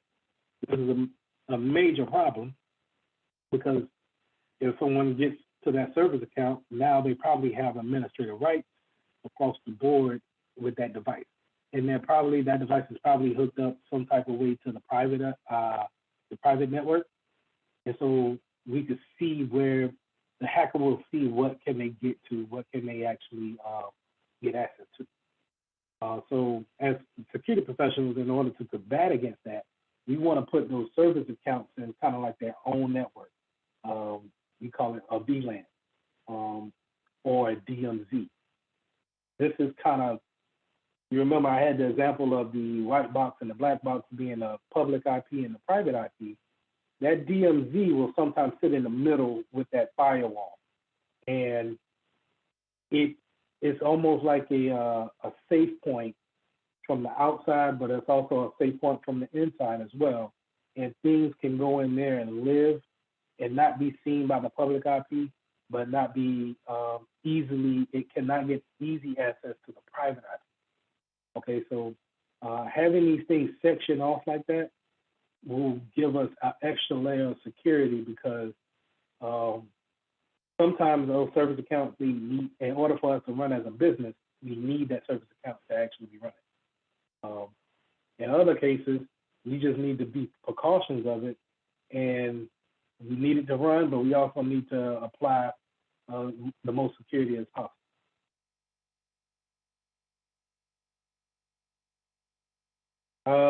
Another thing about generic accounts is your router at your house. I know in the first, I think one of the first classes that we had, I said to, go take a look at your router that your telephone company put into your house. See if there's a generic account on there, printed on there somewhere. And if you can, log into it.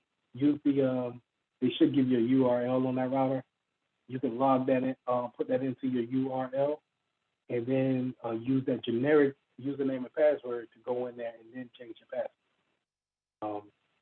A lot of people don't do this, and then if like a case I heard about was baby monitors came with the generic password, username and password on the back of the baby monitors, and the hackers will then go around after stealing the information from the company, go around and remote into people's baby monitors, and then scaring the babies by cutting on the intercom, talking to them at night and stuff like that. So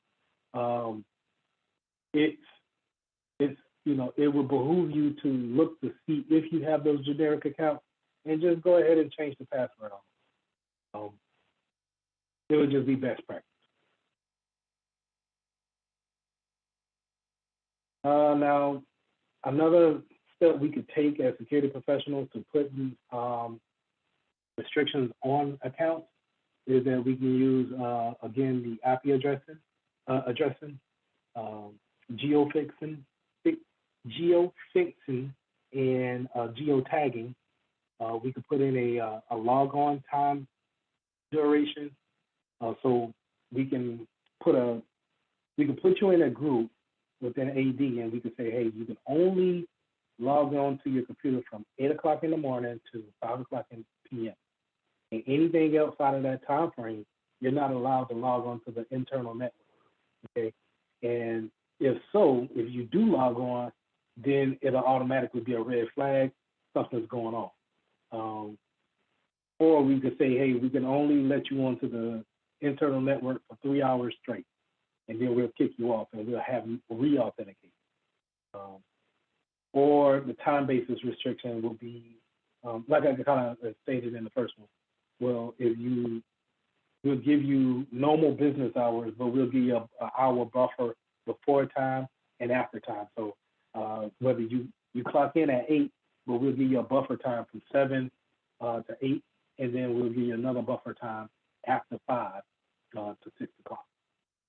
Geofixing and geotagging.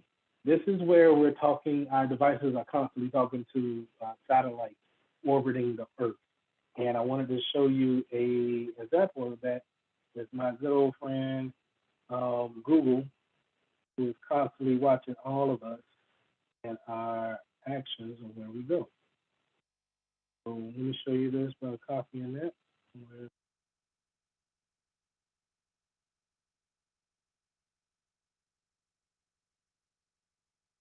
Okay, actually, I gotta go on.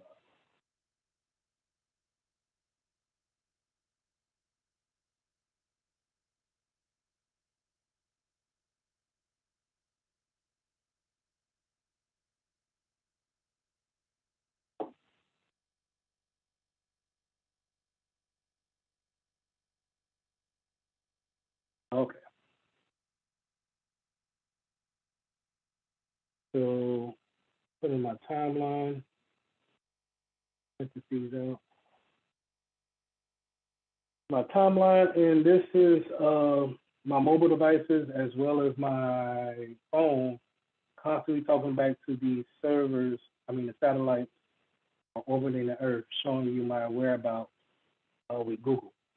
Google tracks all of this. This is not, like I showed this to the last 3 classes that I've taught, and I constantly say, I did not know that this was running on my profile, but they're tracking you.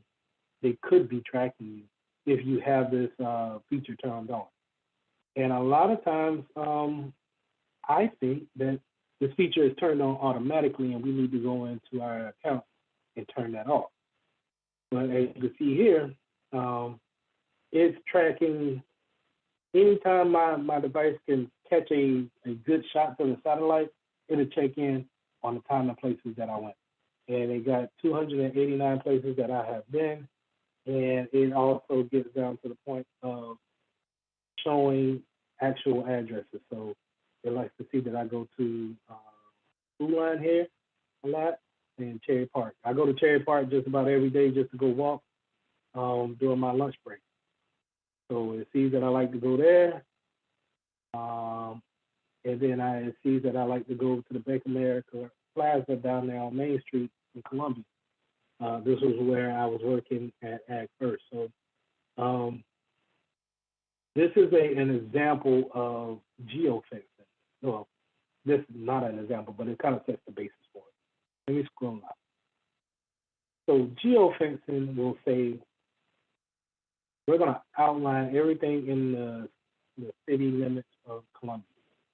And if you're in the city limits with these red dots here, anything in this space, we're going to let you onto our network, because we can, along with your IP address, and your IP address also gives an idea to the phone company of where you are in the United States. And if you're in the UK, it will give a good idea of where you're at in overseas countries as well. But geofencing will give you an invisible fence and say if you're in this invisible fence, you're able to log in. But if you're over here in Lugoff and Camden, then you're not able to get in. Okay. Some people like that feature, but at the same time, you can see how easy it is for just someone to just get into that geo fence area and then be able to get onto, well, now have the opportunity to get onto the network. Just because you're in the area doesn't necessarily mean that you have a permission or you have the user account to get onto that network. But I just wanted to lay the principles down that, hey, if I'm going to the Ag First, the Plaza Center, that's not the, well, let's say if I worked at the Marriott downtown Columbia, if I work there, then I have the access to get onto their network. That's the geofence is the actual building for that company. I mean, for that network. So it'd be the actual Marriott.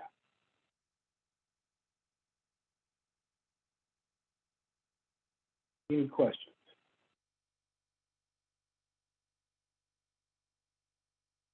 So let's slide. Let's talk about diversity of technique, training techniques. In giving information to people is going to be your strongest defense against cyber attacks. We can't stop we can put all the firewalls in place that we want to, all the appliances that we want on the network. We can put all those things in place and we can make people use two-factor authentication. But until they understand how cybersecurity is actually ran, when it comes to how people are actually going about hacking each other, then it really doesn't make any sense when it comes to spending all this money to try to put in these appliances.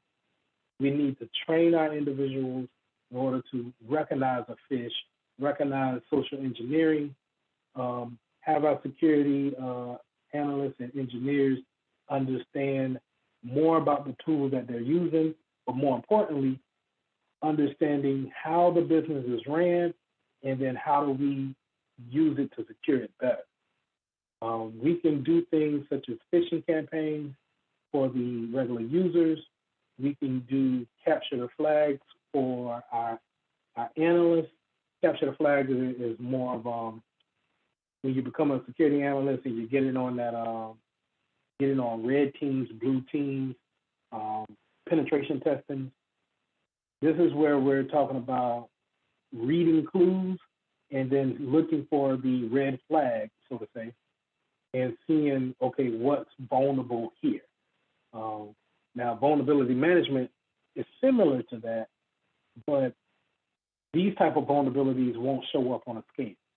The vulnerability management is normally going to bring up what patches we're missing and then what we need to do to actually patch these machines. But a capture the flag may be a code is missing in a website, a particular code that allows, that defends against buffer overflows. And if we don't have that in there, are you versed enough to see that code and then point it out and then send it back to our coders in order to get that code implemented in? We have computer-based training. So that's basically what we're doing now. It's just the fact that, I give lectures, but it's still, once we turn it into a video and we put it back on the Google Classroom, this is a computer-based training classroom, good way of learning security tactics on the fly, on demand. We have scenarios, branching scenarios. So those branching scenarios are coming up with scenarios of, if this was to go bad, what will we do in order to remediate the problem or to eliminate the problem altogether? The funny thing about that is that in 2020, in the beginning of 2020, at Ag First, we had a meeting going over the worst case scenarios, and the scenario was a worldwide disease broke out, and now everybody was dying off on the team. And when someone passed away from the disease, who would pick up their duties and then keep the business running? And we had to go through this to kind of understand, where does my duties lie if we go down to only a handful of people. And just funny that, just months after that, we were all going into the COVID, the first part of COVID, and staying home, and we never really returned to the office after that. But I thought that was kind of, it was the good training at a good time, because while nobody, thank the Lord that no one became ill enough to, they become detrimental, but we did have to learn how to work differently and be able to still have a security presence away from the office. So having different types of training and techniques to train your employees, train the people that you're talking to understand that the things that they put on the internet is susceptible to being captured and then reused is very important, and it's probably your best defense against any type of adversary. That's all I have. Any questions about what we went over today? You hit record.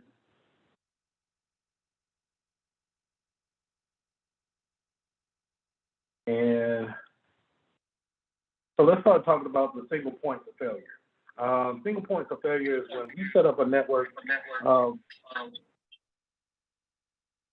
on, I got an echo.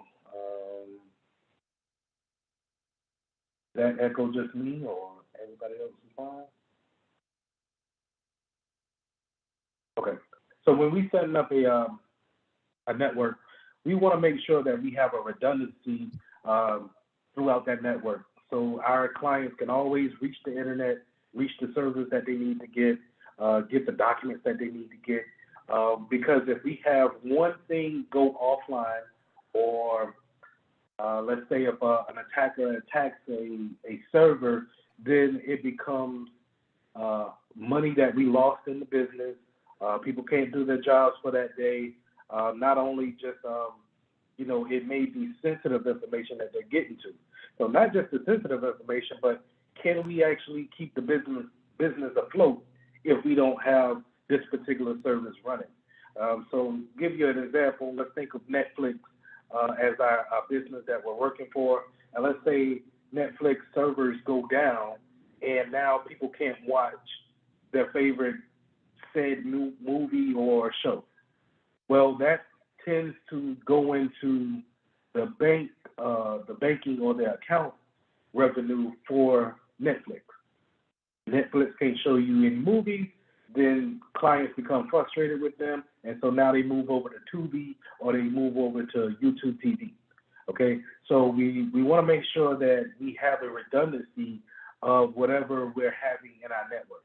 So if we have a bunch of movies for Netflix on 2 servers, we want to make that turn into 4 servers or maybe 6 servers. In a case like them, in a real world scenario, they probably have hundreds, if not thousands, of servers all over the world that's constantly giving off the same catalog of movies that they have.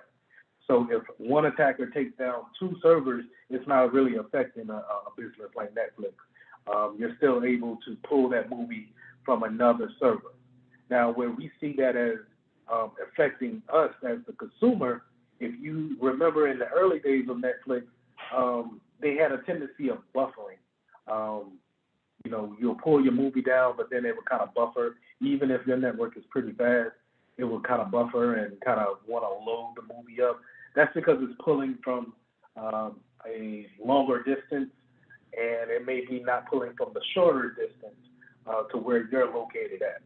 So we want to make sure that as security professionals, we want to map out what's in our network, and then how efficient are our clients, whether it be users or people from the outside business, actually are contacting those services we offer.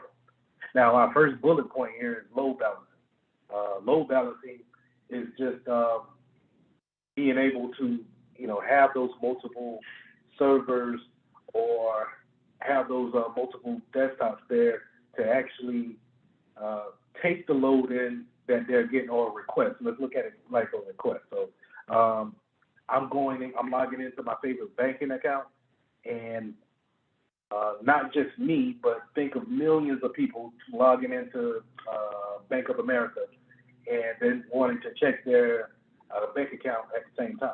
Well, that's a mighty big load for a daily task on a simple computer. Well, we have these load balancing machines that'll take in and distribute those requests out to the different types of servers that we have lined up. Okay, so we're not overwhelming one PC or one server. If we overwhelm that one server, then it becomes slow. Like in the example with Netflix, it becomes laggy, it spins, it buffers. In the case of your favorite website, it may take a long time for it to load up. It may time out. You'll see a lot of pages give that timeout page and say that request couldn't be fulfilled at this time. Those are, examples of being overwhelmed and creating a denial of service attack. It's not really an attack. It's considered an attack, but it's not given by anyone else. Sometimes we can create these issues on our own. Okay, so we want to make sure that we have these load balancing machines in place in order to give off those type of requests to the different servers. So as you see here in this example, I'll blow it up a little bit. Let's say we have our clients here on the outside, and we're always going to have our clients go into the internet. And then when you cross that threshold here, after this side of the cloud, the right side of the cloud, you're coming into an enclosed environment, the network. You're going into an enclosed private network, and now that network is being distributed. That request is being distributed out to the different types of servers that's delivering that request.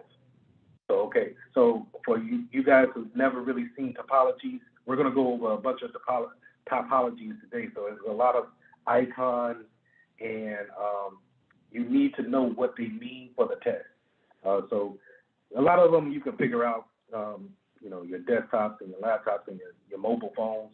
But this cloud is always going to mean the internet, okay? I want you guys to remember that. This cloud is always going to mean the internet. Now, this load balancer may be a router, it may be a switch. It's not necessarily a particular device. It may be something that's distributing the network, okay? But in this example, we want to call it a load balancer. It's looking at what type of request you're making, and then now it's saying, oh, yeah, okay, you want to go check your email. So we have 3 different email servers over here. These are servers, okay? And I'm going to have Dr. McBride check her email here. I'm going to have Lee, you can check your email on the second server, and Chris, you can check your email on the third, okay?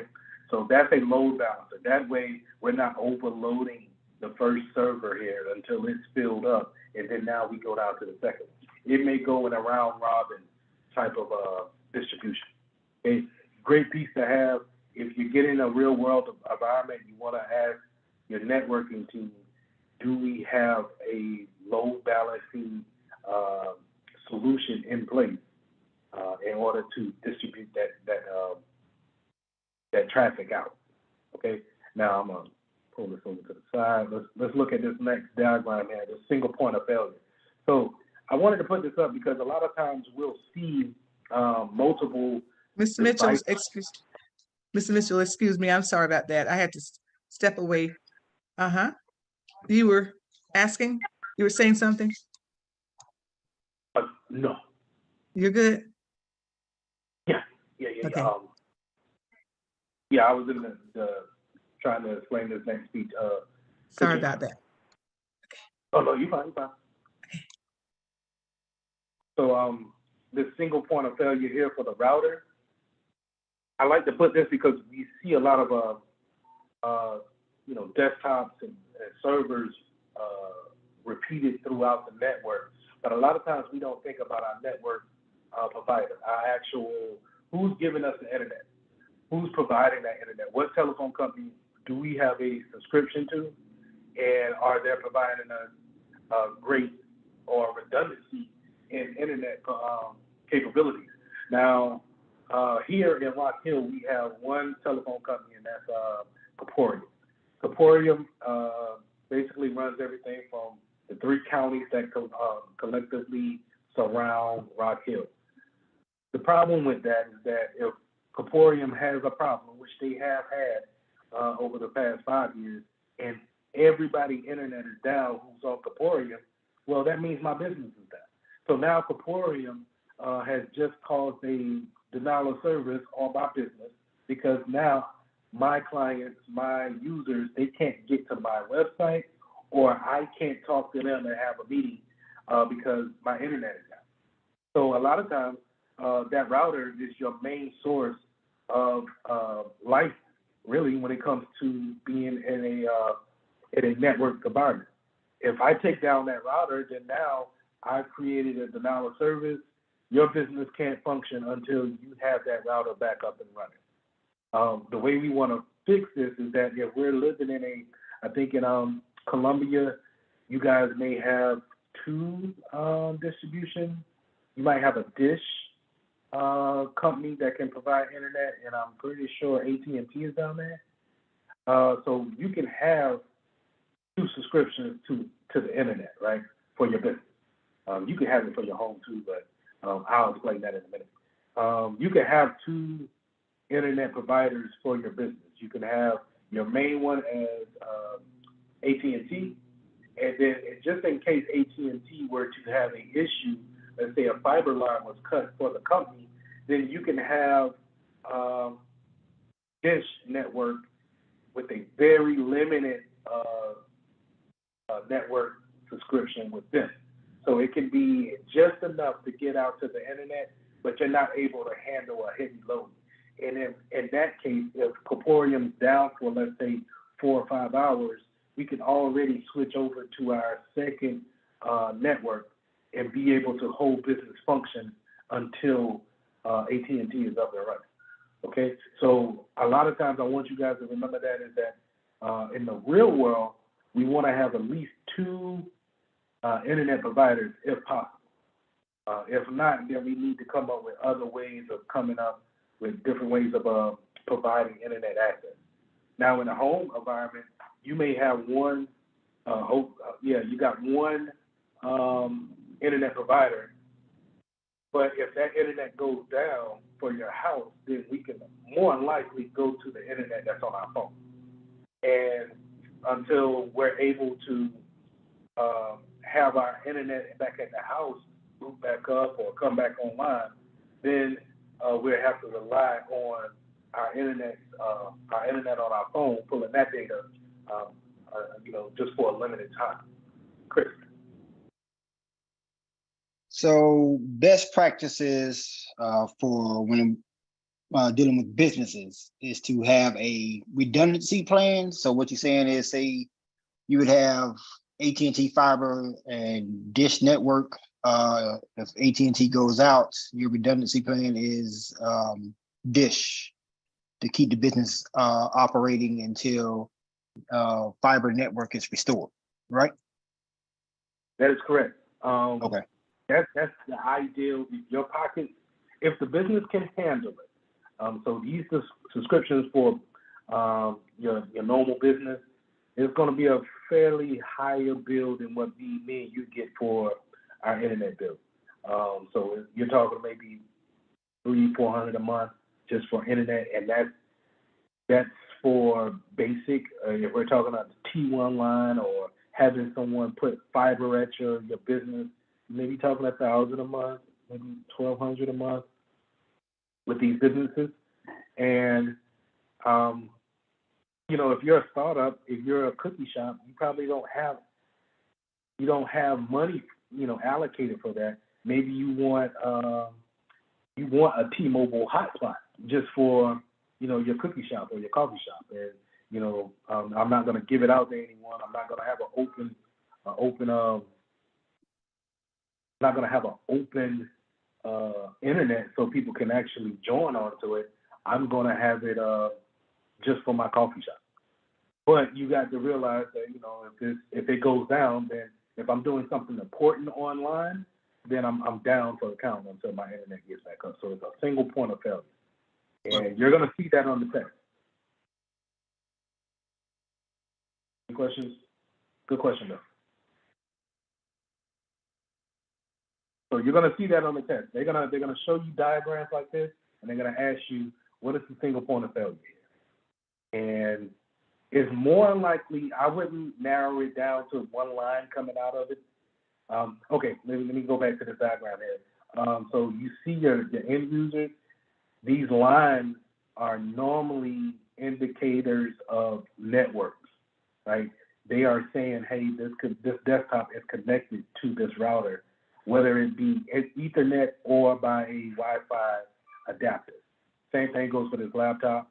Same thing goes for these mobile devices over here. Okay, so these lines are indicators of networks being able to be connected to these devices via IP address or IPv6 addresses. So that's single points of failure and load balancing. So let's talk about the best practice design.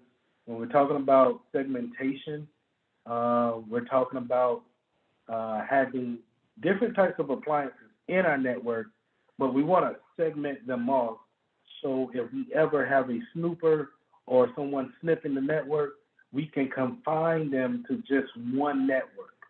Okay, we don't have to. Okay, to have you think about your router at your house.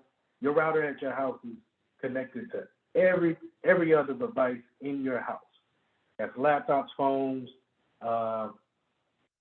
doorbells, whatever. If it's connected, it's going to one spot, right? In a business such as this diagram, and we'll just go ahead and jump down to the diagram here. In this diagram, we're talking about a hotel. This hotel has 4 different routers. Then on top of that, it has multiple switches, as we see here, right? These long pieces here are switches, and then we have access points. These are the wireless points that you see in the hallways, or you may see them mounted up in the walls. Now, these routers may be in a closet somewhere. And here's the thing. When you're looking at this topology, it looks like, now I said the building was a hotel. It will look like these different routers will be on different floors of the hotel, right? But in the real world, we'll have all this in one closet, okay? And now the configuration allows us to put this in a segmented format, okay? So going back up to the front, remember we have our cloud here, and then we have an internet switch, okay? This internet is the open internet, anybody can connect to it, but it goes into the switch, and then now it goes into the router. And you may be saying, Lee, why are you skipping over the firewall? Because more than likely, the firewall is virtual and it sits inside of the router. That's more than likely, okay, in the real world. Now, on the test, they may say, this is a real appliance, which you can get an appliance, a real box that's its only function is to be a firewall. But more than likely, that router is going to have a smart firewall on it, and it's going to be able to provide protection that way. Okay. Now, like I said, all of these routers. I'm sorry if you hear that. Now, all of these routers may be sitting on in a closet somewhere, and their switches may be in that same closet, or their switches may be on different floors or different parts of that hotel building. Okay. Now, in a hotel situation or in a any kind of corporate building, we like to put everything in one spot, all your appliances, and then we would take Ethernet cable and run it throughout the building.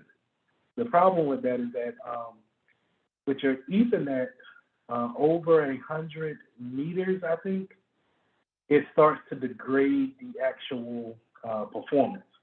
So you can only go, I want to say 100 feet. Yeah, 100 feet, it will start to degrade the signal. So we want to make sure that we keep our Ethernet cord to a certain amount of length.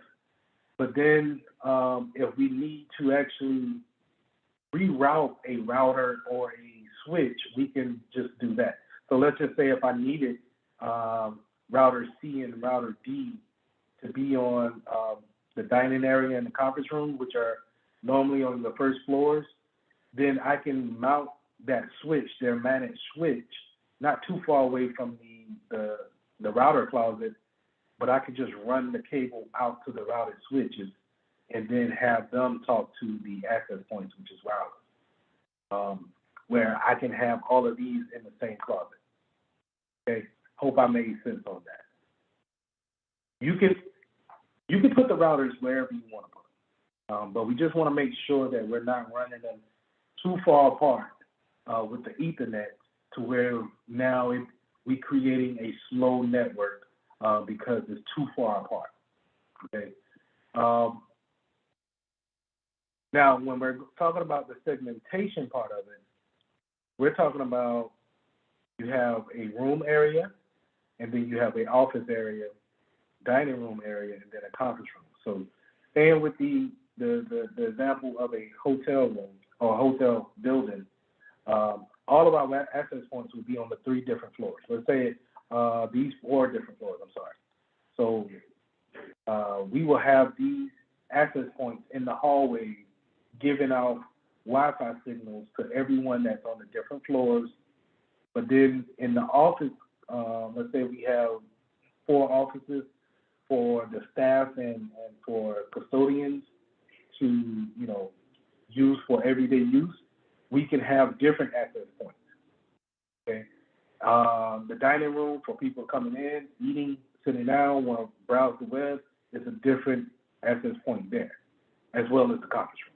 Now, when I say these access points, all of these are different networks. We're using different addresses to confine the users to just that particular router, this particular firewall, okay? So if I have a snooper come on and they get on the 3rd floor, and they use this access point right here, then they're not able to go over to the office side network and see the important information such as credit cards and who's checked into that building. That makes sense? So we're just going to confine them to this area here. Now we're going to make the office access points invisible. I'm not going to show that as SSID. I'm going to make that invisible so only my coworkers and my employees can see those access points and connect to them. Okay. Whereas I'm going to make the dining area and the conference area visible. Anybody checking into the hotel or an employee can connect to these access points. But they can't be on this conference room and then hop over, snoop on this network and snoop onto the dining room area versus especially going into the office area. Because in the office area, you see here, we have our access points, our servers, I'm sorry. So we can have everything confined here and keep it invisible to everybody that's on the network, that's on the overall network at the top, right? But they're segmented off to where they only see people here in this design segmentation of the network. That makes sense? So if I got that snooper, if Sally comes on and she wants to use Wireshark and see, James who's sitting in the dining room area, she has to, 1, get out of her network segmentation and then somehow, some way find out the encryption for router C and getting onto that network. It would be better if she just walks over to the dining room and then get on that same network, right? But the most important part is what I'm saying with the office area is that if we're making that invisible, then no one should be able to see that unless we give them permission to. Okay? Any questions? DMZ, demilitarized zone. So the DMZs are places where we have, I'm gonna go back to this segment on this topology. The DMZ sits on the outside of our routers and in line with this internet. So it'll probably sit out here with this public network switch, and it's not protected by our firewalls, and it's not segmented by our switches. Okay, that DMZ is going to sit out here, and it's going to take on any type of request from the outside world. So let's say if we had the public server that we need our customers to actually upload things to. Let's say if it's a, I just did some work with Rocket Lawyer. It's a place where you can upload documentation for a lawyer to overlook it, and then they give you some type of proper paperwork. Well, Rocket Lawyer doesn't know who I am, but they want to trust that I'm uploading something that's clean to their server in order for them to take a look at it. So what they'll do is they'll put a server out here on this public switch and call it a DMZ, and it's segmented off, and no one from the inside of the company cannot access this DMZ unless through a particular protocol, and it's only, it's not, you're not going to see an interface or anything like that. It's only through the command prompt. So remember what I showed you what the command prompt was with the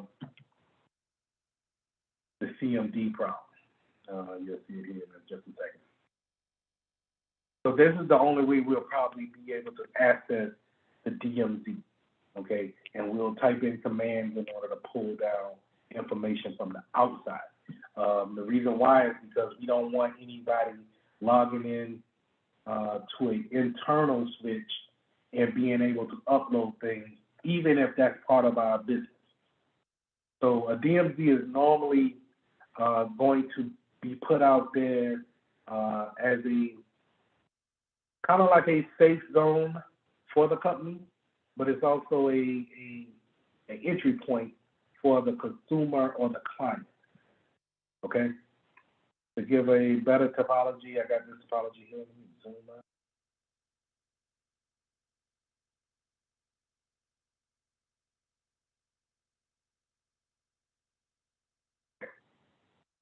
So with this topology, you'll see a bunch of segmentations here, right?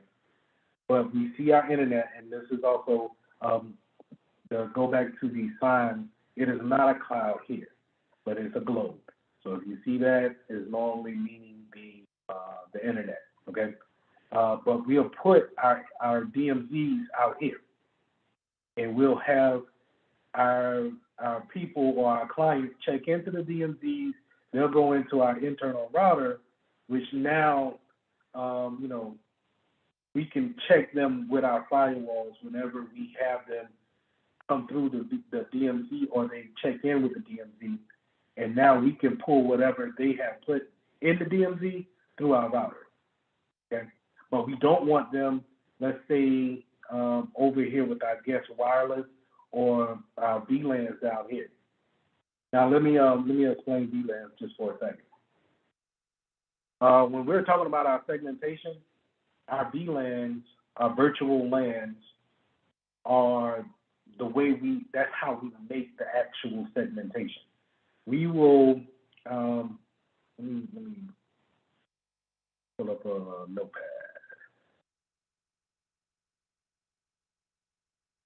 And what we will do is, well, as security professionals, we're not doing this. Your networking team will do this. But let's say our internal IP addresses are 10.0. And we will say this network everything that has a IP address that has this IP network ID. This is called a network ID just because of the way it's going to give out the IP addresses, given the fact that everything after the .10 will have a different number, so it can go from 0 to 255, right? So what we're going to do is we're going to say everybody in this network ID is going to be the office, or let's get better yet, let's just say it's marketing, right? Now, everybody on 192.168.11.0 through 255 is going to be sales. Okay, everybody that's on 192.168.12 is going to be HR. Okay, y'all get what I'm saying? So everybody that's on this network is going to be on a different VLAN than the .11 network versus the .12 network. We're going to use VLANs to separate these things. So this will be VLAN. And this is all happening virtually. This is not happening. We don't buy a different physical box in order to create this VLAN. This is happening on your router. Okay? We're just going to say, hey, everybody that's on the third floor is going to have this a IP address that's similar to 192.168.12, and then it might be .12.75. Okay, we'll know instantly by seeing the first three objects is that it's an HR personnel or HR device, or it's on the third floor. We can instantly tell that in the real world. Okay, so these VLANs is how we actually separate these things. Yes, I separated them by the IP address, but it's actually, once we go into the configurations of our router, we're actually separating these things by creating what we call a VLAN. Okay,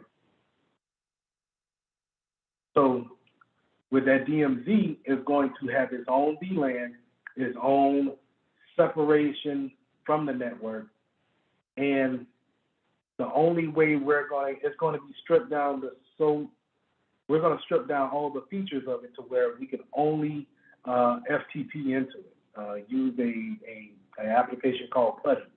And we want it to be something that our users can upload a PDF file, or let's say a copy of their insurance, to that server, and now we can go out there and see that. So to give you a good example is that if you're applying for a loan, a car loan, they want to see your last two paycheck stubs. So we have to scan it, and then we have to upload it to their servers after we fill out the application. So we're on their website, but now they have a piece here. They're saying, hey, upload this your file here. Now they don't know if I affected. Let's say if I affected that file with some kind of virus that will shoot back information back to me. Well, they don't want that inside of their internal network, because let's say if it's a worm, and now it gets out in the internal network, and it starts to corrupt all of the different VLANs. Because even if we have segmentation, a worm can jump from PC to PC, okay? And if it can jump from PC to PC, and it can jump from router to switches to router, then it could possibly affect our whole network before we actually get a hold onto it and be able to stop such a thing. So we want to, have a safe point for us as a company, but we also want to have a safe point for our clients and keep them away from our network and put it into the DMZ. Okay, so that's going to be outside of the network, but it's a safe way for us to go in there pull whatever information we need off of it, and then bring it inside. Okay.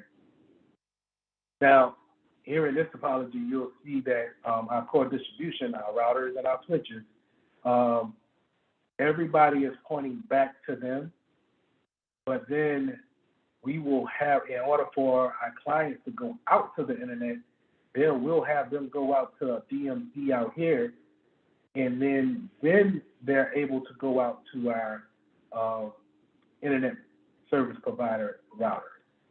So let's say AT&T installed this router right here from the internet, right? This is what we call a DMARC point. They install that router, but before we just click into our internal, we click that our routers into their router, we want to put up another, there's a particular word for it. We want to put up another barrier, so to say, and say, hey, we're going to create a DMZ out for our web servers, and we're going to have our users go out that way before they actually just go straight to our ISP out to the internet.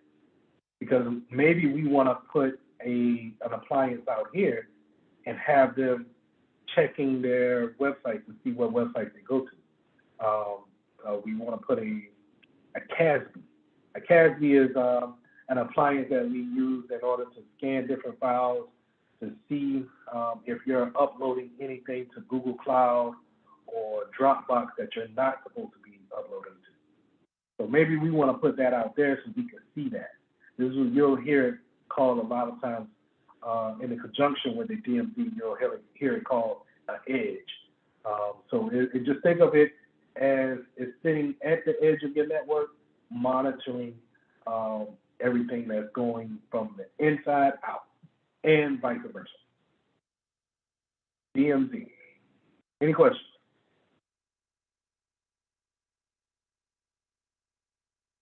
Now, we put all these things in place, segmentation, DMZs, redundancies, to ward against the man-in-the-middle attack. Remember, that man-in-the-middle attack is going to be more likely your Wireshark, people getting onto your network and then running this Wireshark in order to run that interference.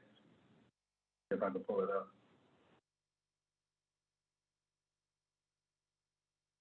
So remember that Wireshark is going to be able to read your network and be able to pull down the packets to see exactly what's going on.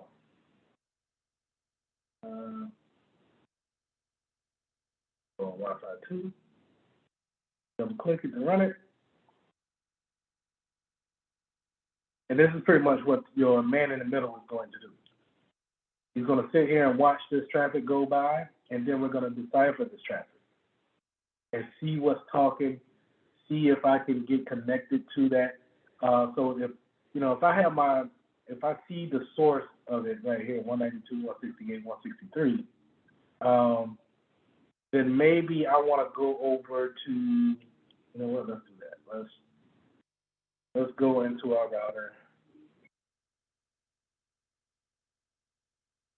Remember, I'm going to my gateway in order to see my network router. Log into it. Have any one of y'all logged into your local router and changed your password yet? If not, I would suggest that you do. I got a quick question about that.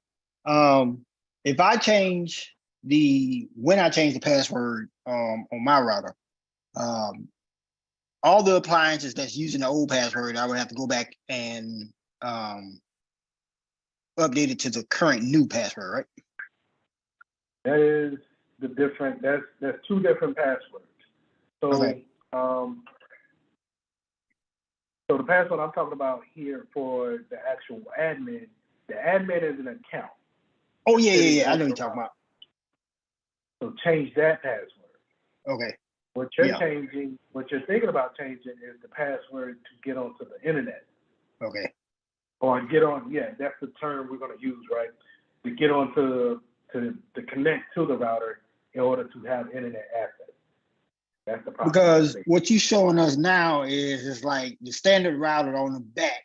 They normally what you log on be like the username is admin, and then the password is whatever the 16 digits on the back of the router. Type in and let you log into this right here.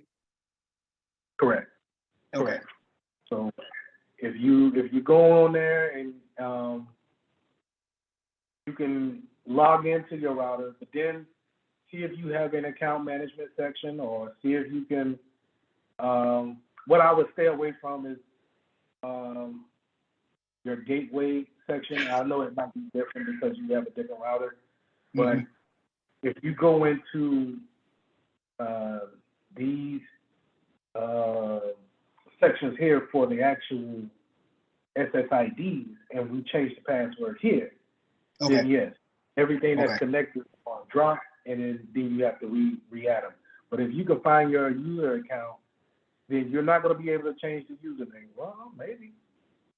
I wouldn't change it. Well, maybe I might. I mean, yeah, because I thought you're supposed to change the username, because all of them are admin. It's just 16 digits. That's how they was getting hacked. I would change it, but here's the reason why I wouldn't change it. Just in case I want my internet provider to route in and take a look at that type of stuff, they're going to want to know your username and password. And like I said in the last class, we got so much to keep up with, you might not even, think about what you're changing this username and password to. And so now they might have to default reset your whole router. Okay, I got you. So that's why I would kind of stay away from it. But best practices would be changing that username to something that you would know, and then changing that password to, definitely a tough password to crack. Yes, sir. Okay. All right, give me 1 second. My feed dropped. I'm gonna have to share my screen again.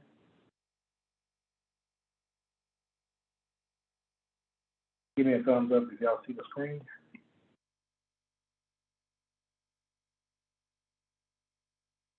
Appreciate it. So, what did I say with the? Didn't I have an IP address? Oh yeah, Wireshark. So we wanted to see 192.168.0.163. What is that? Can we find that in our router? Who is that assigned to? 163. 163 is is that this computer? I think so. System name.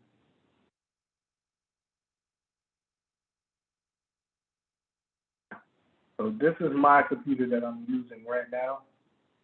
Wireshark sees it and is talking to, this is the source IP, right? This is me. This is another thing we have to go over when it comes to networking. And when it comes to firewalling, changing those firewall rules, you will see this on the test. So understanding your source IP, where is it coming from? Where is it going? 149, 137, 64, 163.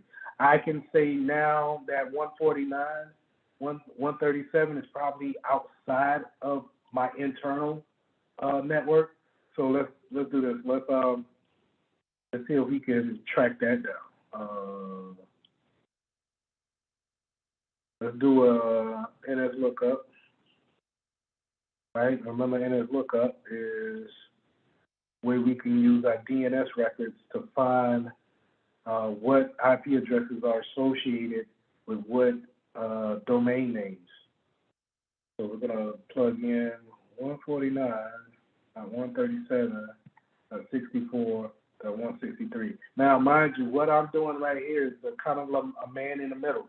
I'm seeing what device I wanna attack, but first I wanna see what are you talking to. Hey, maybe I wanna snoop in on that information. dig into this packet a little bit more to see if you put any kind of passwords, any kind of important information in that. So let's look up.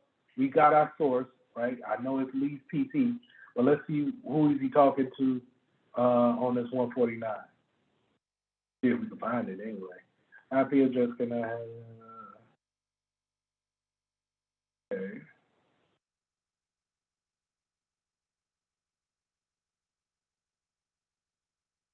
None of the DNSs know what this address is. I go to it, to the website. Probably not. If I don't have a DNS for it, I probably can't resolve it to a website. So let's go back to our Wireshark for a second. And so it doesn't have any kind of way of, showing any kind of interface. So what do we know as a man in the middle? We know that Lee's PC is 163. We know that for sure. Let's see who else I'm talking to. So I sorted the destinations. And now, just to say, and I think I have a slide on this, just because this doesn't resolve to a website, it doesn't mean that it's not resolving to a service behind the scenes. Maybe it's a updater, something looking for updates for a particular software. And that's the IP address that it's resolved back to. It just means that the DNS service cannot resolve the IP address to a particular name. But let's see if there's anything else I'm talking to that I can show you guys. Let's see. I have a reset here for that, and it's just using TCP. Was that a question? Which is funny because you see, this is the IP address we just looked up. It's talking back to me, so we're having conversation. I wonder what it is now. We're having a lot of conversations.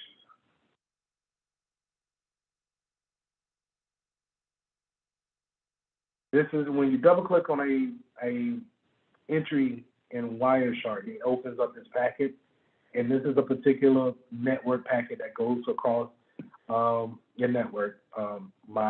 Whoever is communicating with me from 149, 137 is receiving the same type of package,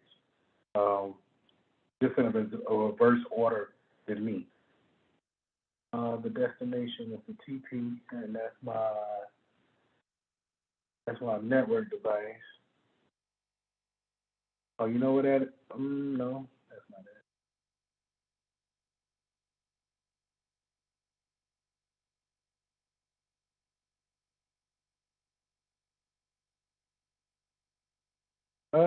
It's using source port 443. 443 is what port? Anybody?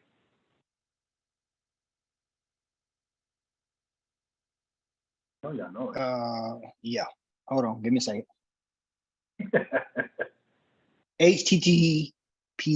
I think I'm going. So I'm using. So it has to be. If something's using HTTPS, that means what? That is the secure internet address. Correct. So I'm somehow I'm connected to a site that's using this IP address, but it's secure. I'm wondering if it's Zoom. But then again, I do have my Windows 10 running in the background here. Might be this.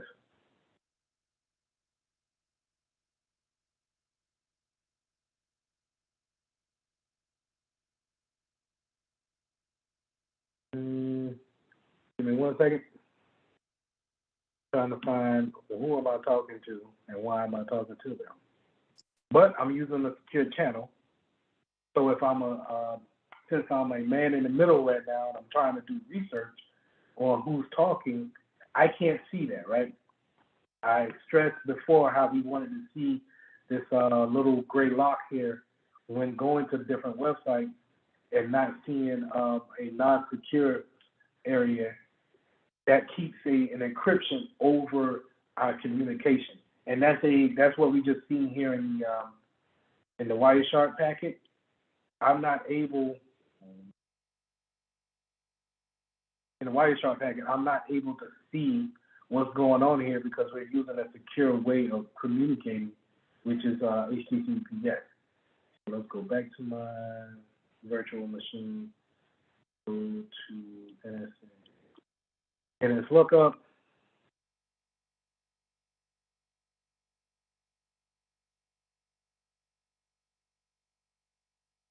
And you can see how it's dragging. And it's not dragging just because of the network. It's dragging because this is a virtual machine, and I got my original computer doing a lot of things. At the same time, I'm browsing the internet within a virtual machine. We'll go a little bit further into that when we get into virtual machines. So let's see what IP address this comes back with.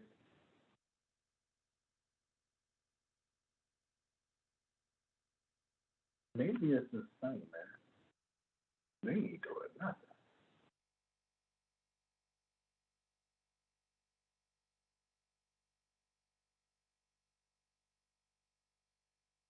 All right, so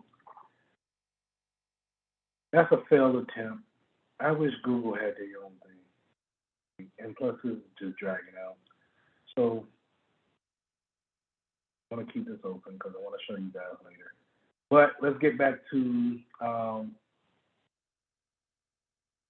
the man in the middle. So this is how they're going to pretty much do that. Which, you know, if we're thinking about segmentation in your everyday life, you're segmented off from your neighbor's Wi-Fi versus your Wi-Fi. I see everything here within my household, but I can't see everything on my neighbor's internet. Because the first thing I have to do is I have to get connected to one of these routers here. So the Scott family, I would want to see what's on their network, but I would have to figure out what's the password to get onto it. So that's why we want to, avoid open environments such as this hidden network here that's open. It doesn't have that little lock on it. But if I, going back to the hotel example, if I'm able to get onto one network and then just pretty much just walk to the other room and get on another network, then now I can see everybody that's here on that network, okay? But segmentation just allows me to just see who's on my network at this point in time. Now, there's really no way of stopping a application such as Wireshark. I haven't seen. And I haven't seen any type of applications that will tell you when someone is using this application. Only thing you want to do, if you don't want this to happen, you probably want to lock down your network and not have it actually broadcasting now to say, hey, come and get on this network. Okay, we want to make that hidden. Let's go ahead and close this out. Quit without saving. Before I get out of my router, I do want to show you guys a bad certificate, which is, so remember when I said when we're using HTTPS, it will have that little lock up there. But if we don't have a legit certificate, or if it's an expired certificate, we're going to get this not secure error up here, okay? And when you click on that, it's going to say, hey, you can connect, but it's not secure, okay? And it's not vetted by any of the CAs, the certificate authority. So whatever information that you share on this will be able to be seen by attackers using Wireshark. Okay, so what does that say? Chris?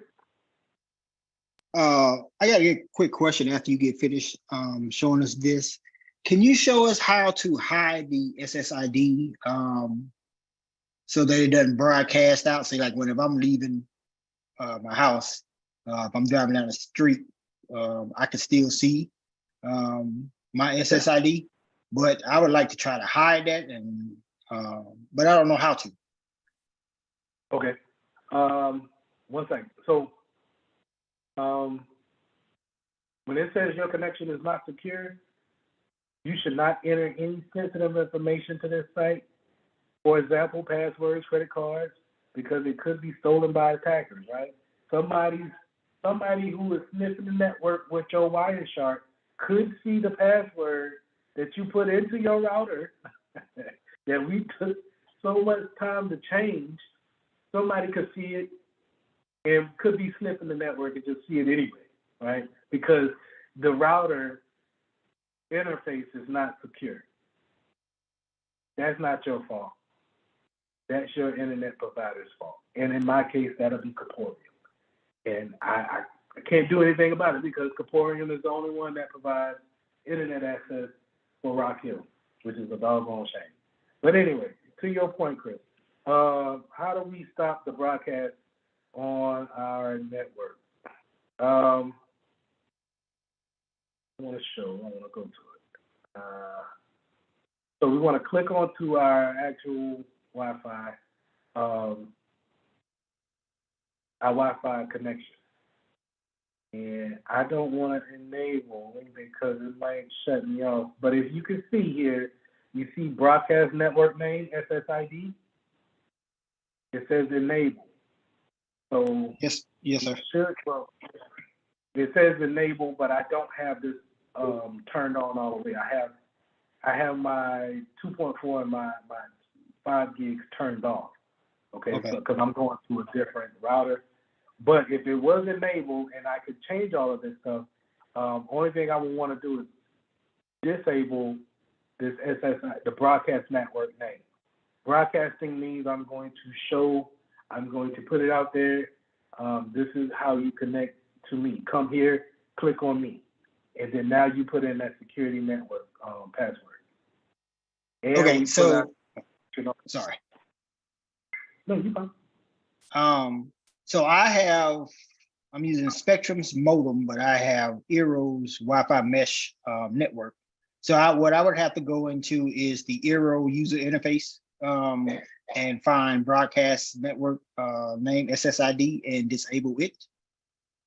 When you connect to your internet, you're connecting to the Eero? Yes, sir. It's through the Eero through Spectrum's modem. Are you able to log into Spectrum's? No, sir. Okay. Yeah, go into your Eero and it should be a broadcasting option for you to disable. Okay. All right. I'll play around with that later. Yeah. And so we can rename it whatever we want, right? Mm-hmm. That's how you saw the funky britches down here. This is how you see everybody else that's in I want to say, a half-a-mile radius. You can pick it up, which is just, if I ruled the world, every community, I would have one internet router on that street, and it just kind of like gives the internet to everybody in that community, and we all just share the internet bill instead of everybody having a different router and, really just kind of overpaying for services. But the internet companies will never tell you they can do something like that, but that's what I would do. I would just set one up in the centralized environment and then have everybody kind of connect to that. But going back to the security mode, if you can see, I got AES, which is a ill-advised encryption, but some routers are only going to come with a certain amount of encryption implanted on them. You can always check with your internet provider to get an upgraded router box. It should be free of charge. So it's something that they won't send to you on your bill. They won't say, hey, we got the new latest and greatest. Call up there and see if they got something more faster than what you already have. So that's another thing that you can always look into. Any other questions on routers, man in the middles, things of that sort? Remember, we're doing man in the middle, we're probably going to be sniffing the network. In order to sniff the network, we're probably going to use a protocol analyzer or a network analyzer, which is a Wireshark. All right. Going back to our slides. Let's talk about spoofing real quick. So spoofing is also a way of kind of like having that evil twin and rogue access points. So if we go back to our hotel topology here, remember that we had a bunch of access points here, right? But let's say if I'm a hacker and I have my own access point, matter of fact, so I got it with me, yes, right here. And I might bring this,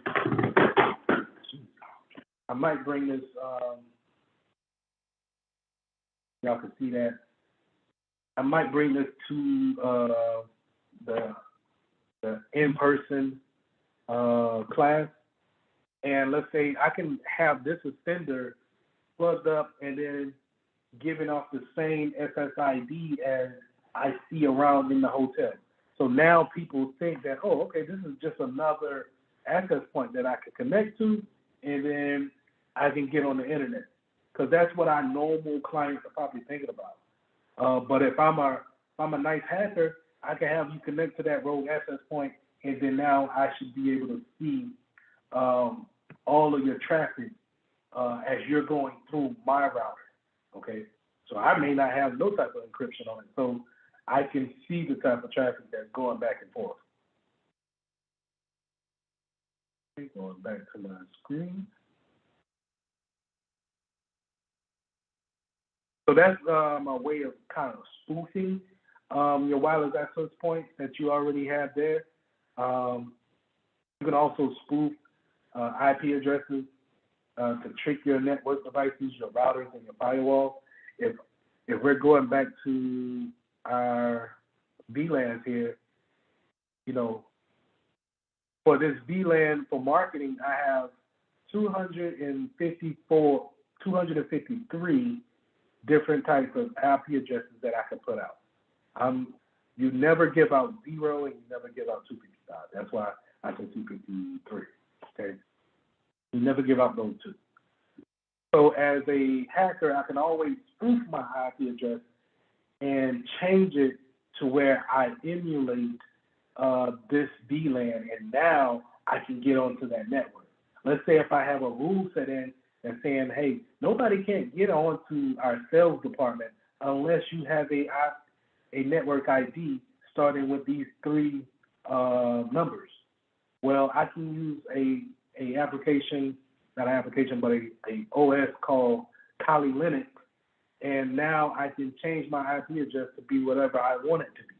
And if I know for a fact, if I've done my research, my due diligence, and seen that people on my sales department have that network ID, I can change mine to be as such, and now I can go ahead and connect to the sales department and look at different information there, snoop around there. Maybe, you know, once I'm on that network, I can now run my Wireshark to see exactly what's going on here on this network.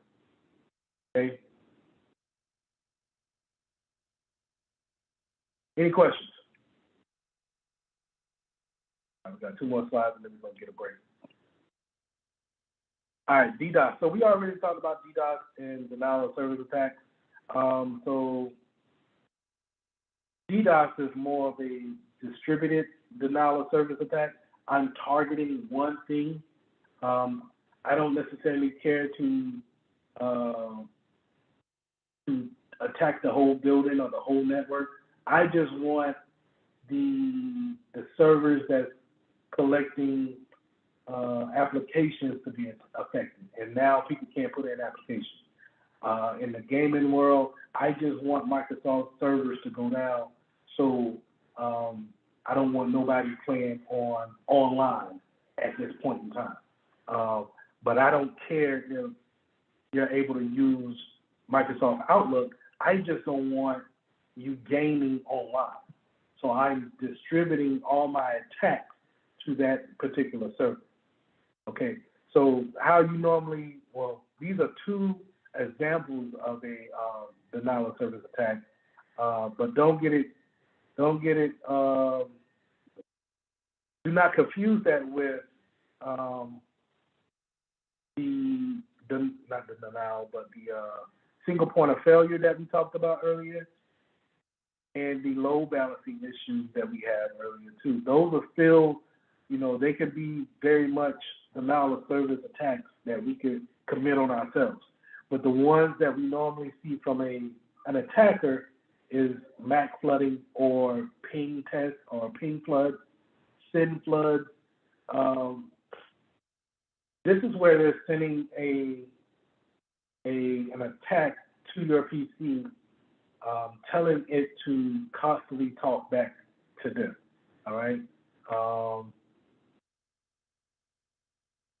Let's see if I can do. I want to show you that. You may see an example of this on your yes. So we say ping yahoo.com, right? And so what this does is by sending this command, I'm going to reach out to Yahoo servers and I'm going to say, hey, this is Lee's PC. Please let me know if you're online and ready for service or ready for a request, right? And what it does is it checks, it runs through DNS, it runs through my service provider, and it gets a reply back from the Yahoo servers, and it comes back with this reply, and it lets me know that Yahoo is up and running and is ready for a reply. If I put, I think it's /T, and that should go forever, maybe? Okay. Now, what you're seeing here is a constant pinging or just kind of a constant watch of my PC talking to the servers at Yahoo. And it's constantly seeing, hey, we got a reply. We reached out, we got a reply. We reached out, we got a reply. We reached out that time, we didn't see a reply. It timed out, it was too far away, whatever the case may be, right? Now, this is simple for a server to actually come back to my request and say, hey, yeah, I'm here, I'm up, I'm ready. But if I have a zombie network or a multitude of bots doing this command to a particular server, I can overwhelm that server and I can bring it down to a crawl, if not stopping the server altogether. This is a simple ping flood. Now, one PC is not going to hurt it, right? A lot of times we use this in the real world to see if we have any kind of connect issues with our servers within the network. We just want to see, how many times are we dropping network packets. But having one ping go out to Yahoo, check to see if this server is up and running, is no problem.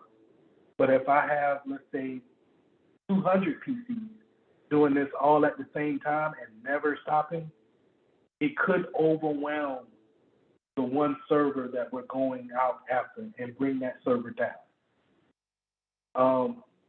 Now,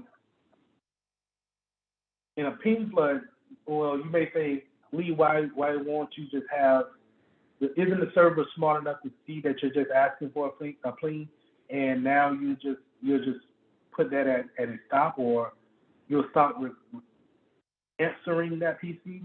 Servers are meant, PCs, all computers are meant to actually take in requests and then answering those things at that particular time. They do it at a different speed, but that's what they're built to do.